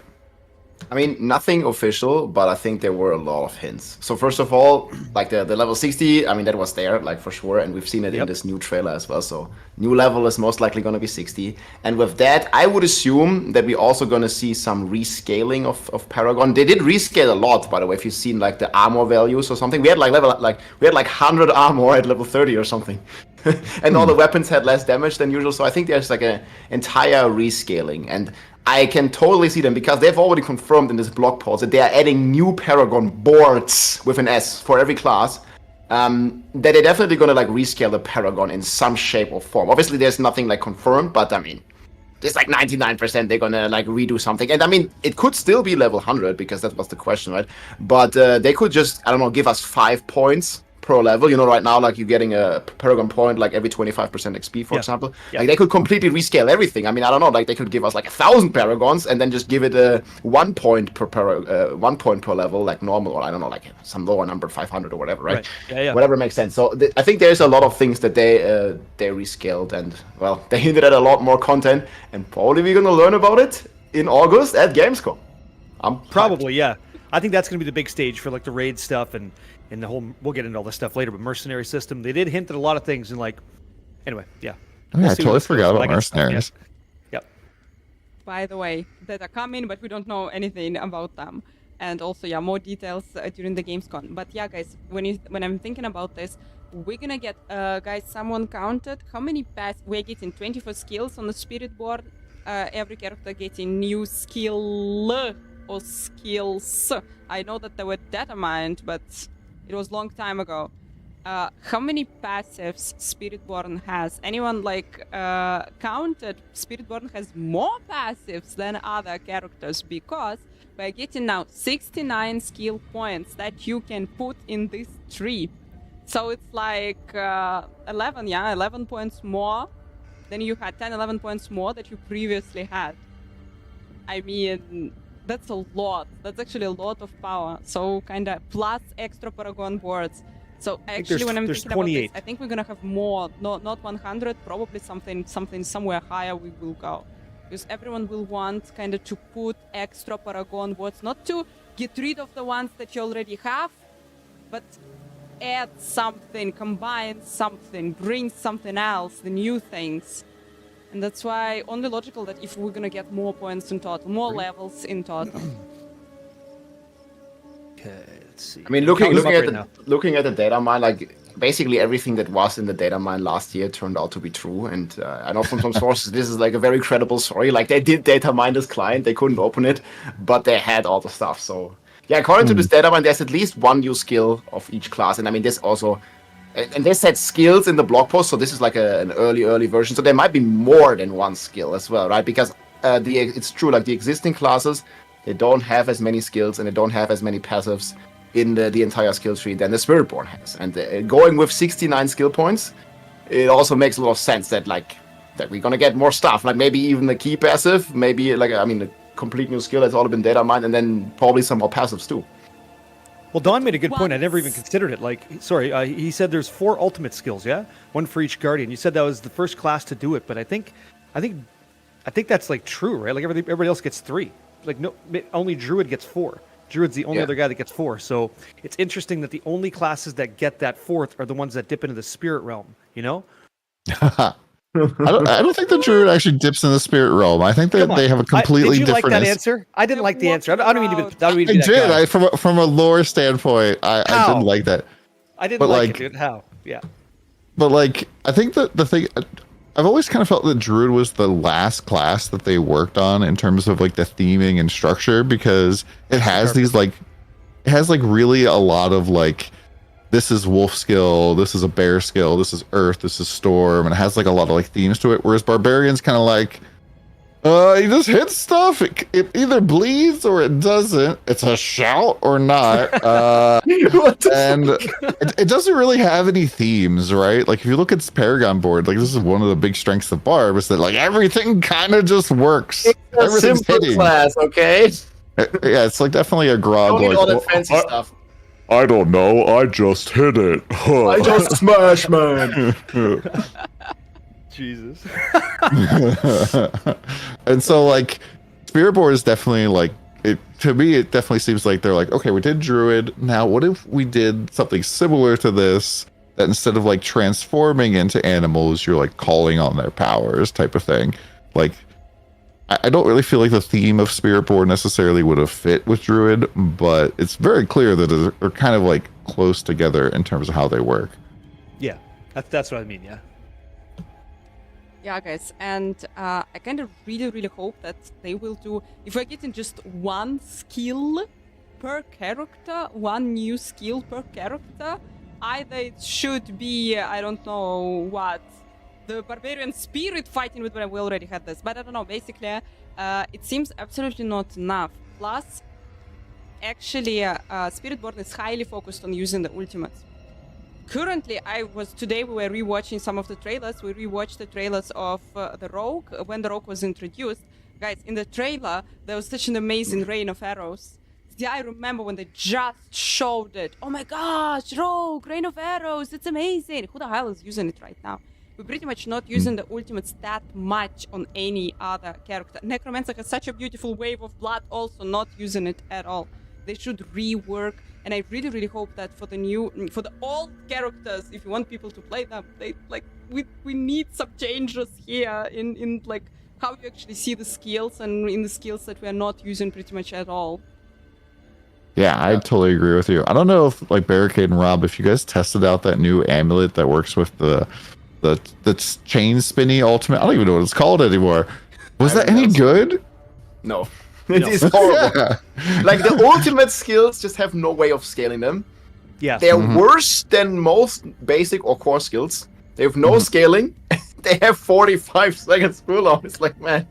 Even if they add a 0, it might just be in the realm of being like a possibility. But right now it's just, and I gave this feedback many times, like the Iron Maelstrom is just so far behind. And it's so sad because man, it's such a cool skill, you know, like spinning around and like this like entire screen AoE and stuff. Such a cool fantasy, and even worse, they nerfed the key passive that nobody was already using, the Walking Arsenal, that is basically like a hand-in-hand with this Iron Maelstrom, because you're basically switching through the 3 weapons, and I mean, they just nerfed it even further. Like, no one was already using it, and they nerfed it more. What? Yeah. Low crons, like all that stuff, and the interaction that we had in the PTR, it's unfortunate for all of us because we didn't get a robust and thorough test. So we couldn't do anything in a meaningful time frame, in my opinion, to actually impact change for like what we're talking about. When the ultimate skill of Iron Maelstrom on average is what, 80% damage, comparable to like 60% of a core skill with the 45-second cooldown, that's not going to work. And so adding a 0 sounds cool, but making it cool is cool. It's like, and I don't think we have a solution there yet. So I totally agree. And part of my feedback with this conversation today is even in the Spiritborn, I feel like some of those ultimates are lackluster in their delivery. Like I don't, and I can speak to that later on or whatever. But yeah. Yeah, I would kind of agree with that. Like the gorilla, like felt like more of a defensive ultimate than an offensive. He's like, boom, slam. And you are healing or protected in the circle. But if it's the one that's not moving, not stacking, you cannot cast it multiple times, and it has a longer cooldown. It has 40 seconds cooldown or something like this. Gorilla will be you're not gonna use it that much in comparison with other skills. It is like a questionable guardian. Yeah, I think that the eagle is probably going to get used the most. The eagle and the hunter, so the seeker and the hunter, are going to get used a bunch, simply because you can probably use them a lot more and use that like intricacy over, and so you just keep spamming out your like potency skills, and like I think that's going to be very popular with Razor Wings to just spam the screen. Basically, I don't want to miss this point because I think I just unfortunately I just kicked off, unfortunately. But Annika, you make a good point about the old classes getting new skills, right? You guys, did you feel the same way I did? We were talking to the dev team about the expansion, right? They're very passionate about us going to the jungle and the decisions that they make when we're in there. Like the guy rips off a branch and he practices with it. He turns it into a weapon. That's why they have two-handed weapons. Like they're very logically, I guess applying that theme of Nuantu in their character, right? Like we all felt like we're going to the jungle to jungle warrior. And so wouldn't it make sense if that's the flow, that the new skill for the barb might be something jungle based, like whatever that might mean, like a rogue, same thing. Their new skill applies to the area you're going into. And so for a sorceress, she's lost in the sauce, but everybody else has a nice time. Like who knows, right? Like what does a barb get to do? Where's like weapon throw for the barb? We missed that skill. Gives barb like a nice range option. Doesn't have that yet. Just thoughts like that. Like I wouldn't be surprised if the team has had talks and they deliver on something I guess like organic for the area we're in. Do you guys have thoughts on that?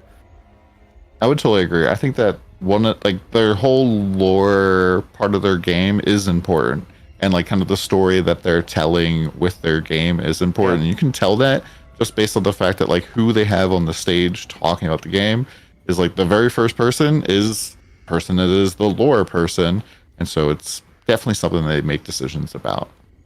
Because lore is cool.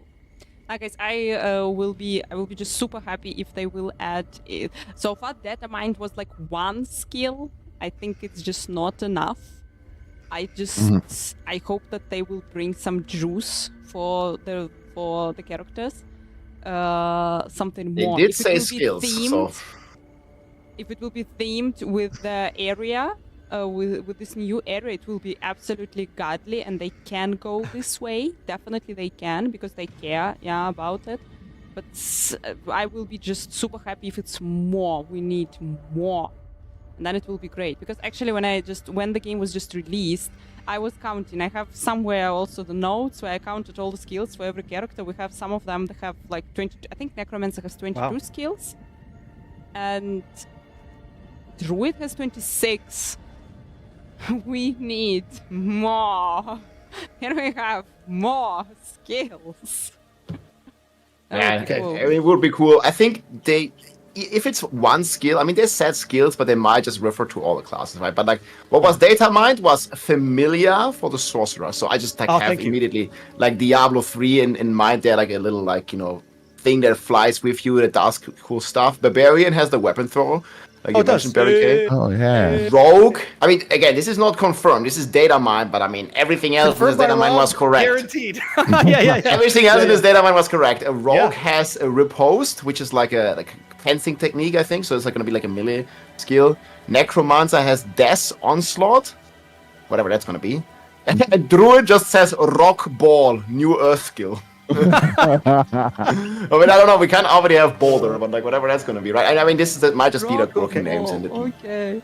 Rock Ball. Rock Ball. Familiar, huh? Yeah, I don't know, but after the Spiritborn, like, we have Boulder what's the reason to still play Druid? Exactly. Gonna be like, I think they kind of like asked this question, but they didn't really had that good an answer. I feel like the Spiritborn is like what a Druid is, but better in many ways. Like you can like shift all these skills, get all these different skill tags, have all these nature vibes and stuff. I don't know, man. I just feel like the Druid is gonna go under a little bit. We'll see. This is just like what I'm hearing and seeing so far. Like, what's the difference between Druid and Spiritborn? I apologize to Druid players all day. I was like, dude, I'm so sorry about your old class. Like, hope you like the Spiritborn, though. I'm so sorry. Like, the class is dead. Play it, that's it, and then you're done. Yeah, actually, like, guys, when I'm thinking about this, almost every character has like has the style. Sorceress is going fire, lightning, cold. Why not? Why adding just one skill? If you can add for these play styles for fire, lightning, cold, you can add 3 skills. So you would kind of add more to the picture. The same way to like all the different characters, whatever Barbarian is doing there on the slashing. So here you decide yourself. But yeah, all the other characters like add some hurricanes, add something for shapeshifting, for bear, for wolf, for the druid. Yeah, make it like funnier. We believe in the druid, guys. We believe that maybe it will survive Spiritborn, but. Well, even for sorcerer, you could definitely like even add a 4th branch of magic, like arcane or something, or even time magic, like. The wizard has a whole host of stuff. Everyone is like, oh my gosh, that's the wizard. That's the wizard from Diablo 3. Yeah, like, but lore-wise, they're different, of course, but you know, there's definitely stuff that they could drag over from wizards. They could add something. 100%. But guys, I think that adding not just skills though, but they could also be adding a ton of aspects. Like there's a whole bunch of skills that don't have any real aspect to them, like upheaval, for example. I don't think really has an aspect, and like just like making stuff better. Like I like Whirlwind a lot, but Whirlwind basically right now is just tornado build.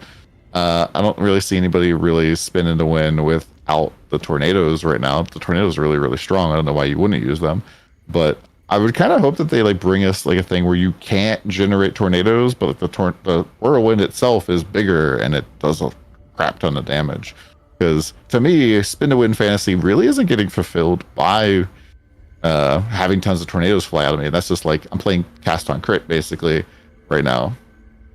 Yeah, I mean, I think core skills in general at the moment, especially for Bar, but also for other classes in the game, they don't really feel like core skills. Like most builds nowadays are like based around some basic skill or some like crazy broken mechanic or some other stuff. But especially core skills on Barb, like they seem always to be support. On the discussion of skills, like I mean, I would be okay with like one skill for every class, but then also giving us like another like key passive or something, because some classes, I think Sorcerer has like 6 or something, right? I mean, they're buffing them because they were pretty bad. But like, for example, Barb only has 4, and I think Necro also only has 4. And I mean, there's definitely like room to add key passives as well, which like basically open up entire like new combination possibilities and making them more viable, as well as just a bunch of like normal passives. So yeah, I mean, the more skills, the better. But if it's one skill and then they add like key passives or just normal passives and aspects and other things, I'm excited. I mean, sadly enough, I think sadly enough, Druid has the most key passives. It does, because they have 6. Yeah, so I think Sorg has 6 so far. 2 yeah, for 6 each element. Mm-hmm. Yeah. Oh, you're right. They all suck. Unlucky. Yeah, I mean, like I've used a whole bunch of them, but I don't know. Some of them were really, really good. Like Shatter, I feel like the only reason people used it was because it was bugged, and it like doesn't really help you with the boss, which kind of does suck. So I mean, you're looking at the tier list right now. Every S tier build has a bug, at least one. So that's basically, and this is like actually pretty sad, but basically all the best builds in the game, they always revolve around some double dipping or some crazy scaling or some unintentional bug, like every time. Well, I'm kind of thankful for the fact that Blizzard's stance on the bugs has not been nerf it, because like, we experienced that on season 0 where they were just like squashing what was sometimes a bug and other times just like, oh, we didn't intend for this unique to be this strong, even though Rob told us about it, made a video, Reddit was talking about it for weeks beforehand, everybody was talking about how you want to get these gloves, but then Rob finally gets them. Dude, Rod Ferguson literally said in an interview, just let them have fun with it. If you feel like you're cheating or you feel like you're exploiting, just let them have fun with it. We gotta fix it next season, don't worry. He literally said, so yeah. That's always been my like balanced opinion around like season content and like stuff is like, you want it to be so much fun and like you feel like overpowered to the point where it's like, hey, if you missed that season, people will talk about it in the past, like later, like, oh my gosh, you weren't there for when we had the little like robot pet in season 3. It was insane. It was doing all this cool stuff. You definitely have to check out this season because there's probably gonna be something else that's really ridiculous and fun. And that should like always be the vibe. And if it's not the vibe, then that season's not gonna do good. Yeah, so even like to the conversation of skills, I'm thinking like you could add one skill for every class, but then back it up with something very interesting through legendary aspects, new Paragon nodes, or really cool uniques. And when I talk about really cool uniques, I'm not trying to besmirch anybody. We could use a lot more work on that front. I think a good unique is like the Fractured Winter Glass, right? It actually changed the way you make a build and the way you play. The Barbarian could do something like, I would like to see more of that. I'm always asking for more group play benefits where I team up with a Barb as a Sork and I throw like a Frozen Orb and I empower the Barb's weapon with ice for a couple of attacks. I don't think the game's anywhere near that. That's not a, it's just my want. Like it may not ever happen, but I think the game is more fun that way to play with people. If it is, like back to the point, if it is just one skill, there's a lot of systems that we could lean on to make that still interesting and kind of fun. And so I'm not sure that one is not enough.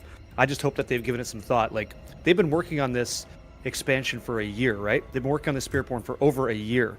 Before the game launched, they started working on this, they said. Yeah, so we know this area is polished. Like, and that watching Rax's conversation with Brent was very good. Like you get to hear what they've been doing, and so that's a lot of time to polish that part of the world. So I hope when we get there, it's like it's exciting with items and stuff like that, and choices, and we'll see what one skill feels like. But wouldn't be surprised if it is kind of cool. Hopefully it is, right?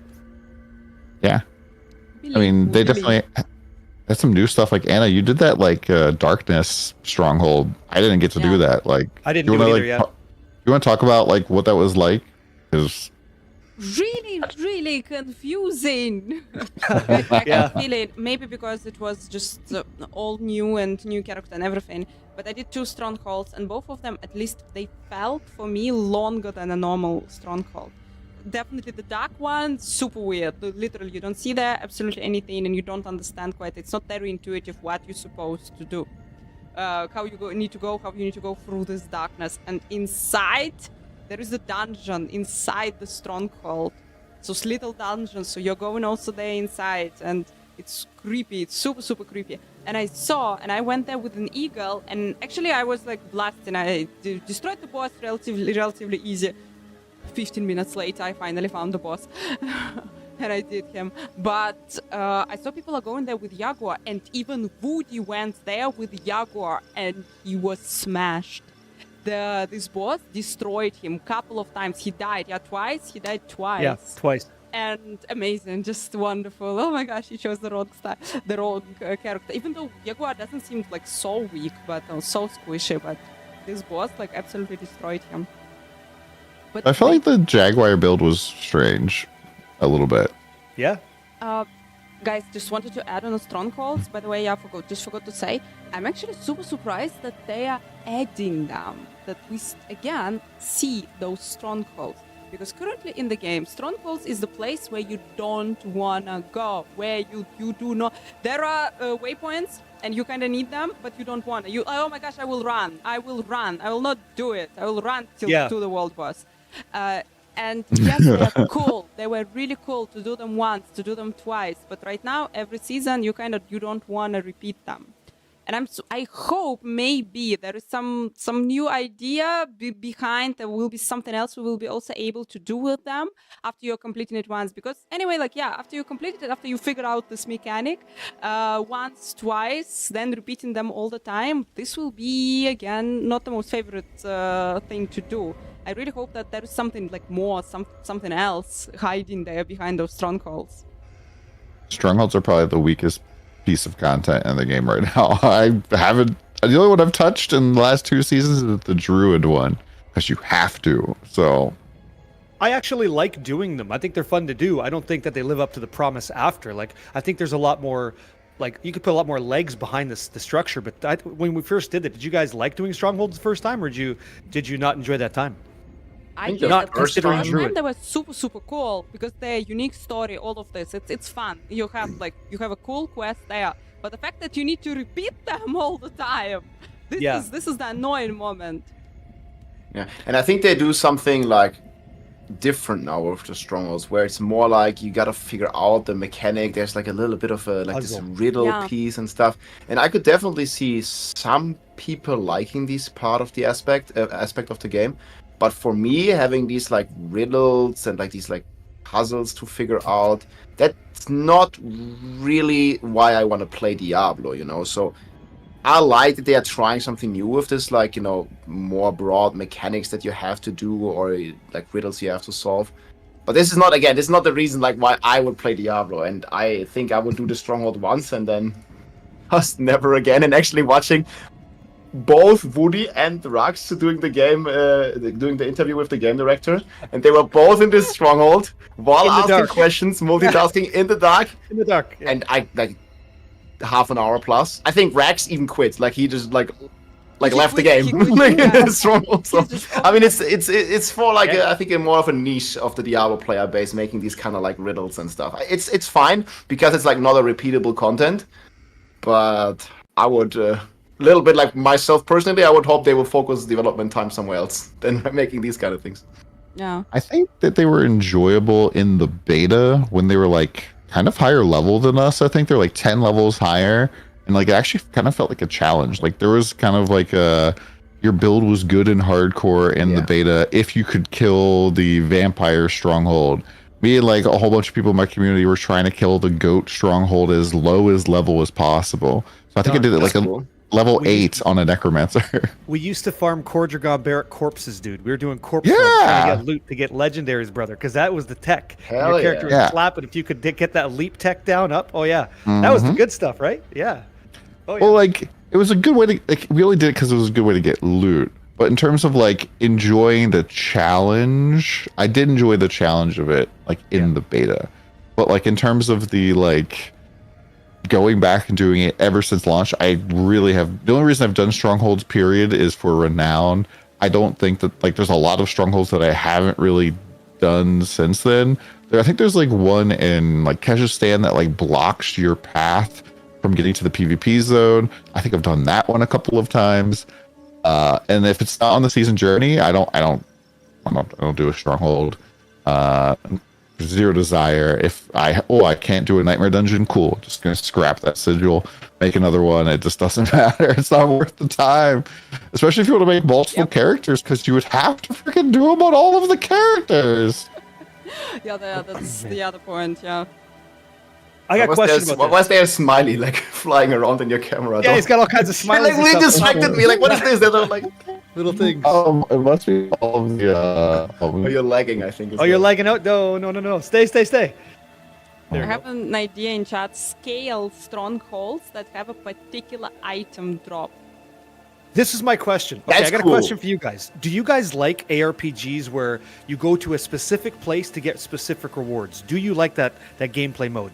I do. Do you like that? As an option, I like that. Like, not the only an thing. Like, I option. mean, like, it can drop anywhere, but like in this place, it has a way higher probability of chance dropping. of So you can dropping. kind of like, so you can kind of like target from it. I really like that concept. going I somewhere like here. how they did it with like the Uber bosses and Durelia. You can target from this kind of stuff. It's way cooler than just like being at the complete mercy of RNG. Like, maybe I'm gonna find this in like 1,000 hours of gameplay, or I'm not.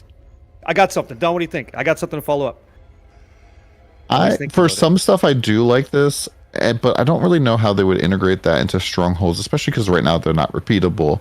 But it would be cool if there was like, I would like there to be like some additional currency items in the game. Like I would love the ability just to re-roll the stat ranges on my stuff, because especially this is, I think the big problem with tempering is that if you don't, I mean, if you like, I've hit a lot of tempers where it's like, yay, I got the right thing. It is literally the bottom of the barrel on the temper roll. And there's nothing you like, it's just like, okay, so do I risk it and risk the brick because it's already good, or do I just get a new item? And like, and I just think that's horrible. So like, if they added to Stronghold some like cool currency options or something, yeah, I could see doing that. How about something like this, just off the top? Because we're talking about it, and Anna Cake had a great point. She's like, I don't want to run them all the time. And Don said the same thing. I don't want to do it on all my characters. What if the Stronghold structure was different for us to enjoy? So it's like, when you complete every Stronghold on Sanctuary's map, like you do them all, that's your chase. Check, done. You unlock a fortress, which is a unique area you can go into that'll produce specific monster types with specific gear or specific rewards, so that like you could get a resplendent spark there, or you could get like, I don't know, Neth Iron or something that's very lucrative for the new endgame loop, whatever that is. But in addition, you could get bosses that give you a specific kind of item. That's where you go, you know, but it's gonna be tough. It's not easy. Like the taxes, you gotta like play the game and do the adventure, and this like the reward is boom, fortress comes up, right? Demon head inside, and you like go in and like, you know, you might get clapped. Like you might get clapped, but that's I like that. I would go for that. What do you guys think? That does sound kind of cool. Okay. Oh, Anna, yeah. No. Say. So I haven't actually played this particular game, but I've know so many people that play Helldivers too. Yeah, and one of the things that they do is they'll have like mission, like they'll open up a new planet or something. Like we need people to come do these missions on this planet. What if it was like that with Strongholds, where it's like, oh no, the vampires have taken back over Frozen Peaks. Help drive them back, Wanderer, and so that we can. And then you're like, no. But then, so you get rewards like for that week doing these Stronghold areas. Like you can do them a couple of times. Like it fills up a meter across the entire world. Like everybody's working together. And once it's been done enough, like that big fortress thing opens up. Yes. And so the fortress opens up. Hey guys, the fortress is up. Let's freaking go. It's got like guaranteed 1 GA off of the final boss every single time. We're in there. We're grinding this thing. Or like, hey, this fortress like always drops helmets. It has a pretty high chance of dropping Shakos or Harlequin Crest, whatever you want to call them. Like, let's freaking go. Like, we're farming to this weekend. This is going to be a real blaster weekend. And I think like one of the things the D4 kind of innovated on, it's the first like open world ARPG type of thing that's kind of going on. And they haven't really leaned into that as a big thing. But I do like kind of like when I wander around the world, just seeing people fighting and stuff and be like, oh, wow, this guy's about to die. Let me help him out. And stuff like that. Like, I just wish that there was kind of more open world mega events that like we could get hyped about. I got something to follow up on that, but what do you think, Rob? You didn't get a chance to speak. Yeah, I think that's actually a pretty cool idea. I mean, you always got to like think about like, why do people want to do this? And if there's like a crazy reward, like target farmable or whatever it's going to be attached to it, and the content is going to be kind of cool, because I remember, man, some Strongholds were super cool, like graphics wise, and also like as repeatable content. And some of them where you have to like, you know, I don't know, find like a little skeleton or something. Like that one I didn't like so much, for example. But like, as long as there's like some cool stuff happening, and I mean they can juice them up and they can make them more difficult, and yeah, maybe be a part of the end game loop with like some appropriate rewards. That would be very cool. To Don's comment about like a weekly thing, I had a member in my community here speak up. It was pretty cool. What if that became the clan task for the week?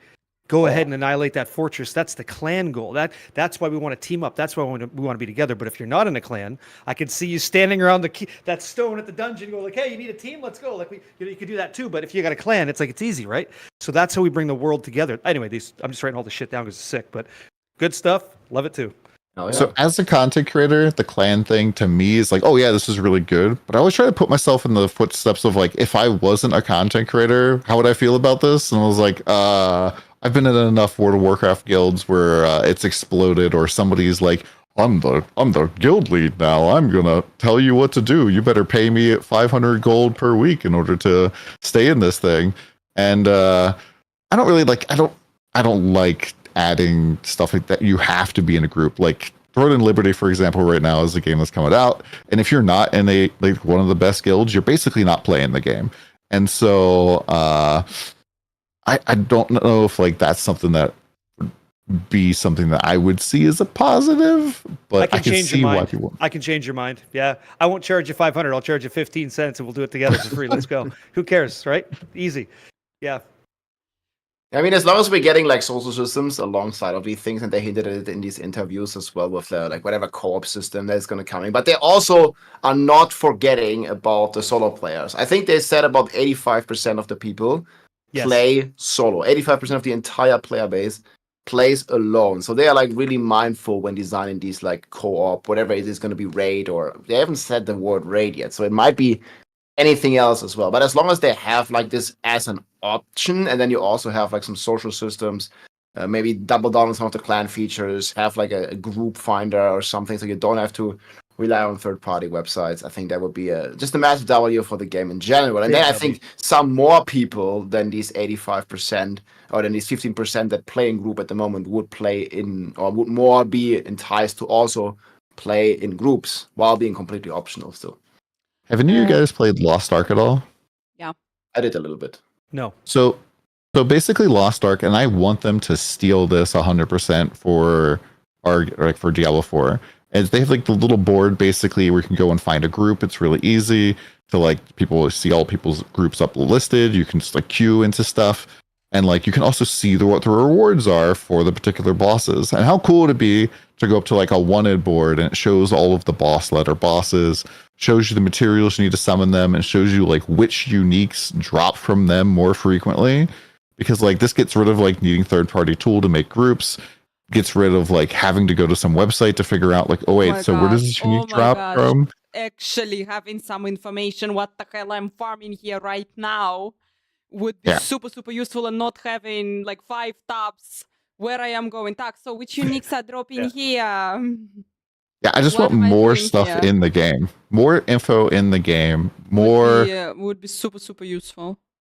Because the more I feel like the more we're making this content. I made the joke about like like Rob kills it for the community. He slaps, not to put him on a pedestal, but the guy puts out so many builds that help people that have a real like they work. We don't have a time to play all day, and so what about the idea of like an NPC in the game where it's called like a scribe or something? Like, oh, I've heard the details of this adventure. I'd like to go ahead and like imagine that, and so like boom, you can like import a string that just sets your character up. There's your Paragon. There's your skills. There's your gear. If you don't have it, it's like a mystical kind of like question mark. Oh, I don't have that yet. And then Rob can keep pumping out builds. Anna can keep pumping out like Witch Doctor builds. Don's out there slapping with the Sork. But anybody that likes what we're doing, they could just go talk to the scribe and be like, I want that too. And then bang, you're just done in game. You don't have to like inspect characters, save adventure tome or whatever. Take that tome to the NPC, go, oh, that's a pretty cool page. Boom. And then you're that character, That'd be kind of cool, no? Yeah, absolutely. Torchlight Infinite actually has a system just like this, where okay, there we go. Sure. You can look up other people's builds, and then you can be like, oh, apply this build, and it will show you all of the passive point options, all of the skill options, all of the skill support gems and stuff. Like you can just follow it, and it's great for leveling too, because you're like, I'm just going to click the leveling build, and like it will recommend you a leveling build if you don't know what you're doing, or you can just free wing it as well. And I think that like just having the ability to see in game your build options. Obviously, this is kind of bad for content creators, but I want the game to be like really good for everybody. And like just having the ability to like, I just put in a code and somebody just pulls in my build into the game and they're able to follow it. And you're even able to like thumbs up people's builds in the game. And so Like That'd be sick. typically the Collection of content thumbs. creators, well, the content creator, like, so like it might seem like a bad thing to have these builds in the game because it's taking away from your content, but it's actually like, hey, people see like, hey, Rob's whirlwind build here has got like 40,000 thumbs ups. Who's this Rob guy? And oh, it has a link to his YouTube video on the build guide in the game. Cool. Let me click this video and watch it. And it's just like And see who great plays, creator yeah. tools. Yeah. Yeah, I mean, Guys, as long as it's not like forced on people and stuff, because a lot of people just like to forced. like run their own builds and just don't really mind about this kind of stuff. But I mean, they have to like start baseline with just any API. Like, I mean, we had this in D3 already, and I mean, many of you know this coming from D3. Like, we had like the website where you can just like basically take your profile, import it into the planner or something. Like, we don't have any of this, right? Or like make a planner and then import it into the game, or something like this, and then compare, like, like we had this in D3 that basically you could just take your battle tag and import it into a planner, and then it would have all your stats, and then you could compare, okay, on my ring, do I want 6 crit chance or do I want 50 crit damage? What's going to give me more damage and stuff? And we don't have any API as far as I know at the moment for Diablo 4. So I mean, this is like we're like 10 levels like further than this. So we would like to like just have the baseline, please, Blizzard. That would be nice. Well, the worst thing is, I'm sure you get this all the time, Rob, is that if you want to share your Paragon board with somebody, they can't even inspect you. They can't. Like in the personally profile, need there's so much stuff missing. Even just something like people ask me, how many hours have you played in Diablo 4? And my answer is always yes, because I don't know the actual amount, because we can't see it in our profile. Man, and even like, 10 years ago, we had this technology in Diablo 3, and in Diablo 4, it tracks it like internally, because you can see it in your hardcore character. When you die, you see how many hours you played. But like with like a normal character, you just can't really like see it, or like at least not like account wide or something. So there's like so many bare bones systems, man, in the game that are still missing. And just seeing like how many people are working on Diablo 4, please make that possible. But yeah, that's maybe actually the problem, that there are too many people. But well, guys, I wanted to ask you, because we talked with the developers, but I have a little bit of a mess in my head. I don't remember who said what.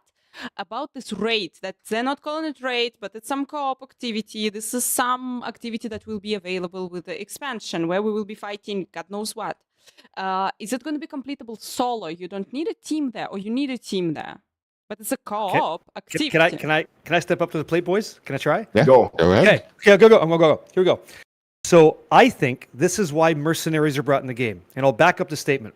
If 85% of Diablo 4's player base plays solo, and the current implementation of their latest Diablo franchise game is multiplayer online, how do you bridge the gap between the solo experience for a collaborative event or leave everybody solo stranded? You introduce mercenaries, tanks, DPS, proactive healer guys, okay? And then I get to have, Jimmy Smits comes home after a 14-hour shift and goes, I really like my Necro, but I can't tank anything, so what do? Well, thanks, Adam Jackson. You made the Golem like slam dunk Shaquille O'Neal the content, but that's still not good enough. So what's the bridge? The bridge is mercenaries, okay? So here's what I guess is going to happen in this raid event. You're going to either recruit your mercenaries because nobody's online, or you're going to bring your friends in for an even easier time. But that's what mercenaries are for. And I would imagine that we're going to see, like, this is just my speculation, but I imagine that's why they're in the game, and that's how we're going to introduce collaborative play or not for the whole player base of 85% solo play. That's what I think. That's why I think they're there. That's check that mark. Thank you very much. What do you guys think? That makes sense. That makes a lot of sense. Sounds pretty realistic. I think that would. Yeah. To me, I was always kind of like, why are they adding mercenaries? Like, it kind of felt like a conscious choice not to include them. But I guess season 3 was kind of like the dry run for it, and so I personally, I played like a lot of season 3, and I didn't really like the minion in the beginning, and it kind of started to grow on me a little bit. But it mostly because like it just got stuck on everything, and so it does make me a little hesitant. Because like even as a necromancer, you can't command the army of the undead you had. You just kind of like hope that they hit the stuff that you want, and kind of makes you like a little bit hesitant about the mercenary. Yeah, but with all this in mind, so we have Diablo 2 mercenaries that are always with you, even in party play. We have Diablo 3 mercenaries, which is kind of like a solo-only thing. So with the Diablo 4 and the open world, and I tried to ask this question, but they wouldn't answer, of course. But what do you think? Is it going to be Like when you're doing like, I don't know, like, okay, when you're doing a solo raid or endgame activity, you can bring your mercenary. But what if you're already in a group? You're already with 4 friends in the open world. Like, you're gonna have your mercenary or no? What do you think? Player box 1, player box 2, player box 3, player box 4. Rob, Anna's there, okay? Number 3, we both choose. I want my tank. We both choose DPS. We both choose what kind of mercenary we want. And if both people agree, bring them into the fight. That's your run. Maybe There's maybe one mercenary in the party. per person. Per person. Or one person could choose up to 3 different slots to make that player 4 thing happen, right? Does that make sense? You don't want me to delve into that? Okay. So kind of like having the mercenary play the role. You have 4 people in the party. How many mercenaries you're gonna get? 4 additional, then you have 8 people. If you're by yourself, you get to choose 3. If there's 2 people, you choose 2 PCs, two computers, right? Two mercs. If there's 3 people, you get 1. But if you're saying it's always going to be you are not getting it's a possibility.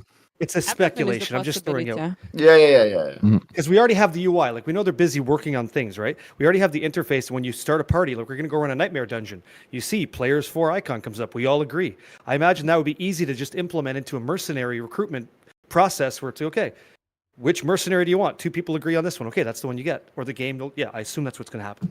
Yeah. Or just have the party lead. It like they're the ones setting up the group. So like. Yeah. You chose wrong, Jimmy Smits. Now we were lost because you chose the wrong tank, right? Yeah. I'm just all for it. Like, do it the way they did it in Diablo 2, man. Just freedom to the player. You can bring it anywhere you want, or you don't bring it. Your choice.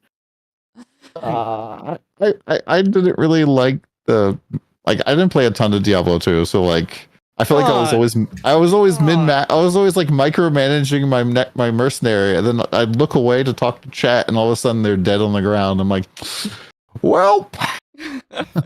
And the Diablo 2 mercenary Emilio MVP, man. They only had like 3 item slots pretty much, and there was a lot more depth to them in comparison to D3 where they had like 13 item slots. Like, Diablo 2 mercenary system was freaking great. I mean, it wasn't perfect, but it was certainly very, very good. Like, I like the Diablo 3 companion system now. In the beginning, you were kind of just like, if I don't have Unity and Undying Ring, why are you here? So think about this like either from a content creator perspective or actually just a player playing the game, right? Isn't it cool that you could have a mercenary? If we go with like Rob's suggestion in Diablo 2, which, okay, if we go that way, you can build your character to amplify the power of your mercenary. Or you can go make your mercenary help you. That player agency is kind of awesome. This way, it's not always just the mercenary supports me, but you got this Giga Chad like melee mercenary. You're like, okay, how can I buff him? I don't know. If I'm a druid, I could give him like Earthen Bulwark or something. I can make him slap. Like in D2, you can find a mercenary that'll dumpster a declone in 2 seconds. Like, you could do it. Head Strikers, the 40-15 Jules. And by the way, I'd like to talk about Jules today if we can. But do you like the idea of a merc that you can play with that's super strong? And should mercs get like uniques? I think so. Legendaries? I think so. Like, what kind of, do we gear them up? Do you like the approach of strong merc or strong player supporting either one? What do you think? I personally prefer strong player. Like, I definitely did the Diablo 3 hide behind a wall while Tyrael kills everything farm for a little bit. That wasn't all that great. I mean, Anna, what do you like?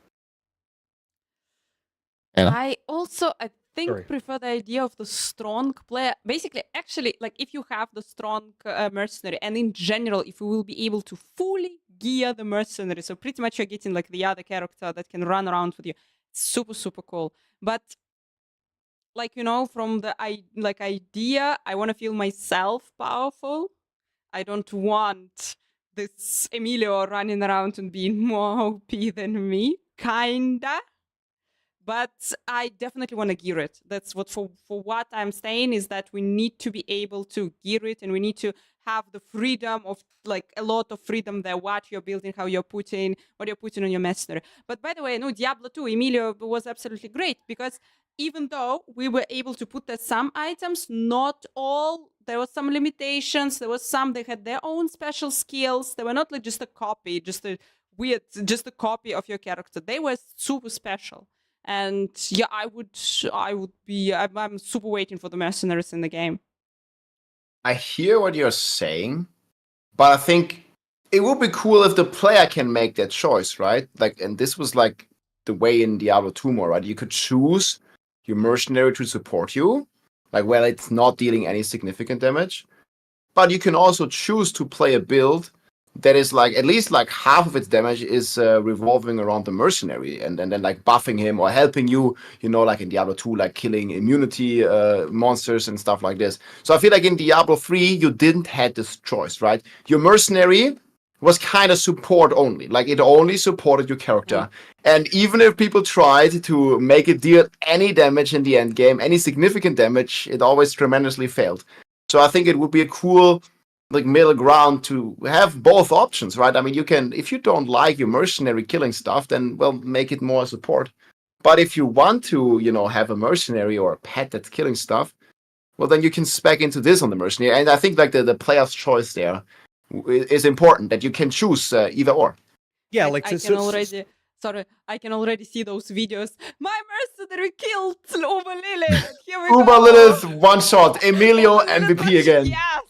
Why not? I can see it coming. I can see Don making a video saying, I used to hate Diablo 2 mercs, but in Diablo 4 they're awesome, and here's why, right? And Don's got this Eagle Spiritborn build. All it does is use Soar, and it also uses Vortex, and it pulls everything together for his merc, who bash cleaves down things for him. He's like, I'm just the vehicle, my merc does all the damage, and look how cool we are together in Nuantu. And they're like high-fiving through the forest, clapping all the demons. Like, Don, you're making that video if that happens, dude. Let's go. I'll be the first guy to like it. Be sick.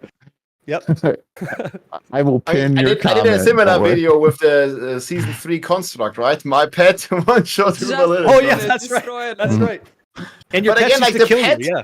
But the pet I didn't really like so much. Like it's not like the kind of same connection as like with a mercenary. And the pet had like very limited possibilities of like, like first of all, you couldn't really like equip it. You could only like choose its skills. And I feel it was kind of like boring, and there could be like way more customizable. I don't know, but I think I read it somewhere. I'm not sure if it was speculation or something from Blizzard, that the mercenaries have skill trees. Like you can literally like choose multiple skill trees. I heard that somewhere, but I will not like guarantee it. I think there was something about it, but what if Seneschal constructs were just an introduction for AI for this minion system? Mercenary system early 100% that's what that was for. Okay, then we have a big problem, because in PvP your merc used to kill you. Like your Seneschal construct would shoot the beam up and you'd lose. So cool start. Hope it's different now.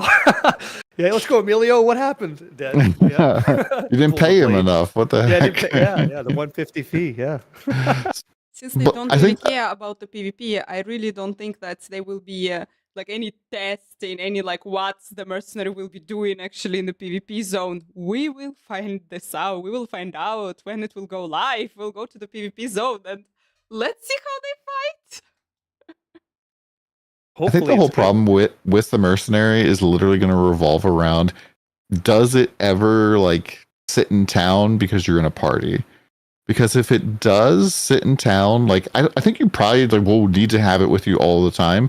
Otherwise, investing in it will feel bad, or it'll feel like the only way to play the game. Because right now, like if you're doing the like end game boss ladder farming, you're pretty much, if you're going to go kill Andario or Duriel, you're bringing 3 other people with you because you're getting like so much extra juice.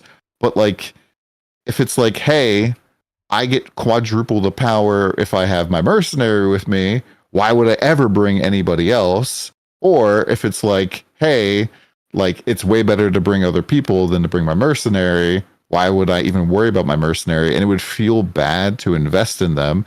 If it's like, oh man, I just like got a perfect 3GA, perfect double temper for my mercenary's weapon, but he's sitting in town, sipping, coffee. Why did I bother farming for that? Especially if you're playing hardcore, it's just like, wow, like I died, my mercenary dies too, I guess, because he's not going to be around. So yeah. I'll touch on that. So imagine real life where you're playing and your friend, I don't know. Wait, can you define that word? Yeah. Your friend, you have a friend logs in on Battle.net, okay? And you've geared up your merc. Your friend Sarah's like, hey, Don, want to team up for some Tormented Id? And you're like, nah, I'm about to go offline. But really, you're not doing it because you just want to play with your merc. Like, you'll probably just play with the person, right? Because you're a good person. You're not going to like make someone sit on the sideline, right? So I think you give up some of that power to connect with community. And I think a guy like you, Don, I think you connect to the community every time. Tell me I'm wrong. Don't break my heart. Go ahead.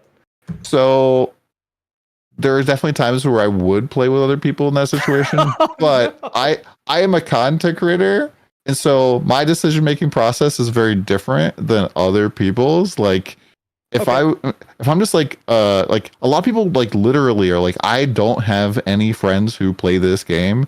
I'm trying to find people to go do Herbadurial. I don't know anybody else in the game. I don't have anybody in my Battle.net. Like, I hear this a lot in Twitch chat. And this is kind of like, I think, why people do gravitate to like content creator communities, because they are looking for people who are playing the game.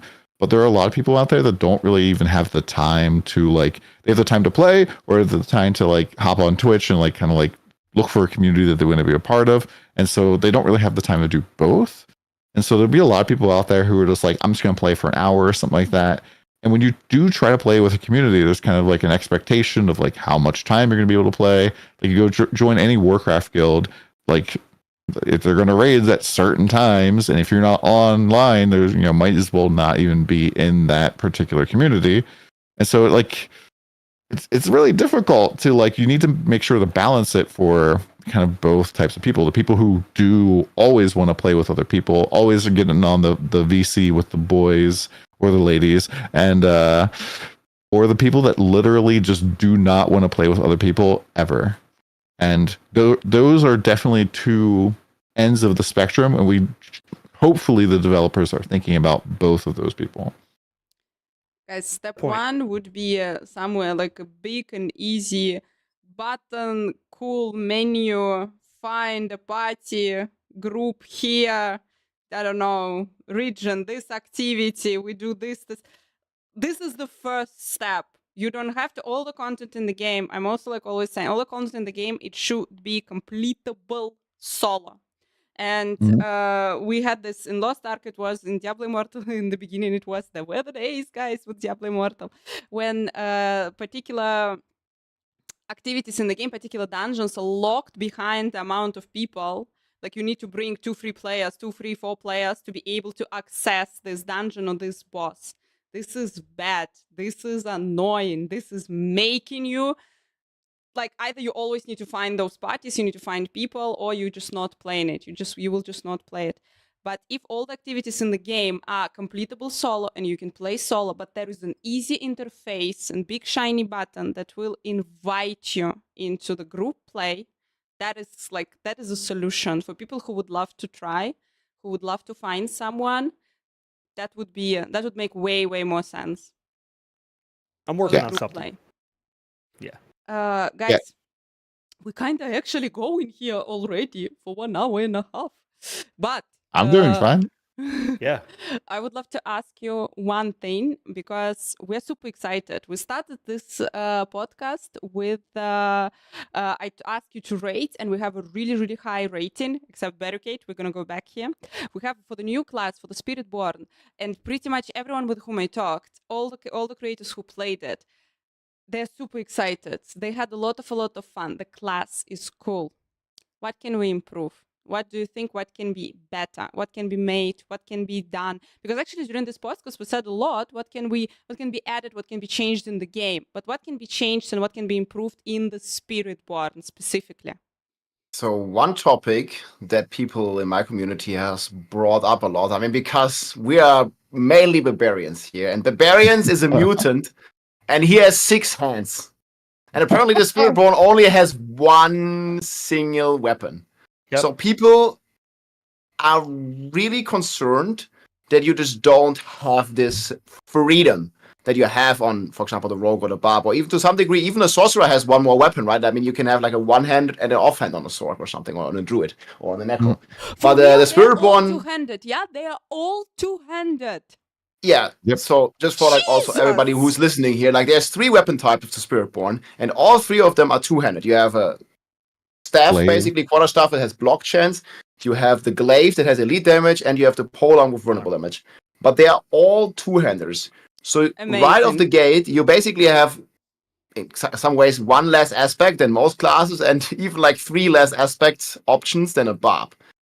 And I mean, we were like asking about this in the interviews, and it seems like Blizzard is really aware of this, kind of like problem, if you will. And they already like took a lot of precautions, and you can see it in the skills tree where you can like mix and match like all these different things. And we've also seen, I think it was the unique that you had in your that you had in some of your videos, Anna, where you had like the harmony helm, which is basically like a tempest roar for the Spiritborn, which like enables even more tags for the different skills. So but still, like, you know, like having like one or two like defining uniques that you kind of like have to wear like for the meta builds or something, I could definitely see people running into like this like freedom of choice problem, like where they don't really have too many choices, because I don't know, there's like one or two mandatory uniques, and well, then your weapon slots and all your offensive slots are already gone, and then what are you gonna do? So it's definitely a bit of a risky, I think, design choice to only have one weapon on the Spiritborn. It has a lot of people concerned, but I think they're aware of it, and I think they already designed it in a way that it's hopefully, fingers crossed, not going to be an issue. Yeah. I would totally, I would agree with all that. I would agree with that. What were you going to say, Barricade? I'll let, and if you got points, I got points, but go ahead, whatever you think. I don't want to talk over you. No. I'm just. I saw that free weapon times, but kind of in my head, I was not connecting it with the fact that, yeah, well, they all are two-handed, which means that you actually have 9 item slots. And it feels for me the devs are literally shooting, how you're saying it in English, shooting yourself in the leg with creating this. You have Barbarian with 4 weapons, Rogue with 3, all the others with 2, and you have the new class with one weapon. And guys, yeah, they're gonna be the aspects for the Spiritborn going to be OP to compensate it, because you have to do something since you have one less weapon slot. But anyway, generic aspects Spiritborn also will be able to use. How you gonna like balance this? The aspects that all the classes can use on the weapons, on everywhere, and how you like why we are here even? What is going on? It's definitely. Let's just cut one barbarian hand. I was always suggesting this. We can make an epic cinematic out of it. Don't touch the barb. We are cutting it. That's it. The guy gonna have 2 weapons. Amazing. Yeah, but like one thing that wasn't in this, because I was like hovering everything when we got to play the first time, and so it's dexterity based, this new class, but it didn't have, either it wasn't in the build yet, or maybe it's not gonna have it, right? Like, because for season 5 they now revealed that the other classes, to compensate, are gonna get 1% multiplicative damage per 8 main stat, and Barb is staying at 10, which is like right now the same. So I mean, Spiritborn had, I checked it, it had 1% in 10 main stat. So do you think, because it has like kind of one less slot, you're gonna maybe they're gonna make it 1% in 7 main stat, or just like leave it at 10? Because like I think at 10 it's gonna be too weak, but we'll see. I mean, the skills look pretty powerful. Maybe it just wasn't in the build yet or something, but there's a lot of speculation around this kind of stuff already as well. I think that's the type of stuff that's 100% not going to be in the build yet, because this is something that's like modern D4, live like game. That. Yeah, this was like months old build. So like this is probably before they even made the decision to do that in current. But you know how the community is, like they always love to speculate this and that. Oh, and yeah. They're just going wild. From Rax's stream, Brent said that what we played was a month to 5 weeks old. So they already, like, we're playing an older build, and we already knew that. They said that to us too. Part of the reason I give it a low score is unfortunately what we all got a chance. Like, I'm glad we got a chance to play, but the experience we got was gated at level 30. So a lot of the opinions we have is of a very low level version, and so my score will rise if the legendaries that we get and the uniques that we're exposed to at a higher level are so build defining that they solve some of the problems that the class has now. I don't necessarily think that we have to adjust the 1% per 10 points of main stat. Maybe that's just okay, because like Anacake suggested, I think the uniques that you get, like Harmony, I think it's, I'm gonna say this, the quarterstaff wrong, but that Sepizantec one, they're very overpowered. They're very, very strong, like extremely build defining. And so I think that's how the class makes it up, because of the lack of legendary aspects. And so when we see a higher Spiritborn, I bet you it's gonna slap. But like right now, I feel it's a little bit lackluster. Outside of the movement speed, the damage was there. in some of the builds, but if the uniques that we don't see yet are really cool, as an example, we already know like the gorilla is stationary. You summon it, it sits there and protects you. But what if there's a unique that allows the gorilla to aid you and follow you along? Then all of a sudden, that's really cool. I can make a build at that, right? And so we know that the team's very creative, and they're trying to apply like that creativity in the gameplay. So where does the Jaguar go? Does it summon in and do a 360? Is there a unique that allows it to like again aid you in combat so it roams with you? Like that'd be kind of cool. I would hope that they went that way, but that's a lot of development. And in a year, is that enough time? I don't know. But the reason I give it such a 7.5 out of 10 is because building towards that precipice of an ultimate skill and it sits 10 screens away doesn't feel good because I move rapidly, you know? And so that was one of my pain points with the build, yeah. I also just like took a quick glance at all of the offensive aspects for I was going to say Jaguar, but it's Spiritborn. They kind of don't seem like on par with like some of the other aspects we have for other classes. Like a lot of them just are kind of like some of them are very, very powerful. Like the Stinger one, for example, gives you quite a bit of damage, but some of them are just not super big numbers. Like I did theorycraft a build. I don't really like. I was like, I don't know which aspect to put on here. And the one I ended up putting my two-handed weapon is the redirecting force, where you gain critical strike damage equal to like 190% of your block chance, which doubles when you block. But I'm like, that's really powerful, but that kind of like forces you to scale into block and to like then not get critical strike damage other places. Otherwise, this aspect is weaker. This isn't like the normal like 30 or 40% damage multiplier that you see on most aspects for the classes. What were you going to say, Barricade? Sorry, yeah. As you're talking about it, like, do we all here build do we already have a build? Do we all at least make one build for the Spiritborn that we like? Like, I have a build that if it works the way I think it does, you're gonna have 100% uptime of 100% dodge, 100% block. Yes.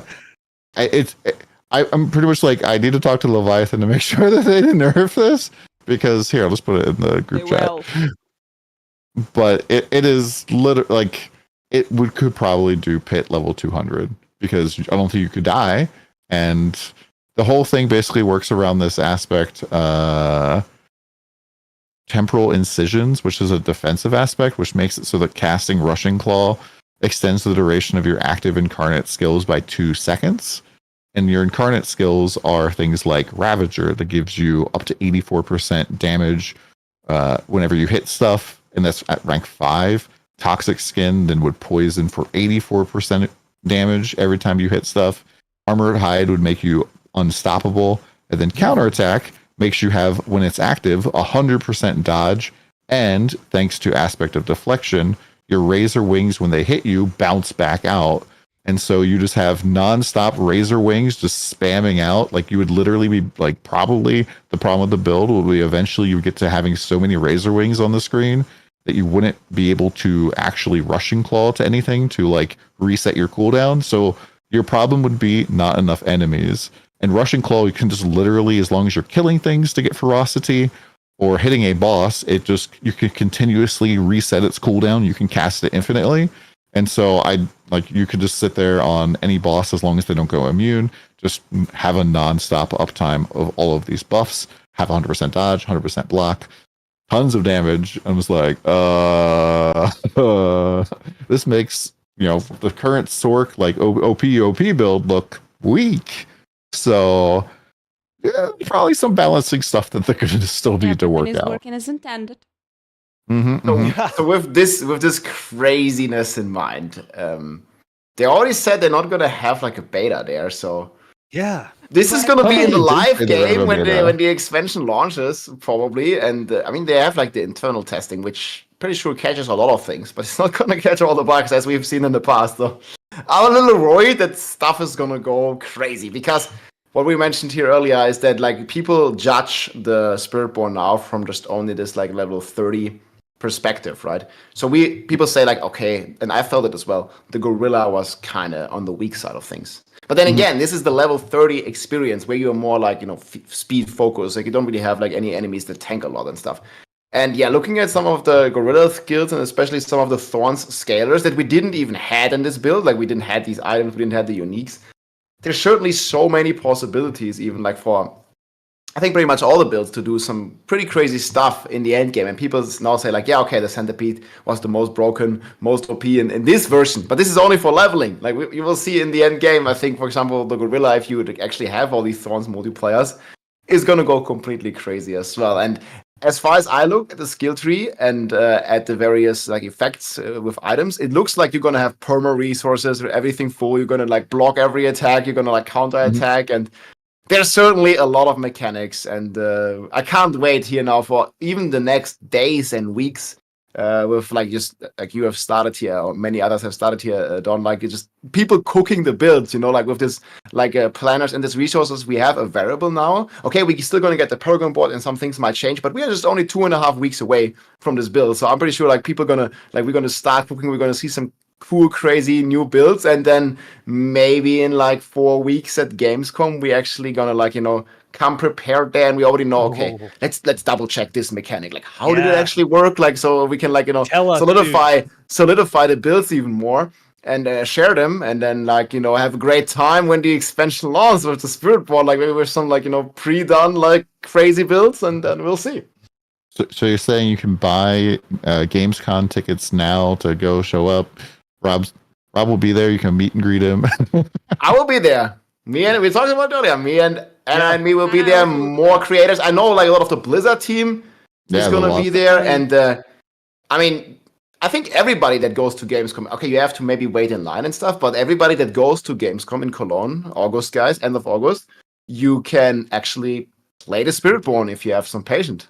And we can test some more stuff. I still want to go to that. Just hang again, have a good time, slap demons with the big old two-hander. That with you guys, that'd be a ton of fun. Yeah. Man. I mean, now we came to the USA. And now it's time you come to Europe. Yeah. Well, the Euro trip. Euro trip. Yeah, hello. By the way, I'm still on the US schedule. Oh yeah. I am. Wow, really? Wow. Yeah. I just got up like 6 hours ago. Oh yes, there you go. I got up about 10 minutes before the call, so I'm on like an Australian schedule almost. There you go. But to like kind of like take all the stuff you just like shared with us there, I thought that we were going to get a beta for this. Like I'm almost like 100% certain that I heard Adam Fletcher say, yes, we're getting a beta like before season 6. Well, didn't Brent just do an interview with Rax and say no? He said no, I don't think so. I'm pretty sure then not yet. That's more updated. But then also, I think the betas were referring to like future like seasons. I think that's what Brent said as well. Like that for this, they don't want to spoil it, right? It's like expansion, like the new thing. They don't want to like spoil this. But for future seasons, I think they said like we're going to continue to have like PTRs and we're going to improve the PTRs as well. But damn, that was such a good selling moment for the live game that they did the beta. They did 2 betas to sell it and hype the people. That's why I'm actually surprised. I think that would be like even just the beta to level 25. Come on. Yeah. So one of the things too that wow, I just actually totally lost my train of thought. Sorry. Yeah, I just think there's just not enough time, right? I mean, like this is in 2.5 months, and there's a season before that, and then there's a mid-season patch, and then there's the Gamescom, and like I mean, the time is gonna fly already, even without a beta. And even if they have a beta, like, are they gonna have enough time to implement all the feedback that they're gonna get, right? So it's gonna be tough. Yeah.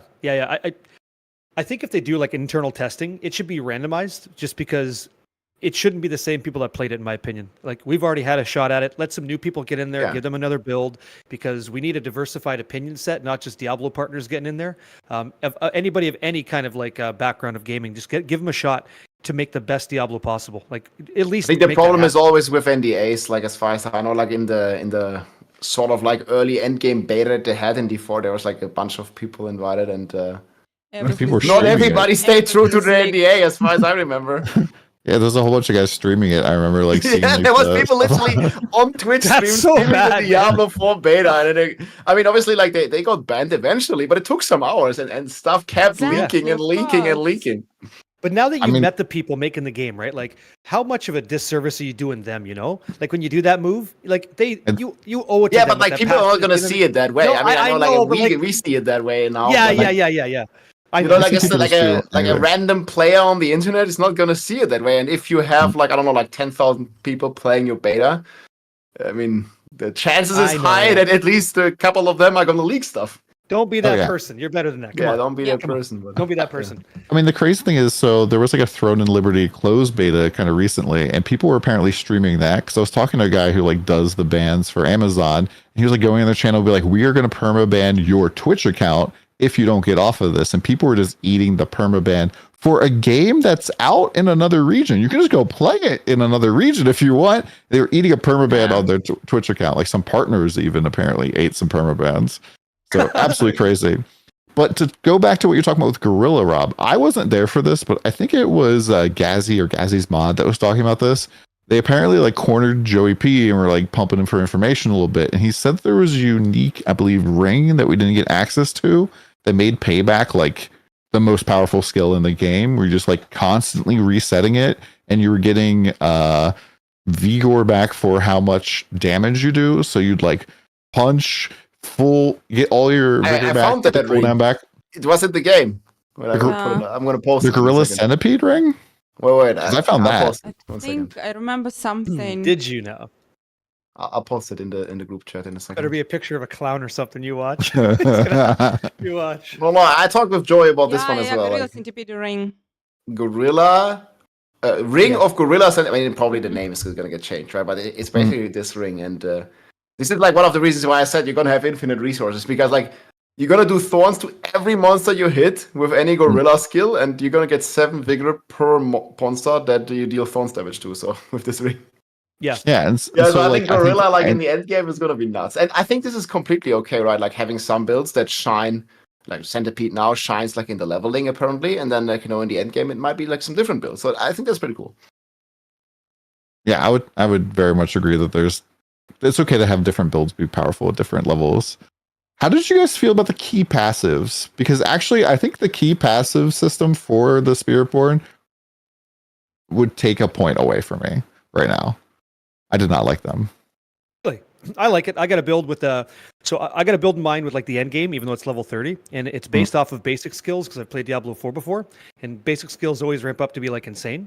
And so the idea is I'm using one of those key passives. Yeah, I'm using one of those key passives to always change the spirit that I'm attacking with. Like every basic skill is whatever it is plus eagle, right? So if you use the Harmony helmet, you're getting 100% increased damage, plus your secondary could be like whatever you want, Centipede, yada yada. So then you're at 150% base damage, plus Sepizontic Quarterstaff gives you 200% base damage. I'm gonna whatever the numbers. But ultimately, you do a shitload of damage with basics, and one of those key passive gives you a huge benefit of damage of 30% plus more, depending on what you do. So depending on the skill tree, like Eagle makes you fast, more fast equals crit. Jaguar is like the main basic skill you use. So every 5 seconds, it kind of plays like a Tal Rasha Sork. Every 5 seconds, you rotate through all the different kinds of basics, but you always land on Jaguar to get that thrash happening. And then you just like kick the living shit out of stuff, single target. But thrash is something you can temper to make the AoE even bigger. And so you have a big, like a bash cleave experience with good ST damage. So Sepizontic, Harmony, and all this stuff. So to speak to your question, it's nice, but it maybe doesn't feel good yet because we don't have the bigger picture of the Spiritborn. But it seems a variable. Like it's very how do I say? You can do it. It's a reactive, right? It's a very reactive set of skills. Okay. I like it. Plus the Vital Strikes key passive, I feel like, is gonna piss people off because like it removes vulnerable from the target. So imagine like the world boss where they're intentionally making them more and more and more tanky. All of the freaking spirit boards are just like yoink vulnerable, yoink vulnerable, yoink vulnerable off of the boss to do a little bit more damage. And that's super weird. We asked that question in the room. We said like, is it all vault or just yours? And what did they tell us? It would have to be all, right? I think it was just your vulnerable, but like they were there. I think this was a little bit iffy, like when this question was asked, like at least the way I understood it. But I mean, in general, I think I like the effects of some of those passives, like having like a positive and a negative effect. I think they focused a bit more on this, like you mentioned, the vulnerable passive. The Vital Strikes, like you have double damage against vulnerable, which is an insane, crazy multiplier. But then you also have this like downside where you remove the vulnerable effect. So this gives you like something to solve, and I think that's really cool. Adaptive Stance. This one reminded me a little bit of the Walking Arsenal. Yeah, it does. Of the Barb, like.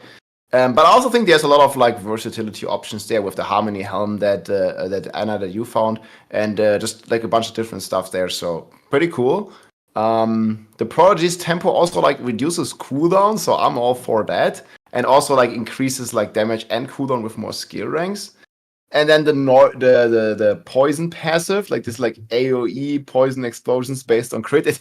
I mean, it immediately reminded me of Gushing Wounds of Barb. Like for some reason, all these passives remind me of Barb. Like the vulnerable double damage with a downside is Unbridled Rage. The adaptive stance is Walking Arsenal.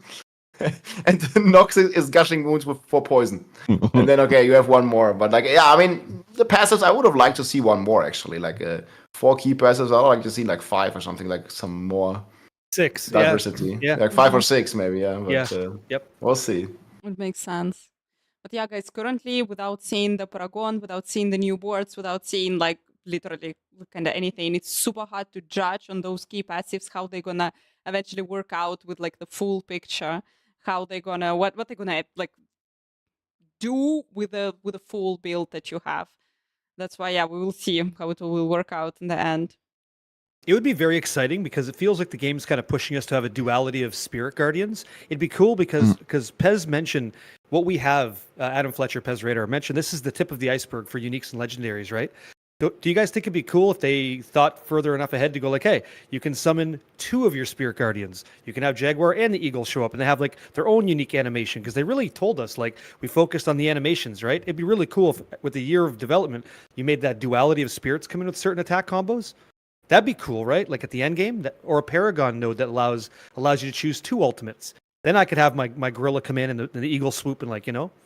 So I like the more visual changes, the more the shinier it looks, the better it is, because people first think, yeah, oh my gosh, it's one shot, it's Uberlilet. Yeah, people are going for this, but people are going also for the visual effects.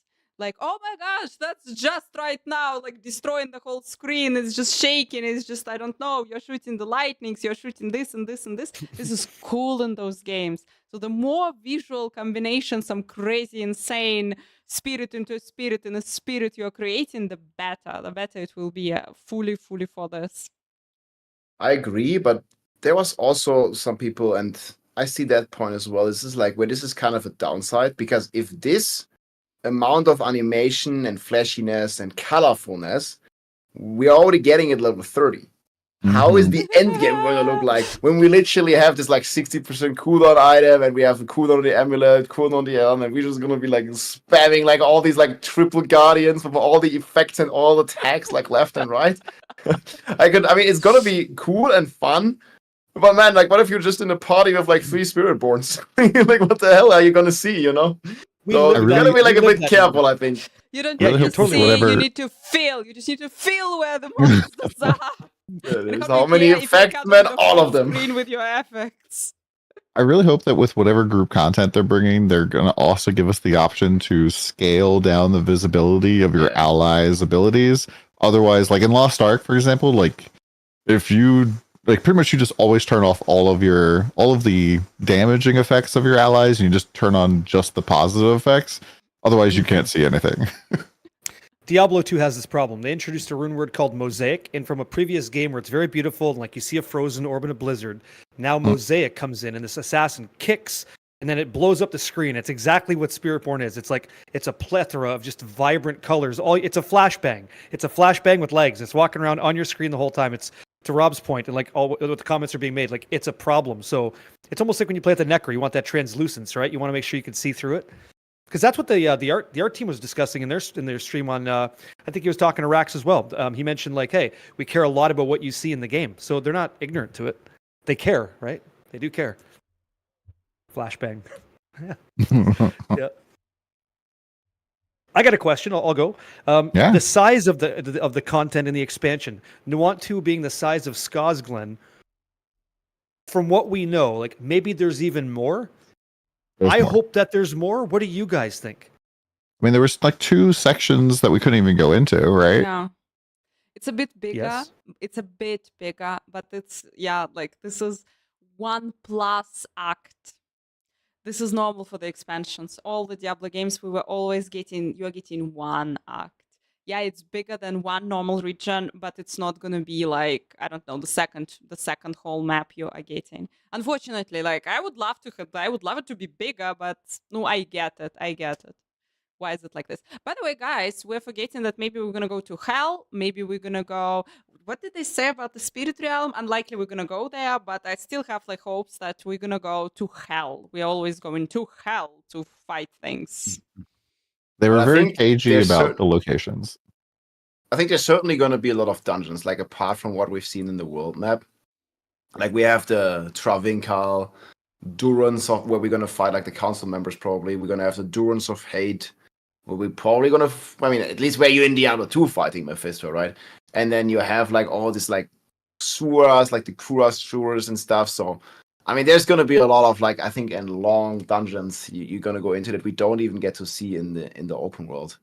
And yeah, the two areas on the right side, they were not even unlocked in this part of in this version of the game that we played. But in my interview, like I asked them, and this is definitely going to be like all available. Like this entire region of the continent in R2 is going to be all available in the expansion. So when I watched the just real quick, when you watch the intro cinematic, Nyrel, right? She's the chick on the boat. She's the main, right? With the stone. I think she says something like, I have to get to Akarat's tomb. And when you listen to the lore, when they were telling us, Akarat's the dude that's touching the wall, and there's like this breach, and you see that light, like he's the one that found the light for us.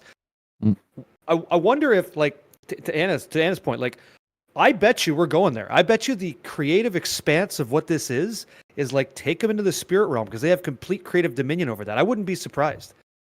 I would not. Guys, sorry, like I was so watching this trailer and this whole idea. So you took the Mephisto Soul Stone. That was always really bad idea to took a Soul Stone of any prime evil, never ended good.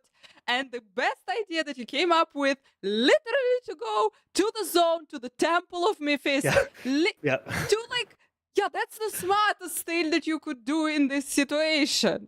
But if the plan is to bring it, apparently, maybe, I don't know, but if the plan is to bring it to the Akarat's tomb, to open again the spirit realm and just throw the stone there and like, now you deal with this. Maybe what do we know? Finally work out. I don't know. We know that they mentioned the spirits and angels, the demons and angels don't know about the spirit realm, but we know that these guys, the primevals, like to be in soul stones. So it's not too far of a fetch to assume like, hey, now that we know this guy exists, let's implement demons in that new realm. Huzzah! Expansion number 3, Diablo's dreamland, right? And there's no like rainbows and stuff, but away we go, yeah. Or this could be a way for them to like change the narrative a little bit, because the narrative is pretty much always like hell always kind of comes back and always wins. And like, if you put them in a soul stone, it's just like super temporary. And this time it's apparently like one day basically before they start breaking out of it. But like, what if putting them in the spirit realm gives the spirit guardians like power to actually lock them in? Because the problem is always it's a human being that gets corrupted, but the spirit guardians are creations of people. They're not actually like a real thing. They're like a tulpa, basically. Like, what do people think that the Jaguar is all about? That empowers the Jaguar avatar to like do its thing. And so it can't become corrupted because it doesn't have its own sense of self. And so I could see them like giving him basically over to the spirit guardians because they're incorruptible beings, because the like source of their self. Yeah. I'm talking about. I could see that being cool. Yeah. Rob is like, whatever law you people are coming. Yeah, I'm not. Exactly. Rob, what kind of aspects can I get from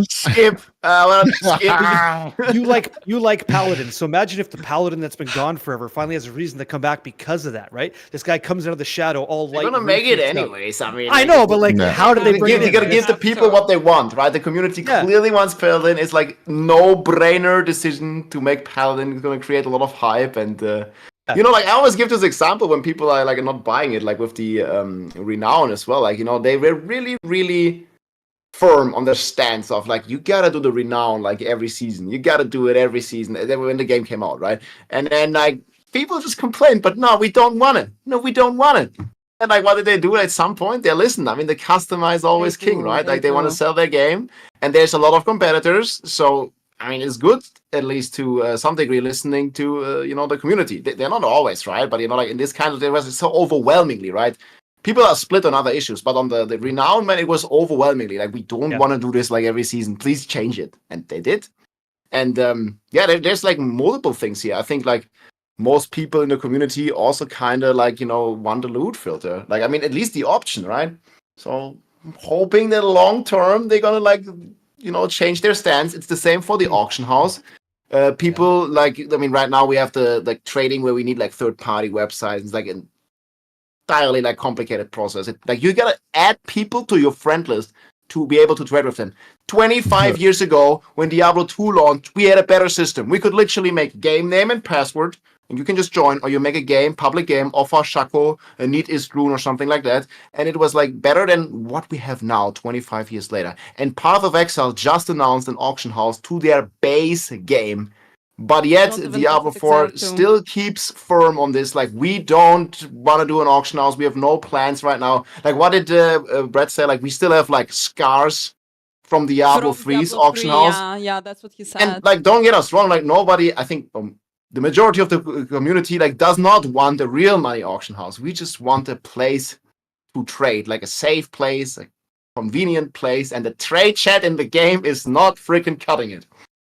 Well, like, it did take PoE 11 years, basically, to get any sort of auction house, and it's still just going to be commodities. But, like, I could see them totally rolling them out. I think there's a lot of, like, work and kind of, like, database issues with storing items in there that are not, like, all of the same, and, like, searching through all of that stuff, and, like, there's a lot of UI, UX stuff that you'd have to do with that. And I feel like that would be something they didn't want to start working on until they like did Loot Reborn, because it's like, how are we going to be changing loot? Why should I like task a couple hundred man hours to like creating this auction house when you guys are going to change everything anyways? Let's first fix the loot and then we can start working on the auction house. If I was like a project manager, I would be like, no. You guys finish your fixing the loot whole thing before we actually start like figuring out how we're going to put this in databases and people will be able to scour through all this stuff. So I do believe that is coming, but they keep saying they don't have plans for it. They keep saying this. But they could be like as vague as their own armory, like, or like, I mean, maybe, but they keep saying it like we're not working on this, basically. Yes. But they're working on the armory, thank God, but like not on this. Guys, I think it was in Rak's interview about the Paladin, because Rax asked like, why, when is the Paladin is coming, something like this, and the answer was like, maybe at some point, if the community really want, we'll listen to the community. Guys, basically, since if the community really want, if we keep whining about it, we're gonna get it eventually, because they listen. That's my point. Just the question is when we're gonna get it. Yeah, they definitely do listen to feedback. It's really obvious. Like the PTR. Smart thing to do from a like economic perspective. I mean, at some point, like with a lot of competition in the market, like they gotta listen to the customers. I mean, that's how it goes. If they don't, it's not gonna be financially successful for them. Yeah, I'm sure you guys have played games where PTR just pretty much just a marketing vehicle for them to like show off their game ahead of time. Their PTRs are very obviously like, we want you guys to find issues and help give us feedback, guys, and they make changes. Sorry, but by the way, like I have, I just today had a thought. We really, really wanted a PTR in Diablo 4. We got one before the season 4. It was amazing, the blast, all the positive feedback. Everyone is super, super happy. Great. We have now the PTR for season 5, and the comments are bad. And there are a bunch of videos that PTR sucks, season 5 sucks. People are immediately putting it like this, that season 5 will be bad because PTR are bad. It's just a question. It's just a question from me. Isn't it like that's what kind of why the way we're explaining? We don't want to spoil things. We don't want to introduce the PTR. We don't want to spoil things. And right now, PTR for season 5 kind of did a bad job for them in terms of marketing, in terms of fixing the game. I get it. But in terms of marketing, right now, just today in my chat, someone writes that, well, I tried the PTR sucks. I'm skipping season 5 till the expansion. And I'm pretty sure there is a lot of people like this. who even like just heard the comments that the PTR sucks for season 5 and not gonna play now season 5. What do you think? Well, there's I'll also go. not been. Oh, sorry. Go, Eric. Go. I'll try to be as succinct as I can be. The PTR experience should not reflect or should not dictate to you what the season 5 experience is going to be. Blizzard did a very lackluster job rolling out the PTR, and without all of the tools that we needed to try this new experience, we got left with a lackluster vision of what the whole thing is going to be. And we saw some of the PTR updates; they seem promising, but I'm not equating A to B. A being the PTR to B being the season. B should be much more fulfilling, enriching, fun.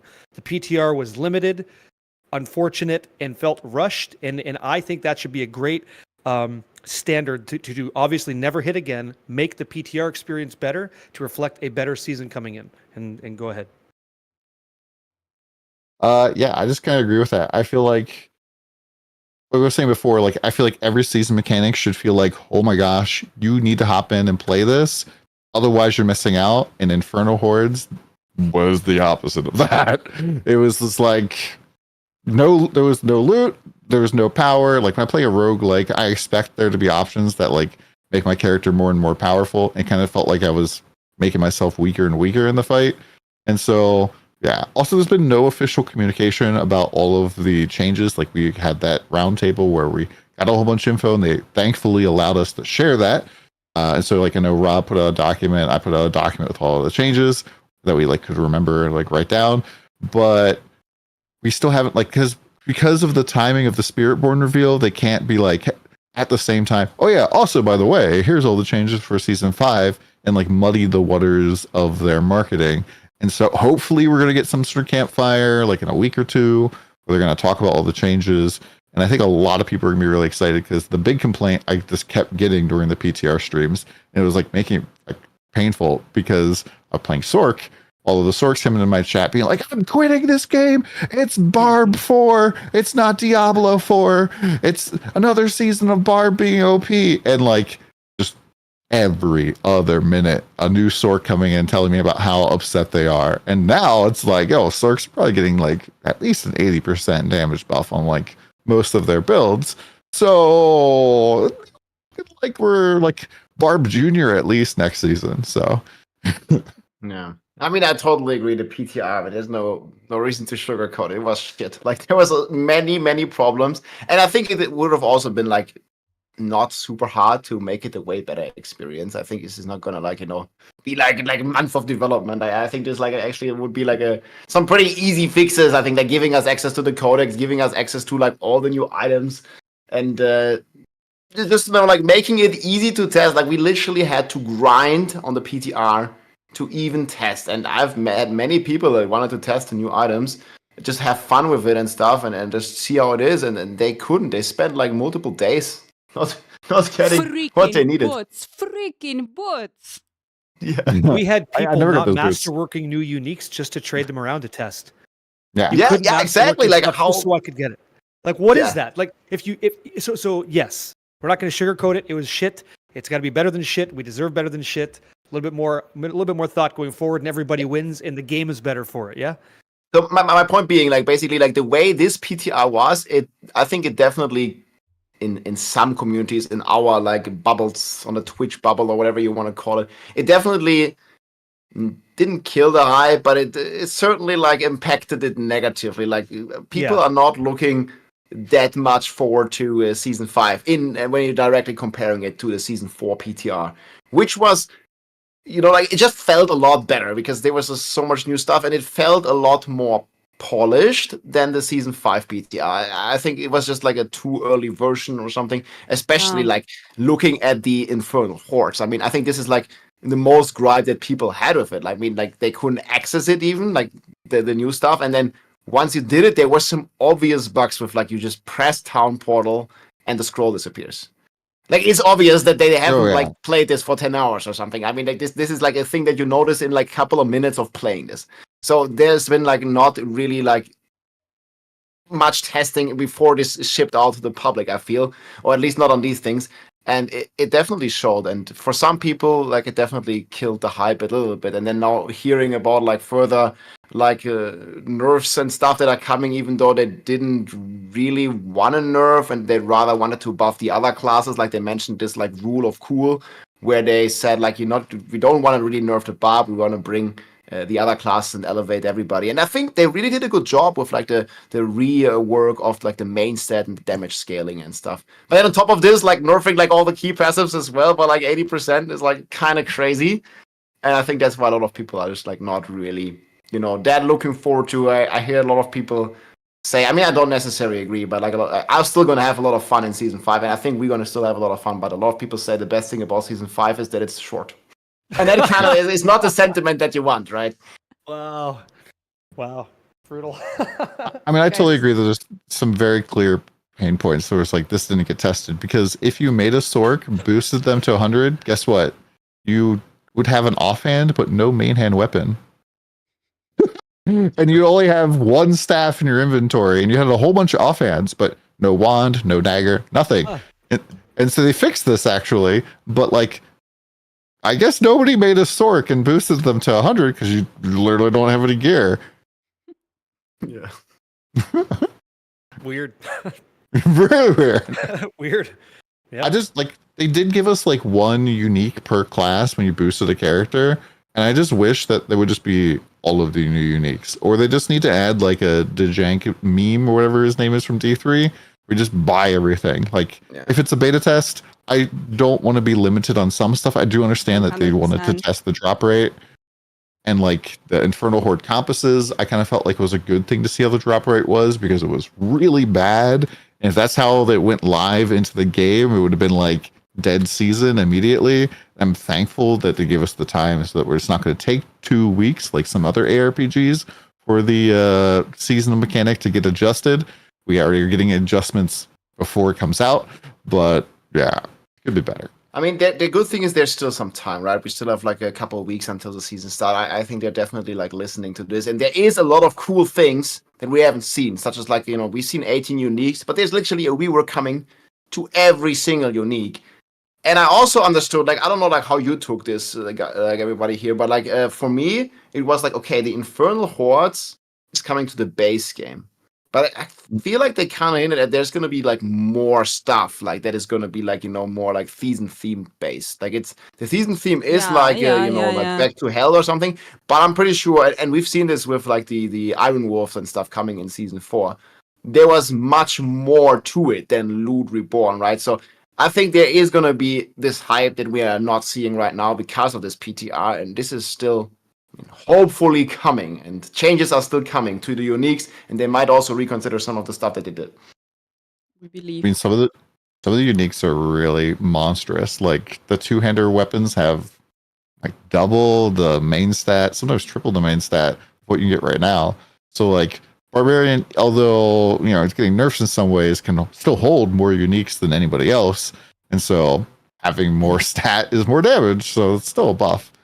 Kind of like sticker shock, right? Like we know, I'll say it, we don't know what we don't know. We know some of the picture, but we don't have the patch notes. So when the Barb Nation is getting its legs cut off, it's like that doesn't feel good. But what we don't know is all the uniques, like you just mentioned, Don, like maybe they're better. Maybe the legendary aspects have been tuned in a way that it's not entirely feeling so bad.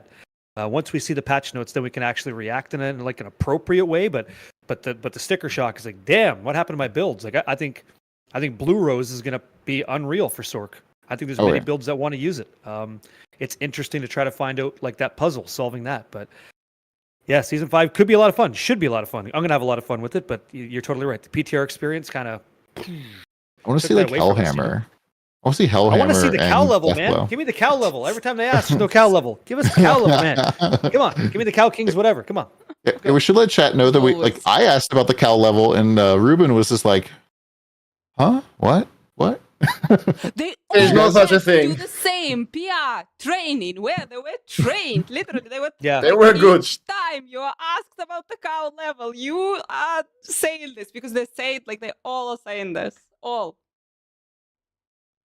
Hey, if we get the cow level in the expansion, I'm down. Like, you guys want to run a cow level map? I'll do it right Heck now. yeah. Okay, my mats will go. I'll get the stamina potion. I'll get the piece of wood, the Herodric cube, piece of metal, the tome, and we'll fly. We'll do it together. Hell yeah. So like We'll you all talk lose the about cows. community stuff, like in Yeah. D3, that was one of the things that I really did enjoy doing in group. I didn't really enjoy the super endgame GR grinding, but I'd always be like, all right, I got a ring for the goblins. I've got a Bardache. Who wants in this thing? Let's go. Because like sharing loot like that, where it was kind of like low stakes, you didn't necessarily like need to like really min max. You could just pull everybody in and have fun. That's the type of group content that I think is really good, that everybody can kind of engage with without there being like any sort of like pressure on That's what that gameplay per raid's se. supposed to be, I bet you. That's supposed to be that thing. It's that fun thing you can opt into. It's not going to give you the best gear in the game, but it's a collaborative thing that people are going to probably want to queue up for. I don't know how we're going to queue up, but I bet you that's what that incursion is to that experience. Is that good?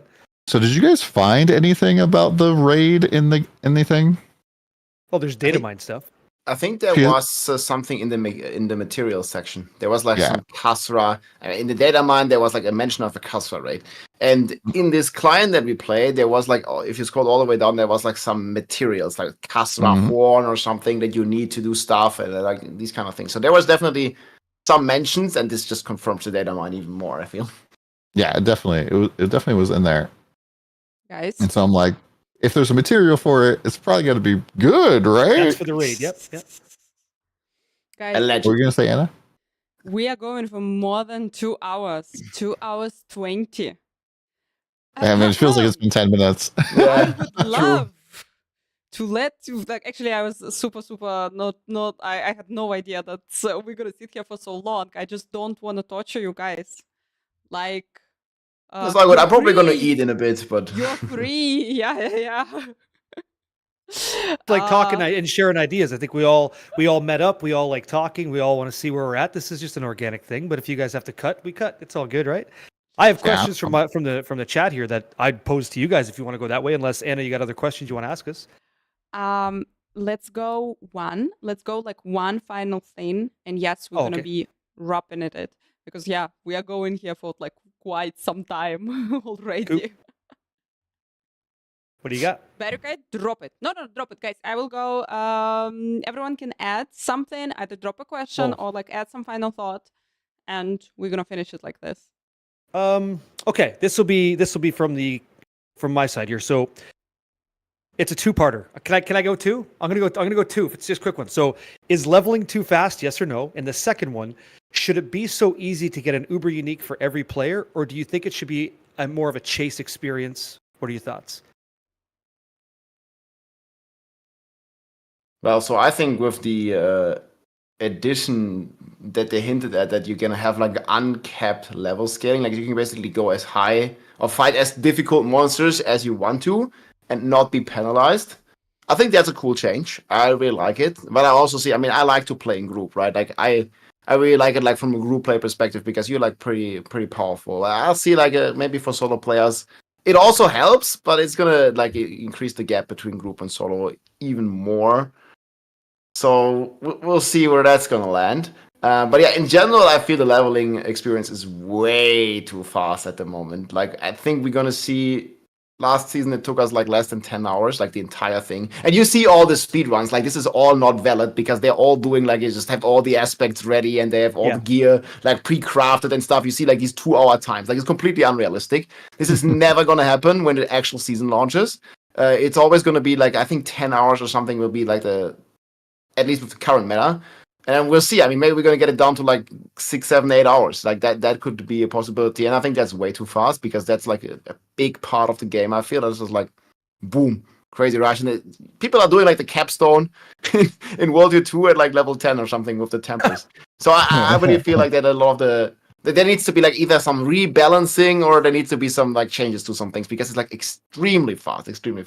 And then there is like basically nothing after World Tier 4, right? You enter World Tier 4 at like level 60 these days or something. And then you still have like so much power to be gained from level 60 all the way to 100. And then in 100 you're still in World Tier 4 and you're just one-shotting everything, nothing can touch you. So there's like definitely a kind of a misbalance. On the Uber Unique part, I feel it's okay. I mean, it is Still relatively rare if you consider that you have to farm the materials and everything as well. And now you even have to get greater affixes. So especially like from a casual perspective, I mean, let them have their shakos, let them have their Tyrell's Might that they have their grandfathers. I think it's okay. And I'm really, really happy that we can finally reset the Uber bosses instantly. Yeah. It's going to be such a massive quality of life. Huge.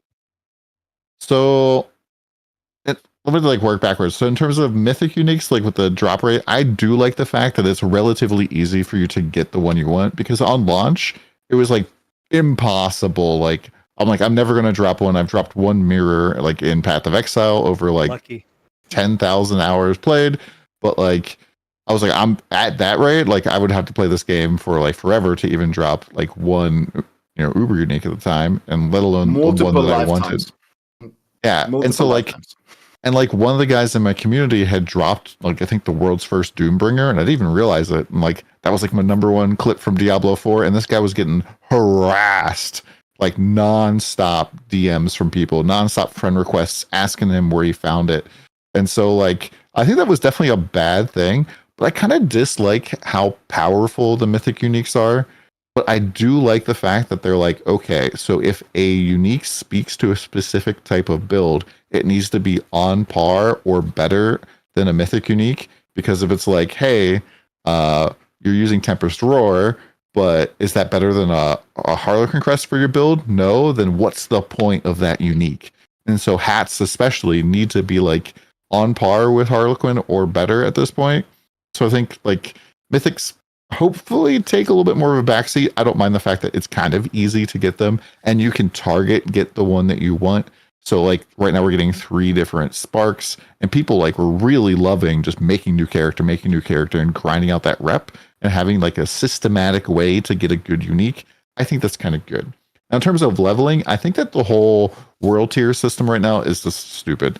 I really dislike it.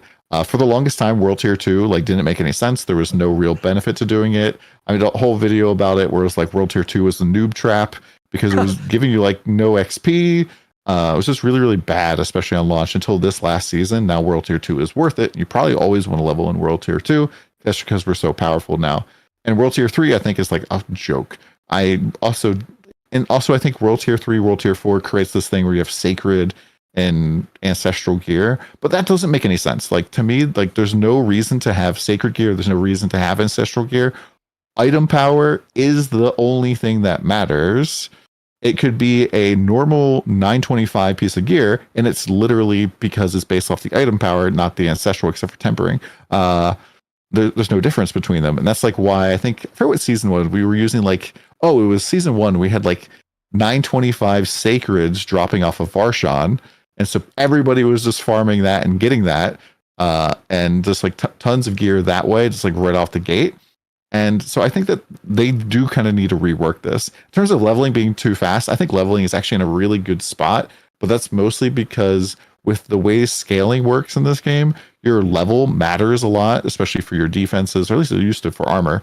I guess they kind of dialed this back a little bit, but that level difference is like a big deal in terms of how much stuff does damage. I think that that's kind of a bad system if you're going to make it hard to level. And so by having this like system where the level of the enemy matters a lot, it forces you pretty much to allow players to get to 100 easy. Because if it's like PoE where it's like going to 100 is like a big process, or you have to like do a particular type of content or hire people to do a particular content while you stand there twiddling your thumbs watching them run around the screen, then being a level 100 character is going to always be a lot more powerful and feel bad. And so they either kind of need to like tweak one or the other. I personally don't mind hitting level 100 and having all of the kind of the content in the end game. I don't necessarily get a ton of joy from going from a level 99 to a 100 character in PoE. Typically when I get to 100, I'm like, I'm so sick of this character, time to reroll, and I don't play my level 100 character. Or I'm like, oh, I'm going to do boss service on this character. I'm going to hit 100, and then I can just die as much as I want now. So it doesn't like, it's not really like that good feel. And I think that hitting 100 in Diablo 4 kind of does feel good, because you can kind of hit like pretty quickly and you're like, all right, now I'm at max power. I have all of my Paragon stuff. Now the grind really begins, and it's on gear.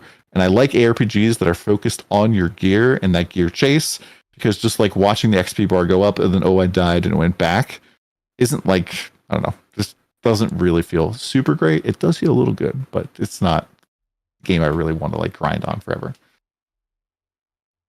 Actually, the leveling speed is, I personally think, really, really good right now, because this is the season when a lot of people who were always having, like, I don't know, 1 character, 2 characters, right now coming is, this is the first time I leveled 5-6 characters to 100, and I'm already played for 3-4 weeks, and it's so cool. And for a lot of people, this kind of process, leveling till 100, this is the game. And that's what's happening after the level 100. It's what? I reached it. I reached level 100. And this gave the opportunity to people to actually try multiple classes and to level them all and to see. And leveling speed is cool. But now we're going to have uncapped XP per monster level. And now the boosting will be again the thing, the ultimate thing. And like this is gonna change. I don't know why like giving us even more XP right now. Right now it's like so good. Right now it's in such a sweet spot, because I don't know, like for me personally, even though I see what's happening after level 100 and how you push the pit and how you do the and how you go deeper into the pit and doing this, but anyway, leveling is actually nice. It's really, really cool part of the game. Really bad for speedrunners, guys. You have only 8 hours there, like 7-8 hours. So sad, but actually, that's nice. We're in a nice spot right now. We're in a cool spot. And about the Uber Uniques, guys, I am the person who this is really a meme. I did like, okay, today gonna be the day I'm gonna get the Uber. I'm gonna get the Uber. Today will be the day, 100%. Come on, we have the mats. We're gonna do tormented bosses. We're gonna do only tormented bosses. 2 hours later, every single person in my team getting an Uber, getting multiple Ubers. I am there sitting. We did only tormented bosses 2 hours straight. Did you log on the streamer server? Yeah. You did connect your Twitch and your D4 account, right? Yeah, I think you need to connect them. You're gonna get one immediately. Actually, what I'm First hearing kill is, this season, instant Turiel's might. It's the what I'm pinned hearing message in is the partnership Discord. Just click it to install Yeah, it. you gotta click it. You should do what I'm that. hearing, we should invite Anna to our group so that we can leech all of her mythic Yeah. unique Yeah. Soul, because for real, Second. guys, people were getting double. They were getting they were getting Ubers all the way, like, but not me. Did you pet the dog or the kid? Your dog petting video. It always works. It doesn't work. I haven't done it once. But you didn't pet enough then. It works. Oh my gosh. Maybe it's because I have a cat instead of a dog, you know. I use Is the it- cat. Make the cat is also like doing The the cat move. needs to be on the floor when he does. It works. Yeah. there is a strategy. But anyway, guys, yeah, even though I kind of feel like again, the majority of the Diablo player base, it's really, really casual players. And again, I had so many people coming to my chat this season and being like, Anna, this is the first time since the release of this game, I finally got an Uber. And I'm like, and I didn't. And I didn't. Oh. That I Well, got one time. everything. But anyway, like season 4, we're in a good spot. We're in a really, really good spot. It's super hard to go from here. It's really, really easy to ruin it right now. Yeah. Yeah. I For think sure. that like one of the things I noticed with this season is I stopped making decisions about like what gives me the most XP. Where I'm like at least because once you level so quickly that you don't get in this like I need to go kill this pack over here because that's an elite because I need more XP. How do I get more XP? I never really got into that like mental state this season, and it like just allowed me to have more fun. Like what do I want to do right now that's going to be enjoyable as opposed to what's going to give me the most XP? And that made season 4 just a lot more chill and a lot more fun in general for me. I don't know if that's the same thing for you guys. No, I was mainly hunting the pit highest clears at the beginning, but after that, like there's no pit leaderboard and stuff, so it was like kind of we can like chill and do all kinds of stuff. I mean, I also enjoyed that a lot. I think this season I had one of the like best times doing like a variety of activities. Right, you had like all the like tormented bosses. I really like what they did with like just having like new challenging bosses to fight. You have like the pits that you can enjoy, the open world content. I had a good time, definitely. Yeah, they definitely shifted like the gameplay from all of it being hitting level 100 to now everything's post level 100. Yeah, I mean, like they need even more endgame, and I mean the Infernal Horde. So yeah, some people didn't like it. I didn't like it too much either, but I think they're doing a lot of improvements to it, and I think it's going to be a core part of the game that is also rewarding, and by the looks of it, a nice way of target farming great half-X items. I hope so. Hopefully, So yeah, like there's a lot of changes coming to it, and it's a step in the right direction to giving us more end game activities. But let's see how season 5 will be. Well, I was really Cautiously impressed. optimistic.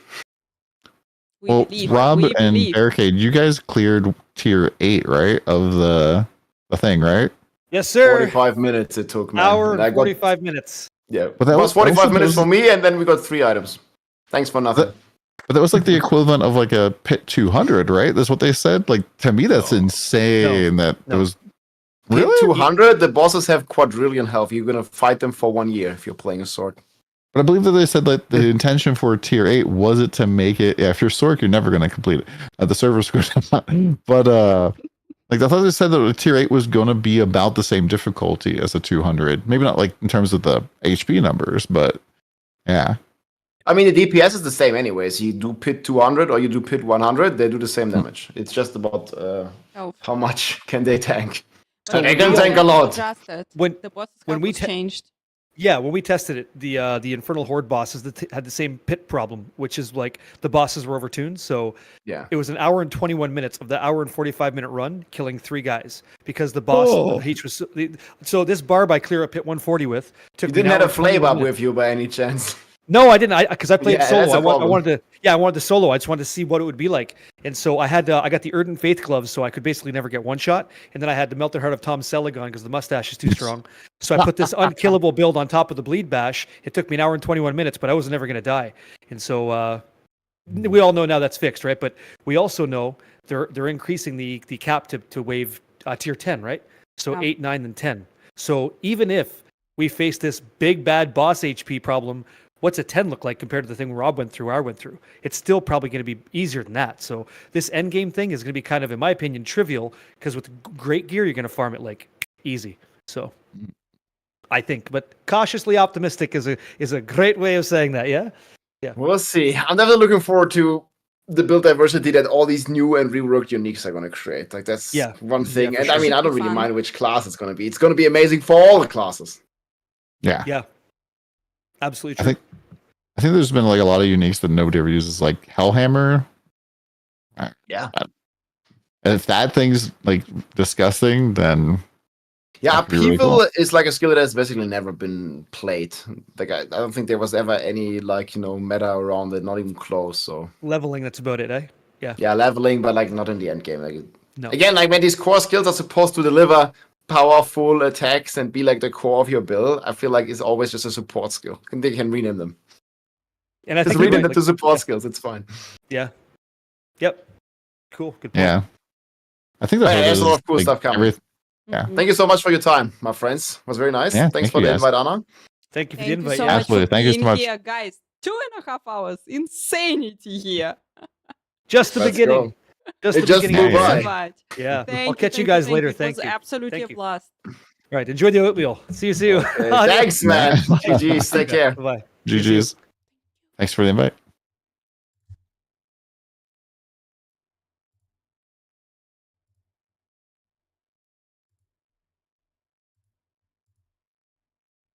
Test.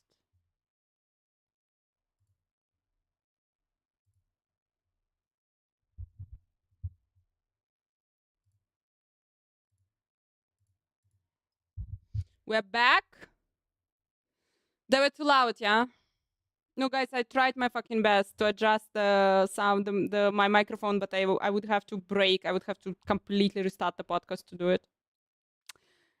Fucking fuck. Either it's the camera or it's the microphone. Something should not work.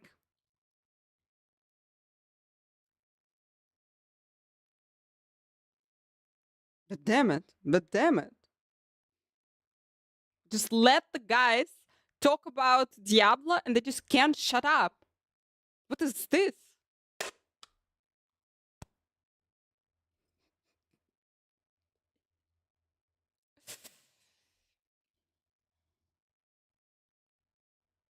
I'm happy. I'm happy.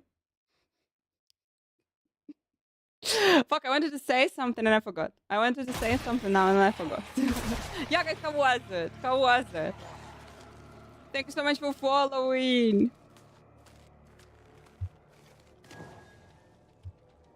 Thank you so much, everyone, for following and for subbing. I really, really appreciate it.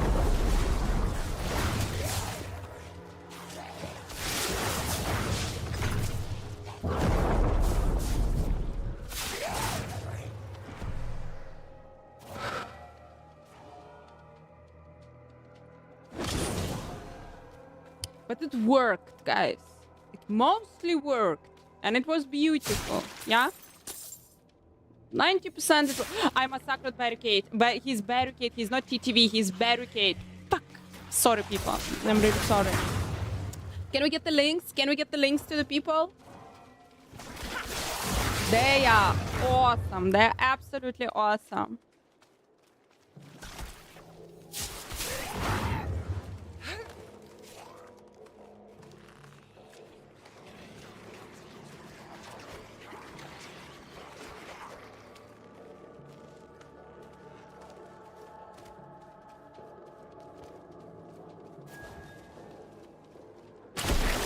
Random bar. Here we go.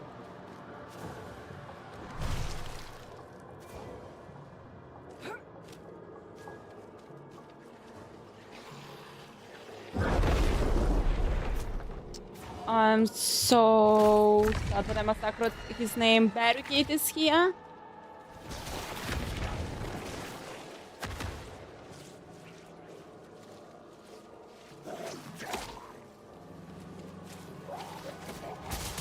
And don't be mad.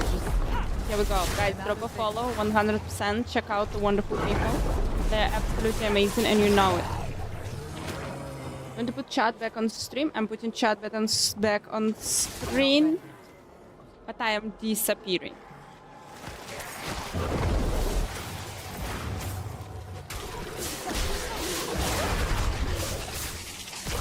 I was drinking beer and munching pretzels during that. I love that. Mikey, by the way, that could, yeah, by the way. No, in Gamescom. Gamescom, I'm telling you. Gamescom, we're gonna do it like this. We're gonna literally be chilling. But for real, guys, for real, that was the...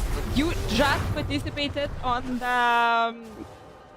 literally when we were in LA, every evening we're going to the lobby of our hotel. All the content creators, we lived in the same hotel. God damn it. We lived in the same hotel and yes, thank you so much. There is the map. Yeah, checking. So every evening we're going down, we were going into the lobby of the hotel, and we were the weirdest who were literally, we were sitting there and non-stop talking Diablo 4. All the crazy shit, all the shit that's coming in the season, all the things that are coming into expansion. So you just witnessed this conversation continued to the point where it stopped when we were in LA. From the point where it stopped when we were in LA. Not ready.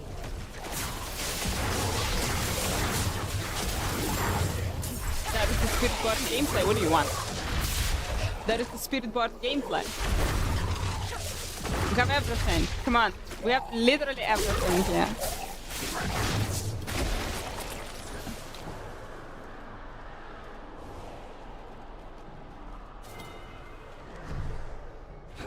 Not ready yet.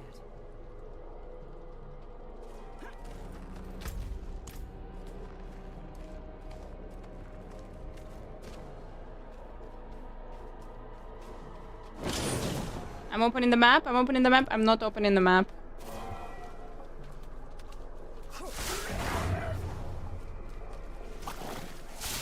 I'm not opening the map. I'm opening the map. I'm opening the map.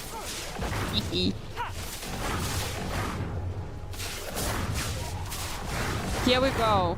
Witch Doctors basically are here, and Spiritborn is here. Here Spiritborn is Kurastin, Witch Doctors are here. For fuck's sake. Is it vampire? Is it vampire from Deadpool? The Blood Knight? Montreal. Monks. Monks is got it correct. Who is this? Who is this? I don't know. This is Crusader. This is Roll. For Jesus Christus. Demon Hunter, Sorceress Wizard. This is the region that could go Asian, yeah. This is the region that could go super Asian. Druids. Amazon, wow. Necromancer is somewhere here. And Paladin. What is the Tempest? In Twin Sea, he's swimming here. Oh, I'm here on island. He's swimming here in Twin Sea.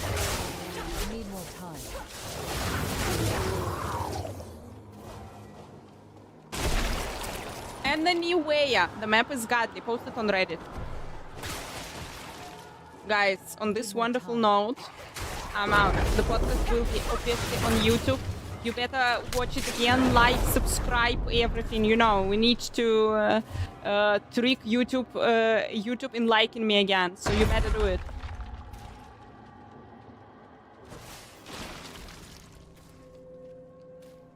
Here we are. Und mein Geburt, das 11. ist. Das 11. Geburt. Yes, of course I'm uploading it to YouTube, guys. The stream is kind of on YouTube, but I will also upload it in separate video.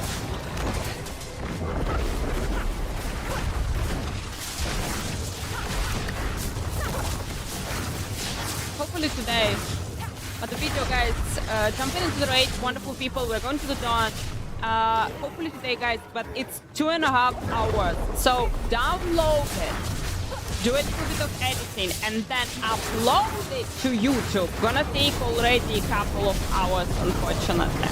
So hopefully it's gonna happen today, but if not, then tomorrow it will be there.